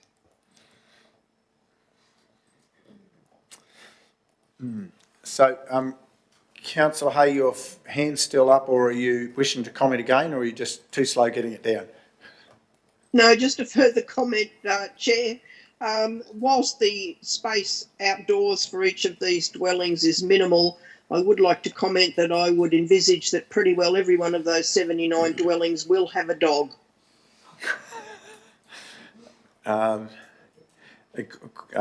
There's certainly a possibility there, councillor. I don't know that that's a prescribed requirement, but there are a whole range of issues that come out of the impact of pet ownership as well. Councillor Enright, you foreshadowed. Sorry, I have not been trying to ignore you too, but if you wanted to comment. You still here, are we? Yes. Sorry, I've been trying to watch if you wanted to comment.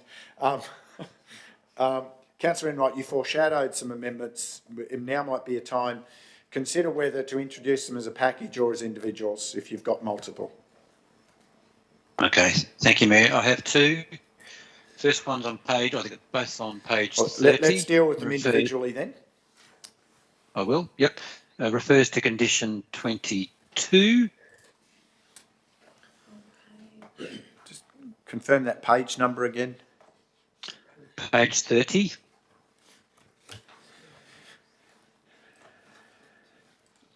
Yep, continue. Got it. So in condition 22, which refers to road construction, and this this is an important part of this development in that the roads that surround this development of Tyner Street, Jane Street and Kookaburra Street will be upgraded to an appropriate standard. A part of that appropriate standard is curbing and channeling on both sides of Tyner Street. And while I understand this will be dealt with in a process subsequent to the planning application, but I would like to delete the words that are in the second paragraph of condition 22, commencing with note, if a lesser standard is agreed to as part of a subsequent assessment, this condition will be deemed met. So that my amendment is for the deletion of that sentence. Thank you, councillor. We just so the proposed amendment is that condition 22, external works road construction, would simply contain the wording of the first paragraph and have the second note removed. I seek Correct. Firstly any comments from relevant officers about what the implication of that would be. Thank you, Councillor. I appreciate the question, and through the chair. So in relation to note, if a lesser standard is agreed to as part of a subsequent assessment, is to avoid unnecessary need to amend the parent approval if there was alternative considerations to be explored through interfering with road application. So given that this is existing road network, it's a local law approval as opposed to an operational works permit. So where we see whether it's a reconfiguration of lot and it's the creation of road network, that would be an operational works permit. You can seek lesser standards through that process without affecting the parent approval. However, in this instance, the local law is a different head of power, so officers consider it superfluous in an instance where we would have to amend a previous decision to facilitate that other application avenue. Being an interfering with road application. So if I make specific reference, the upgrade as it currently states is implied that that's full access to that standard, full upgrade to that standard of rural access street. And where we're coming from in terms of a lesser standard as agreed is more in relation to, I believe it's Kookaburra Street, where there's no currently any development fronting the opposite side of that. So there may be an alternative there where it's not full construction in those instances or the full length of that road. Thank you for that clarification. Councillors, you were able to hear that and hear that explanation of how it applied to different components of that clause?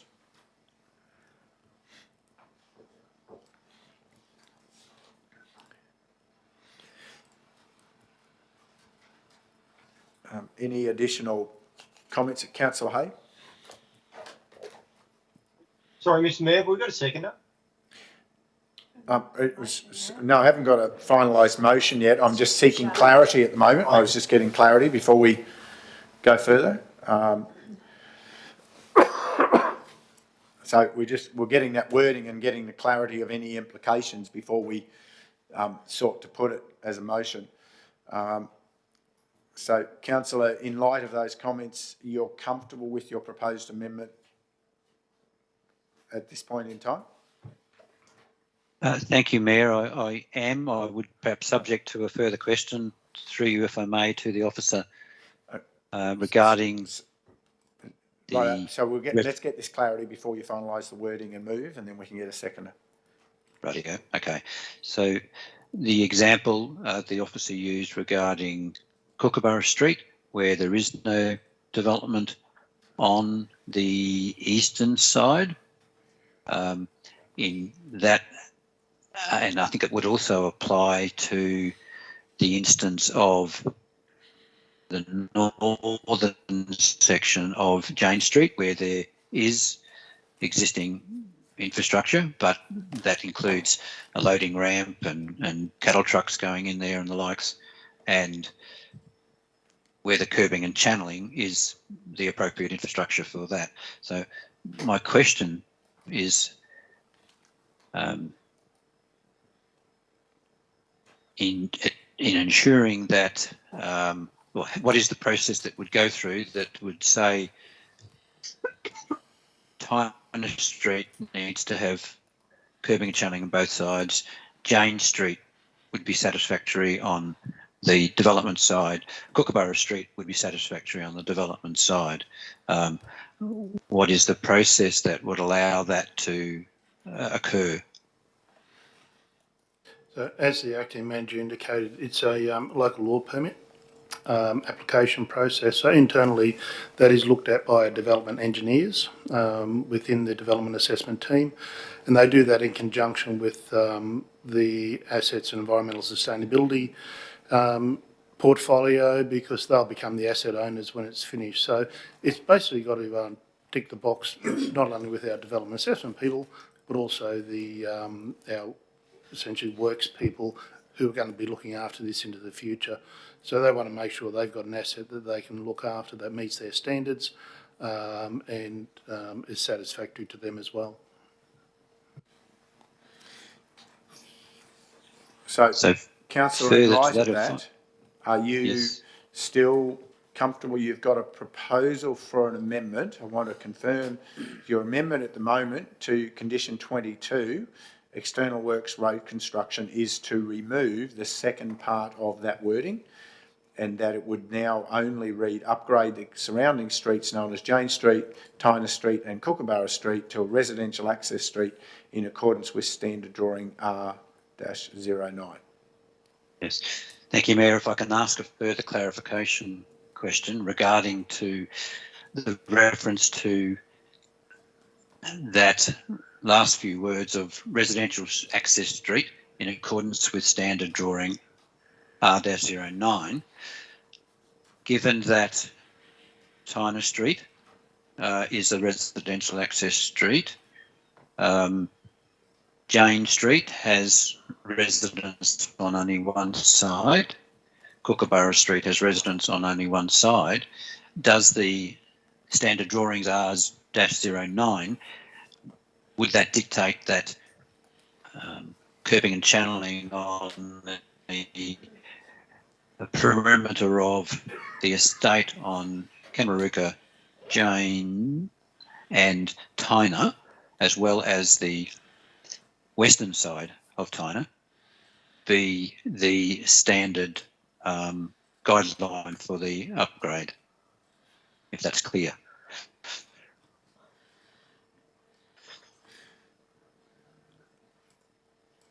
There are a few people rolling eyes. Yep. Sorry, is the question that does it mean, does the standard drawing have curb and channeling both sides?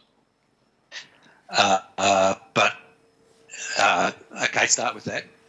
Okay, yes. If I ask that question, yes, I'd imagine it does. Correct. Now, when the standard design is applied to something that's got a, showgrounds on one side and cattle yards on the other, how would that process go through? And the intent of this is to ensure that Tyner Street gets curbing and channeling on both sides of the road. But I can understand that curbing and channeling on Kookaburra Street and Jane Street may not be the best way forward. So I'm looking for a way to ensure that Tyner Street, or the residents of Tyner Street, are given the same standard level of service in at their entrance with this upgrade. Okay. So, sorry, Mayor, through you. The condition has been very specifically drafted this way to set what we consider to be the standard required for the road, but allow enough flexibility to take into account what will be issues that will come out in the design phase. So we're looking at subsequent detailed design which will identify the actual standard and what's required, taking into account the uses on the northern side and the eastern side. So that's why it's been crafted this way, setting a standard, but acknowledging that once we get into detailed design, or the applicant gets into detailed design and those discussions with our development engineers and the assets environmental sustainability engineers, that they can actually work out something that will work for council, for the residents and for the development. Councillor, I'm going to bring you back to your proposed amendment and to consider it again with the removal of the current amendment is the removal of that note. Is there anything else you wish to consider in light of that conversation, both of yours and the officers, or are you comfortable to move your amendment as it currently stands? The words of a lesser standard is really what concerns me.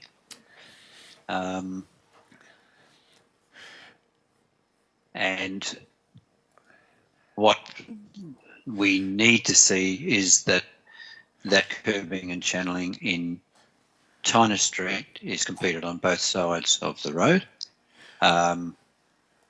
If the words lesser standard referred to something other than that section of road, then I would be happy with that note.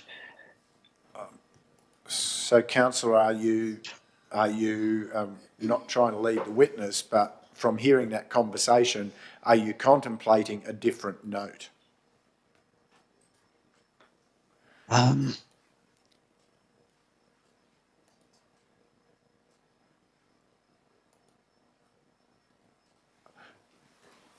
I would probably need to consider that, Mayor.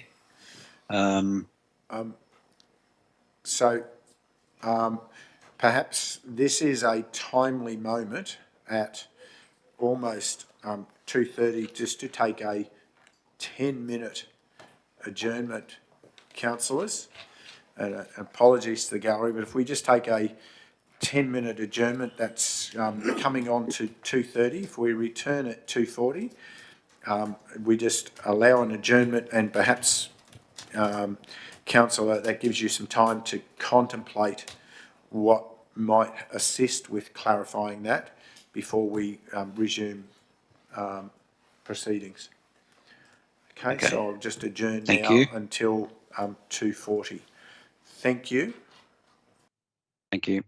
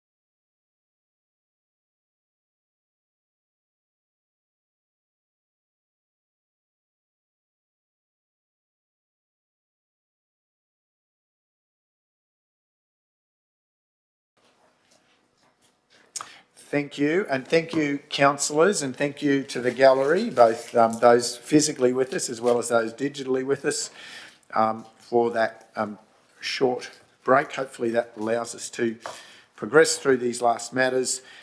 I do note, Councillor McConnell, you've advised me that you've had a change of circumstance. Would you just like to inform the meeting? Yeah, please, Mr. Mayor. I just I have a personal family sickness issue at the moment, and requesting to leave the remainder of this meeting to look after my wife. Thank you, councillor. I'm comfortable to approve an emergency leave of absence for the remainder of the meeting. Thank you. Okay, thank you. I hope that all resolves itself as quickly as possible. Thank you. Thank you. Now, councillor Enright, you were considering the wording and structure of an amendment. Do you have any further consideration for the meeting? Yes, Mayor, I do. Thank you. Thank you for the opportunity to take a moment to pull some words together. So my wording is, if an alternative design outcome is agreed to,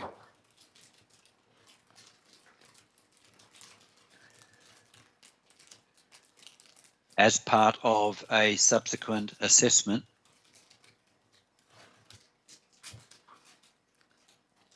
this condition will be deemed met.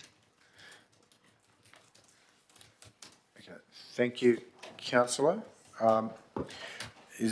You're now comfortable to move your amendment?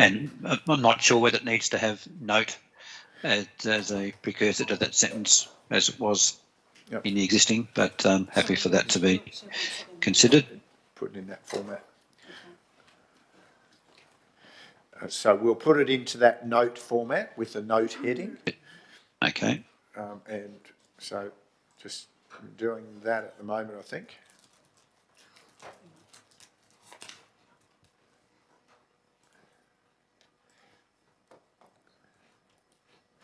So, councillor, it is there now, as you can see. It's there structured as a replacement for that note. Thank you.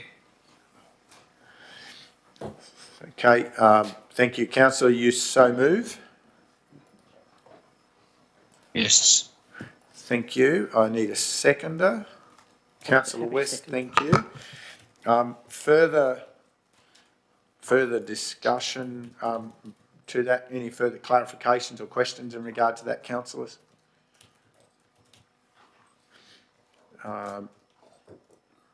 If not, councillor, you wish to speak to your amendment? Yes, Mayor, thank you. I would.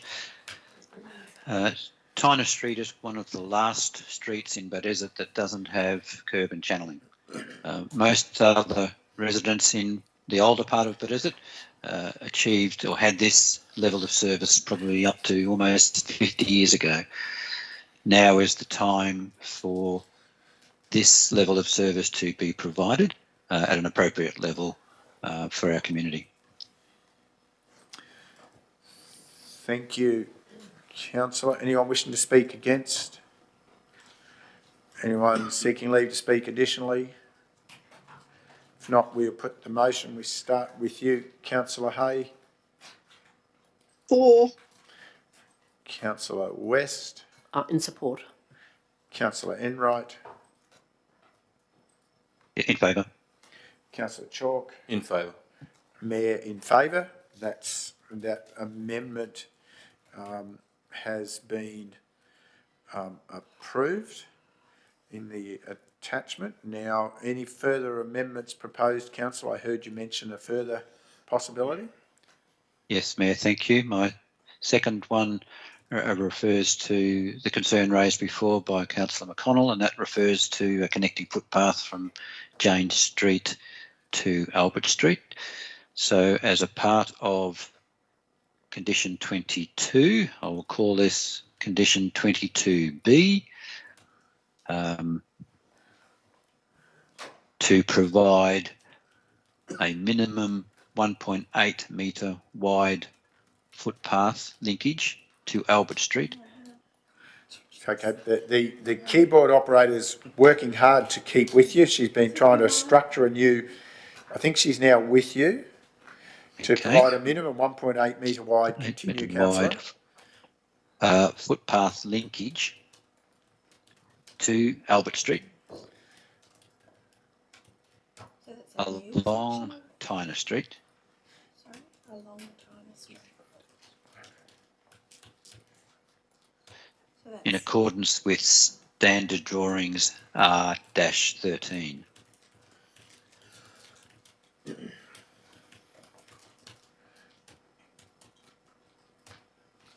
New sentence.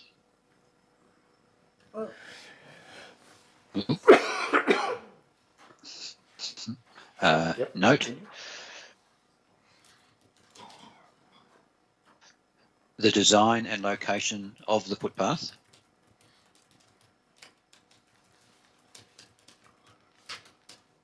can be determined via the interfering with a road application. Sorry, what? Did you say by interfering with? Determined via capitals, interfering with a road application. So it can be determined via, is that in italics or in inverted commas, interfering with the road application? Probably be a capital I, capital W, and a capital R as the process or the application. Yep. And new sentence. When you're ready. Yes. Condition 22.b. I didn't hear that. So this is condition. This is. This is a second line. Amendment B. I thought that was B. So you've created condition 22 to be amended to be identified as 22B. So you've already created that as this. Okay. So it's condition 22. The final. So previously you've amended condition 22, not condition 2. At the top of the page, by the way. Yeah. So perhaps there might need to be a condition A put in the one above. But there is one more sentence to complete this amendment. So sorry, this is A. Is that what you're saying? No, the one referring to the previous one that we just amended could be adapted to A. This would be B. Yes. So the original. So just let's pause. The previous amendment was to condition 22, not condition 2. It was condition 22. Mr. Mayor, just call this one 22A, this new one. So that's condition 22. This is actually condition 22A. So okay. So condition. This is a new condition 22A. By the inclusion of condition 22A. Following, yes. Condition 22A. Yes, and that's to provide a minimum 1.8 metre wide footpath along Tyner Street in accordance with standard drawing R13. Councillor, with the attached note. Now, what else did you want? Okay, so condition 22B, closed brackets, is imposed under section 128 of the Planning Act 2016. So where you're saying condition 22B, is that something else, or are you referring to what we just discussed as the footpath? Everything in this amendment, I understand, would be under 22, a new condition 22B to fit under external works road construction. Perhaps to make that run consecutive. Yeah, I think that's where we have the confusion, Councillor. Based on the way to consider this in the minutes, we've identified it as the original is 22 that you amended before. This is now Yes. 22A, not 22B. That could be one way Okay, of doing so it. then Or 22 condition, could be you're really dissected referring to into... condition 22A, not condition 22B, is imposed under section 128 of the Planning Act 2016. I'm happy with that, if that's the flow of sequencing as far as subsections go. Sorry, just let me pause for a moment, councillor. Yep.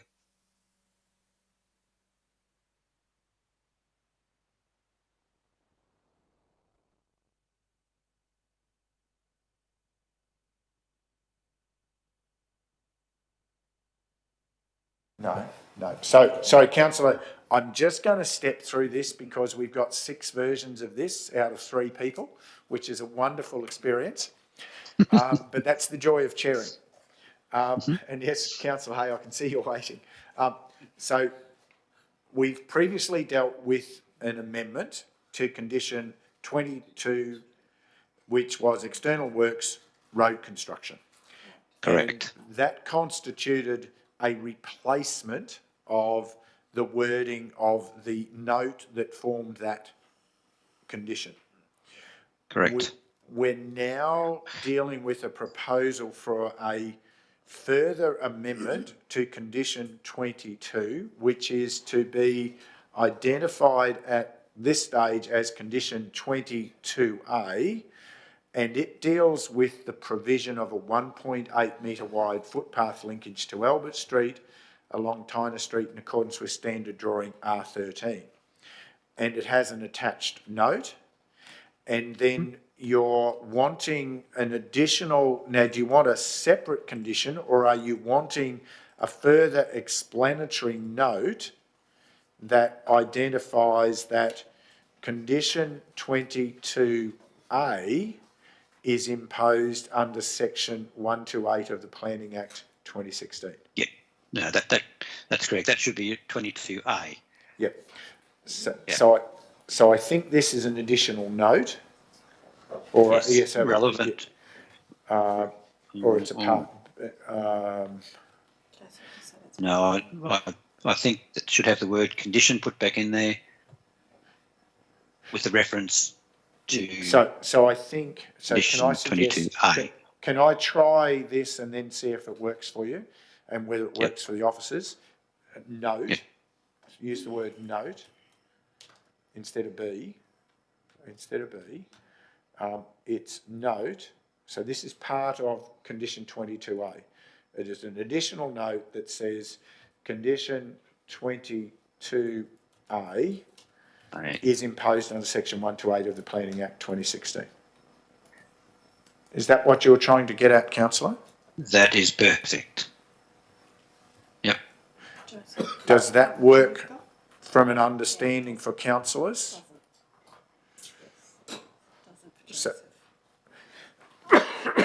So I'm just seeking further advice from officers so you don't have conflict, councillor. Just a moment. Thank you.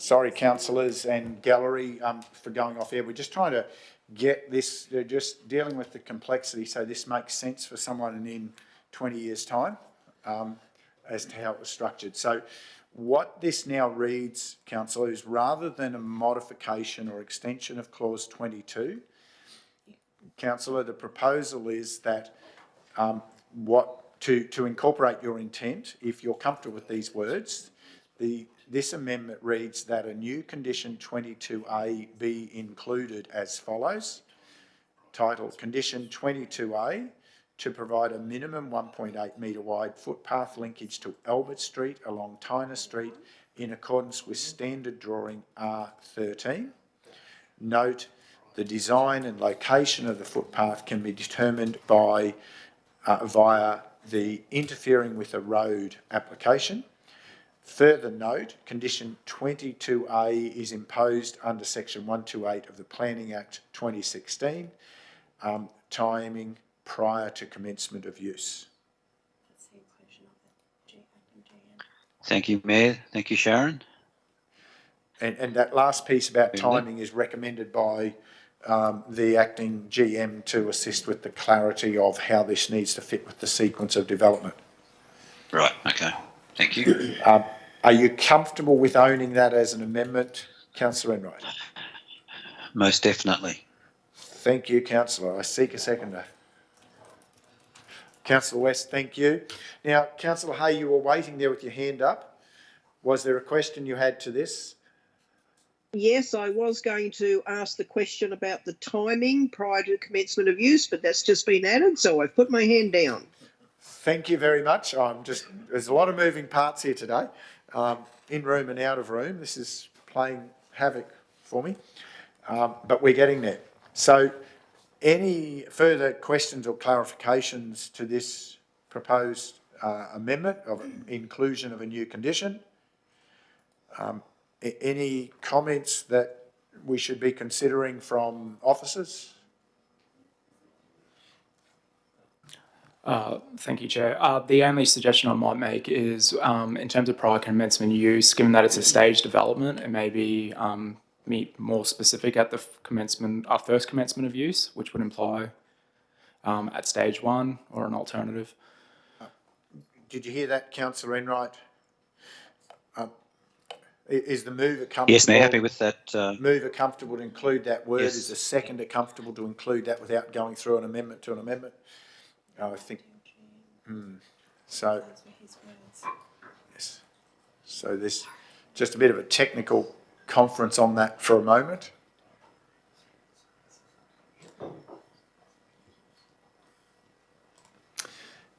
That's okay. If both the mover and seconder are comfortable, unless there's an objection, I'm going to accept that within the amendment as it was tabled.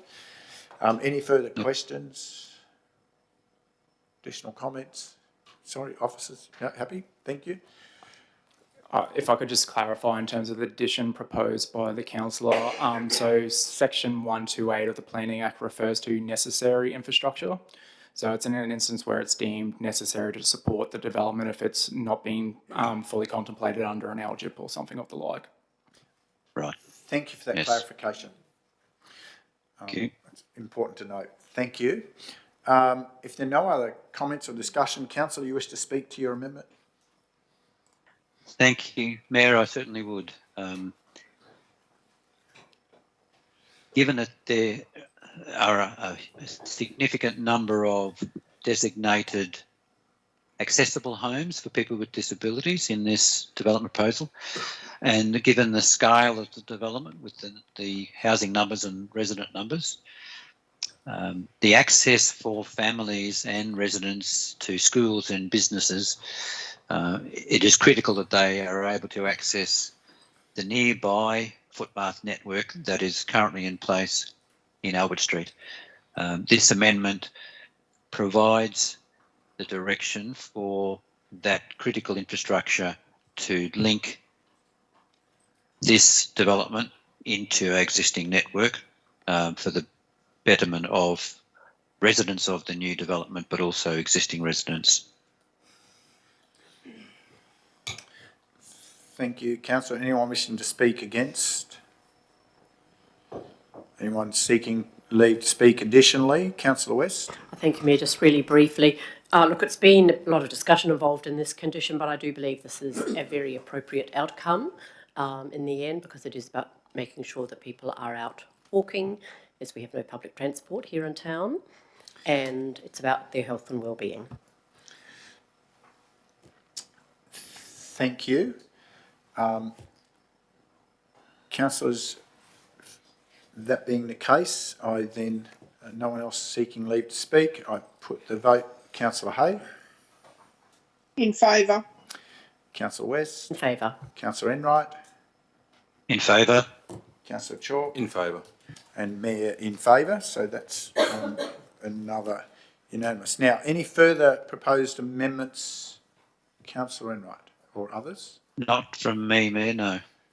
Any others, councillors? Okay, then I just pause for a moment. So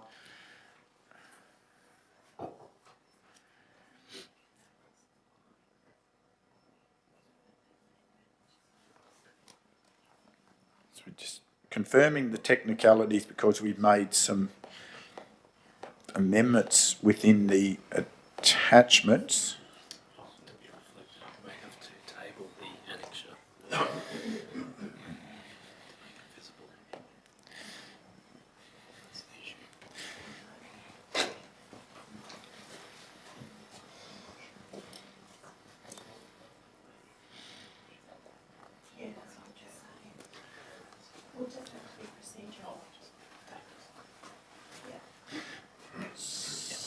So just for clarity, this is about bringing forward. So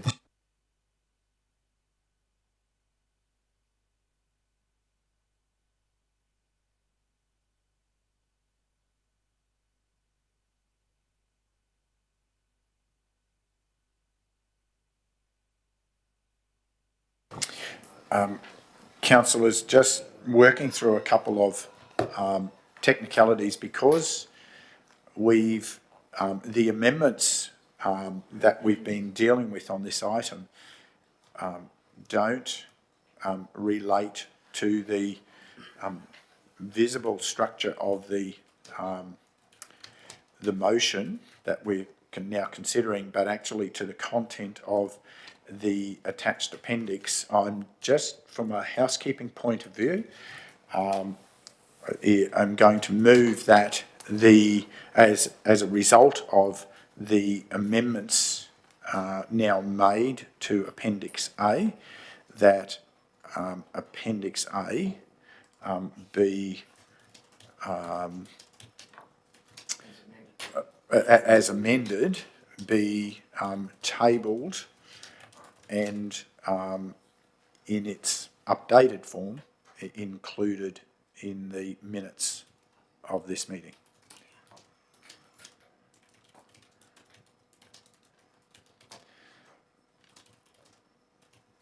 That's just to ensure we've got the proper version captured into the minutes. Okay. So I'll move that. It's procedural, so I don't need a seconder. Anyone need to well, I'm happy to take a seconder. I'll take a seconder, Councillor West. And any further discussion needed? Any councillors? I don't think I need to speak to it. We've explained it as we've gone. Anyone wishing to speak against? Speak additionally? Put it to the vote. Councillor Hay? In favour. Councillor West? In favour. Councillor Enright? In favour. Councillor Chalk? In favour. Mayor in favour. Thank you, councillors. Now that we've dealt with that, we can return to the original motion, noting that the appendix is now tabled in its new form and therefore is relevant to the consideration for the motion as it is now presented. I will speak briefly. I am supportive of this motion before us today, and I'm supportive of this development. It creates a lot of challenges, and certainly because of the scale and intensity, and the question marks that raises has certainly got a lot of things that we'll need to watch as we move forward. However, we do need to be accommodating for the different expectations of people who form part of our community moving forward as we get the jobs growth we're anticipating, and to be able to properly accommodate that. I do express a personal hope that the developers consider some of the emerging notions about how to create a higher level of amenity within the precinct as they move through to development, as those experiences globally are certainly bringing a much stronger social outcome from these developments, not just an affordable housing outcome. Nonetheless, I commend the motion before us today. Speaker against? Wishing to speak additionally? Yes, Mayor, I would be Councillor happy to. Enright. Thank you. There has been considerable concerns from local residents regarding this development, and I understand these concerns, and I consider it perhaps could be termed growing pains. The clash of the old Beaudesert with the new Beaudesert. The old have been living in this quiet area of town for many decades, enjoying large blocks, a bit of distance from their neighbours, and a very nice amenity. The new Beaudesert is really about providing diversity of housing to cater for the future housing needs. 2, 3 and 4 bedroom units with close proximity to our CBD. And I understand the differences, but I would also like to thank the 10 residents who live mostly near to this area for highlighting your concerns. Through the efforts of our officers, the concerns raised from our residents, I believe we've come up with a lot better proposal, and thank the applicants for their assistance through this process. The number of dwellings being reduced from 84 to 79, the open space being increased up to over 4,000 square metres, the extra buffer between the showgrounds and the closest building, the improved amenity, particularly for the residents who live in Tyner Street. It will be a lot better view than what was proposed originally. The concern about car parking has been addressed, and the increase of the landscaping and the appearance is really quite looking very pleasant. So I believe that the important upgrades to Tyner, Jane Street and Kookaburra Street are critical as a part of this development and will provide the appropriate road surface and level of service to our community that they deserve. And I believe that through the submissions from the residents, the efforts of council officers in working with the applicants, and with these additional conditions of connecting footpaths and securing that curbing and channelling, this development will provide important diversity of housing for our town's future needs. Oh, you've dropped out. And Councillor. deserves. Now we've got you back. Sorry, we dropped you for a couple of seconds there, Councillor. So this development will provide important diversity of housing for the town's future needs and provide the critical community infrastructure that this town needs and deserves. Thank you. Thank you, Councillor. Anyone else seeking leave to speak additionally? I'll make a couple of comments, Mayor, if it's all right. Yeah, I think it's quite inevitable that we're going to see developments like this into our future.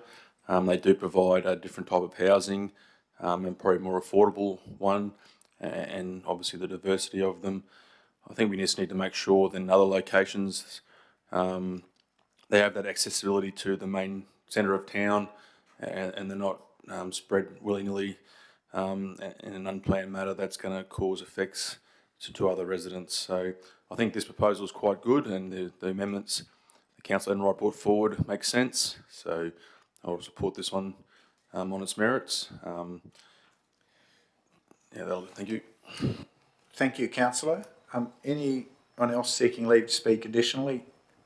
If not, I have no need to close. I'll put the motion. Firstly, councillor Hay. I support the motion. Councillor West. In favour. Councillor Enright. In favour. Councillor Chalk. In favour. And Mayor in favour. Thank you, councillors, for considering that. For those in the gallery, thank you for your patience through the day. We do now have 2 items to attend to in a confidential session. Before we move to that, thank you to the officers who've worked patiently through a number of these matters. There's a lot of complexity in the work that you do, and we really do appreciate your expertise and objectivity in the way you consider matters. It's never easy. However, I will now seek a motion to go into closed session. Councillor West, second to Councillor Chalk. Thank you. Don't think there needs discussion. Those in favour, Councillor Hay. Yes, in favour. Councillor West. In favour. Councillor Enright. In favour. Councillor Chalk. In favour. And Mayor. So that's unanimous. To those in the gallery, as we always do, we'll try to come back on the quarter hour, and we will be back with you soon, we hope. Thank you.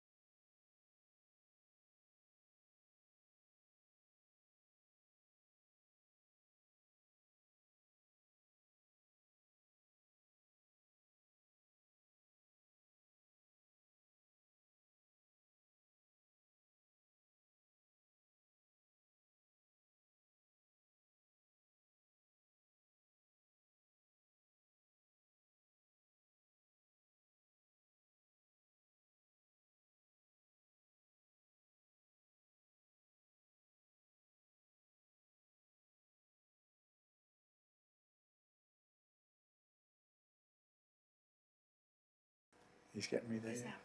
Okay. Did she vote? Thank you. Councillors, I seek a motion to return into open session. Councillor Chalk, seconder, Councillor West, thank you. Councillors, I don't think that needs discussion. Councillor Hay? In favour. Councillor West? In favour. Councillor Enright? In favour. Councillor Chalk? In favour. And Mayor in favour. We're now returned into open session. Thank you, Gallery. We've been able to move through those items, and I am now in a position to introduce a motion in relation to item 12.1. I move that one, Council appoint Stephen Coates for a second term as an external member of the Audit and Risk Committee for a period of 3 years. 2, Council appoint Melissa Jacobs for a second term as an external member of the Audit and Risk Committee for a period of 4 years.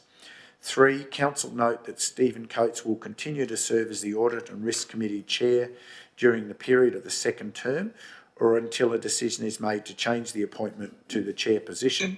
And 4, Council authorise the Chief Executive Officer to negotiate with the external members regarding adjustments to the sitting fees in line with the amounts noted in the body of the report. I seek a seconder. Yeah, I'll second it, Mr Mayor. Thank you, Councillor Chalk. Any discussion, Councillor Hay? You're on mute still. I was trying to second that, thank you. Oh, sorry. Thank you. Bit slow, Amanda. No, just not visible. I'm trying to look multiple ways. I'm reading here and looking sideways. So thank you, Councillor. So any further questions? I don't believe that I need to offer any further discussion to it. Anyone wishing to speak against? Anyone seeking leave to speak additionally? I put the motion. Councillor Hay? In favour. Councillor West? In favour. Councillor Enright? In favour. Councillor Chalk? In favour. And Mayor in favour. So that's carried. And we move to item 12.2.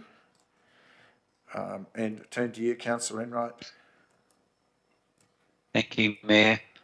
I would like to introduce the report, item 12.2, Waste Asset Development, Operations and Services, Proposed Development Approach.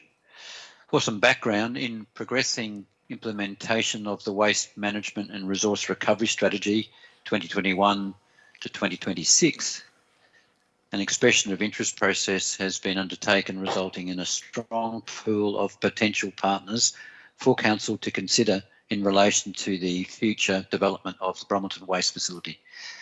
Council is now well placed to progress with a closed tender process to support asset development involving operational efficiency and providing for a range of options to divert targeted waste streams from landfill. I take the report as read and now move that 1, Council endorse the short list of respondents identified within this report following the Waste Asset Development Operations and Services expressions of interest to progress to a closed tender process. And 2, Council endorse the progression of a closed tender process for waste asset development operations and services in accordance with the Local Government Regulations 2012, Section 228, subsection 2, 5 and 7. Seek a seconder. Come on, Councillor Hay. Righto. Thank you. Thank you, Councillor. Any further questions, discussion? Need to speak to your motion, Councillor? Thank you, Mayor. Just briefly, in progressing the Waste Management and Resource Recovery Strategy, Council has concluded the expression of interest stage with a very encouraging response. It is now appropriate to progress to the next phase of this project with the closed tender process, with the short list of respondents. I would like to recognise all council officers who have played an important role in this exciting opportunity for our council and our region. Thank you, Councillor. Anyone wishing to speak against? Speak additionally? Put the motion. Councillor Hay? In favour. Councillor West? In favour. Councillor Enright? In favour. Councillor Chalk? In favour. And Mayor in favour. Thank you, councillors. Thank you for your endurance through today's agenda. Thank you to those who've stayed with us through the digital gallery. Whilst it was a busy agenda, it was also had some significant matters that we didn't want to do a disservice to. And councillors, thank you for enduring. I know some of you are battling with some health issues, and I appreciate your support in seeing the meeting through. With that, at 3:23, I declare the meeting closed.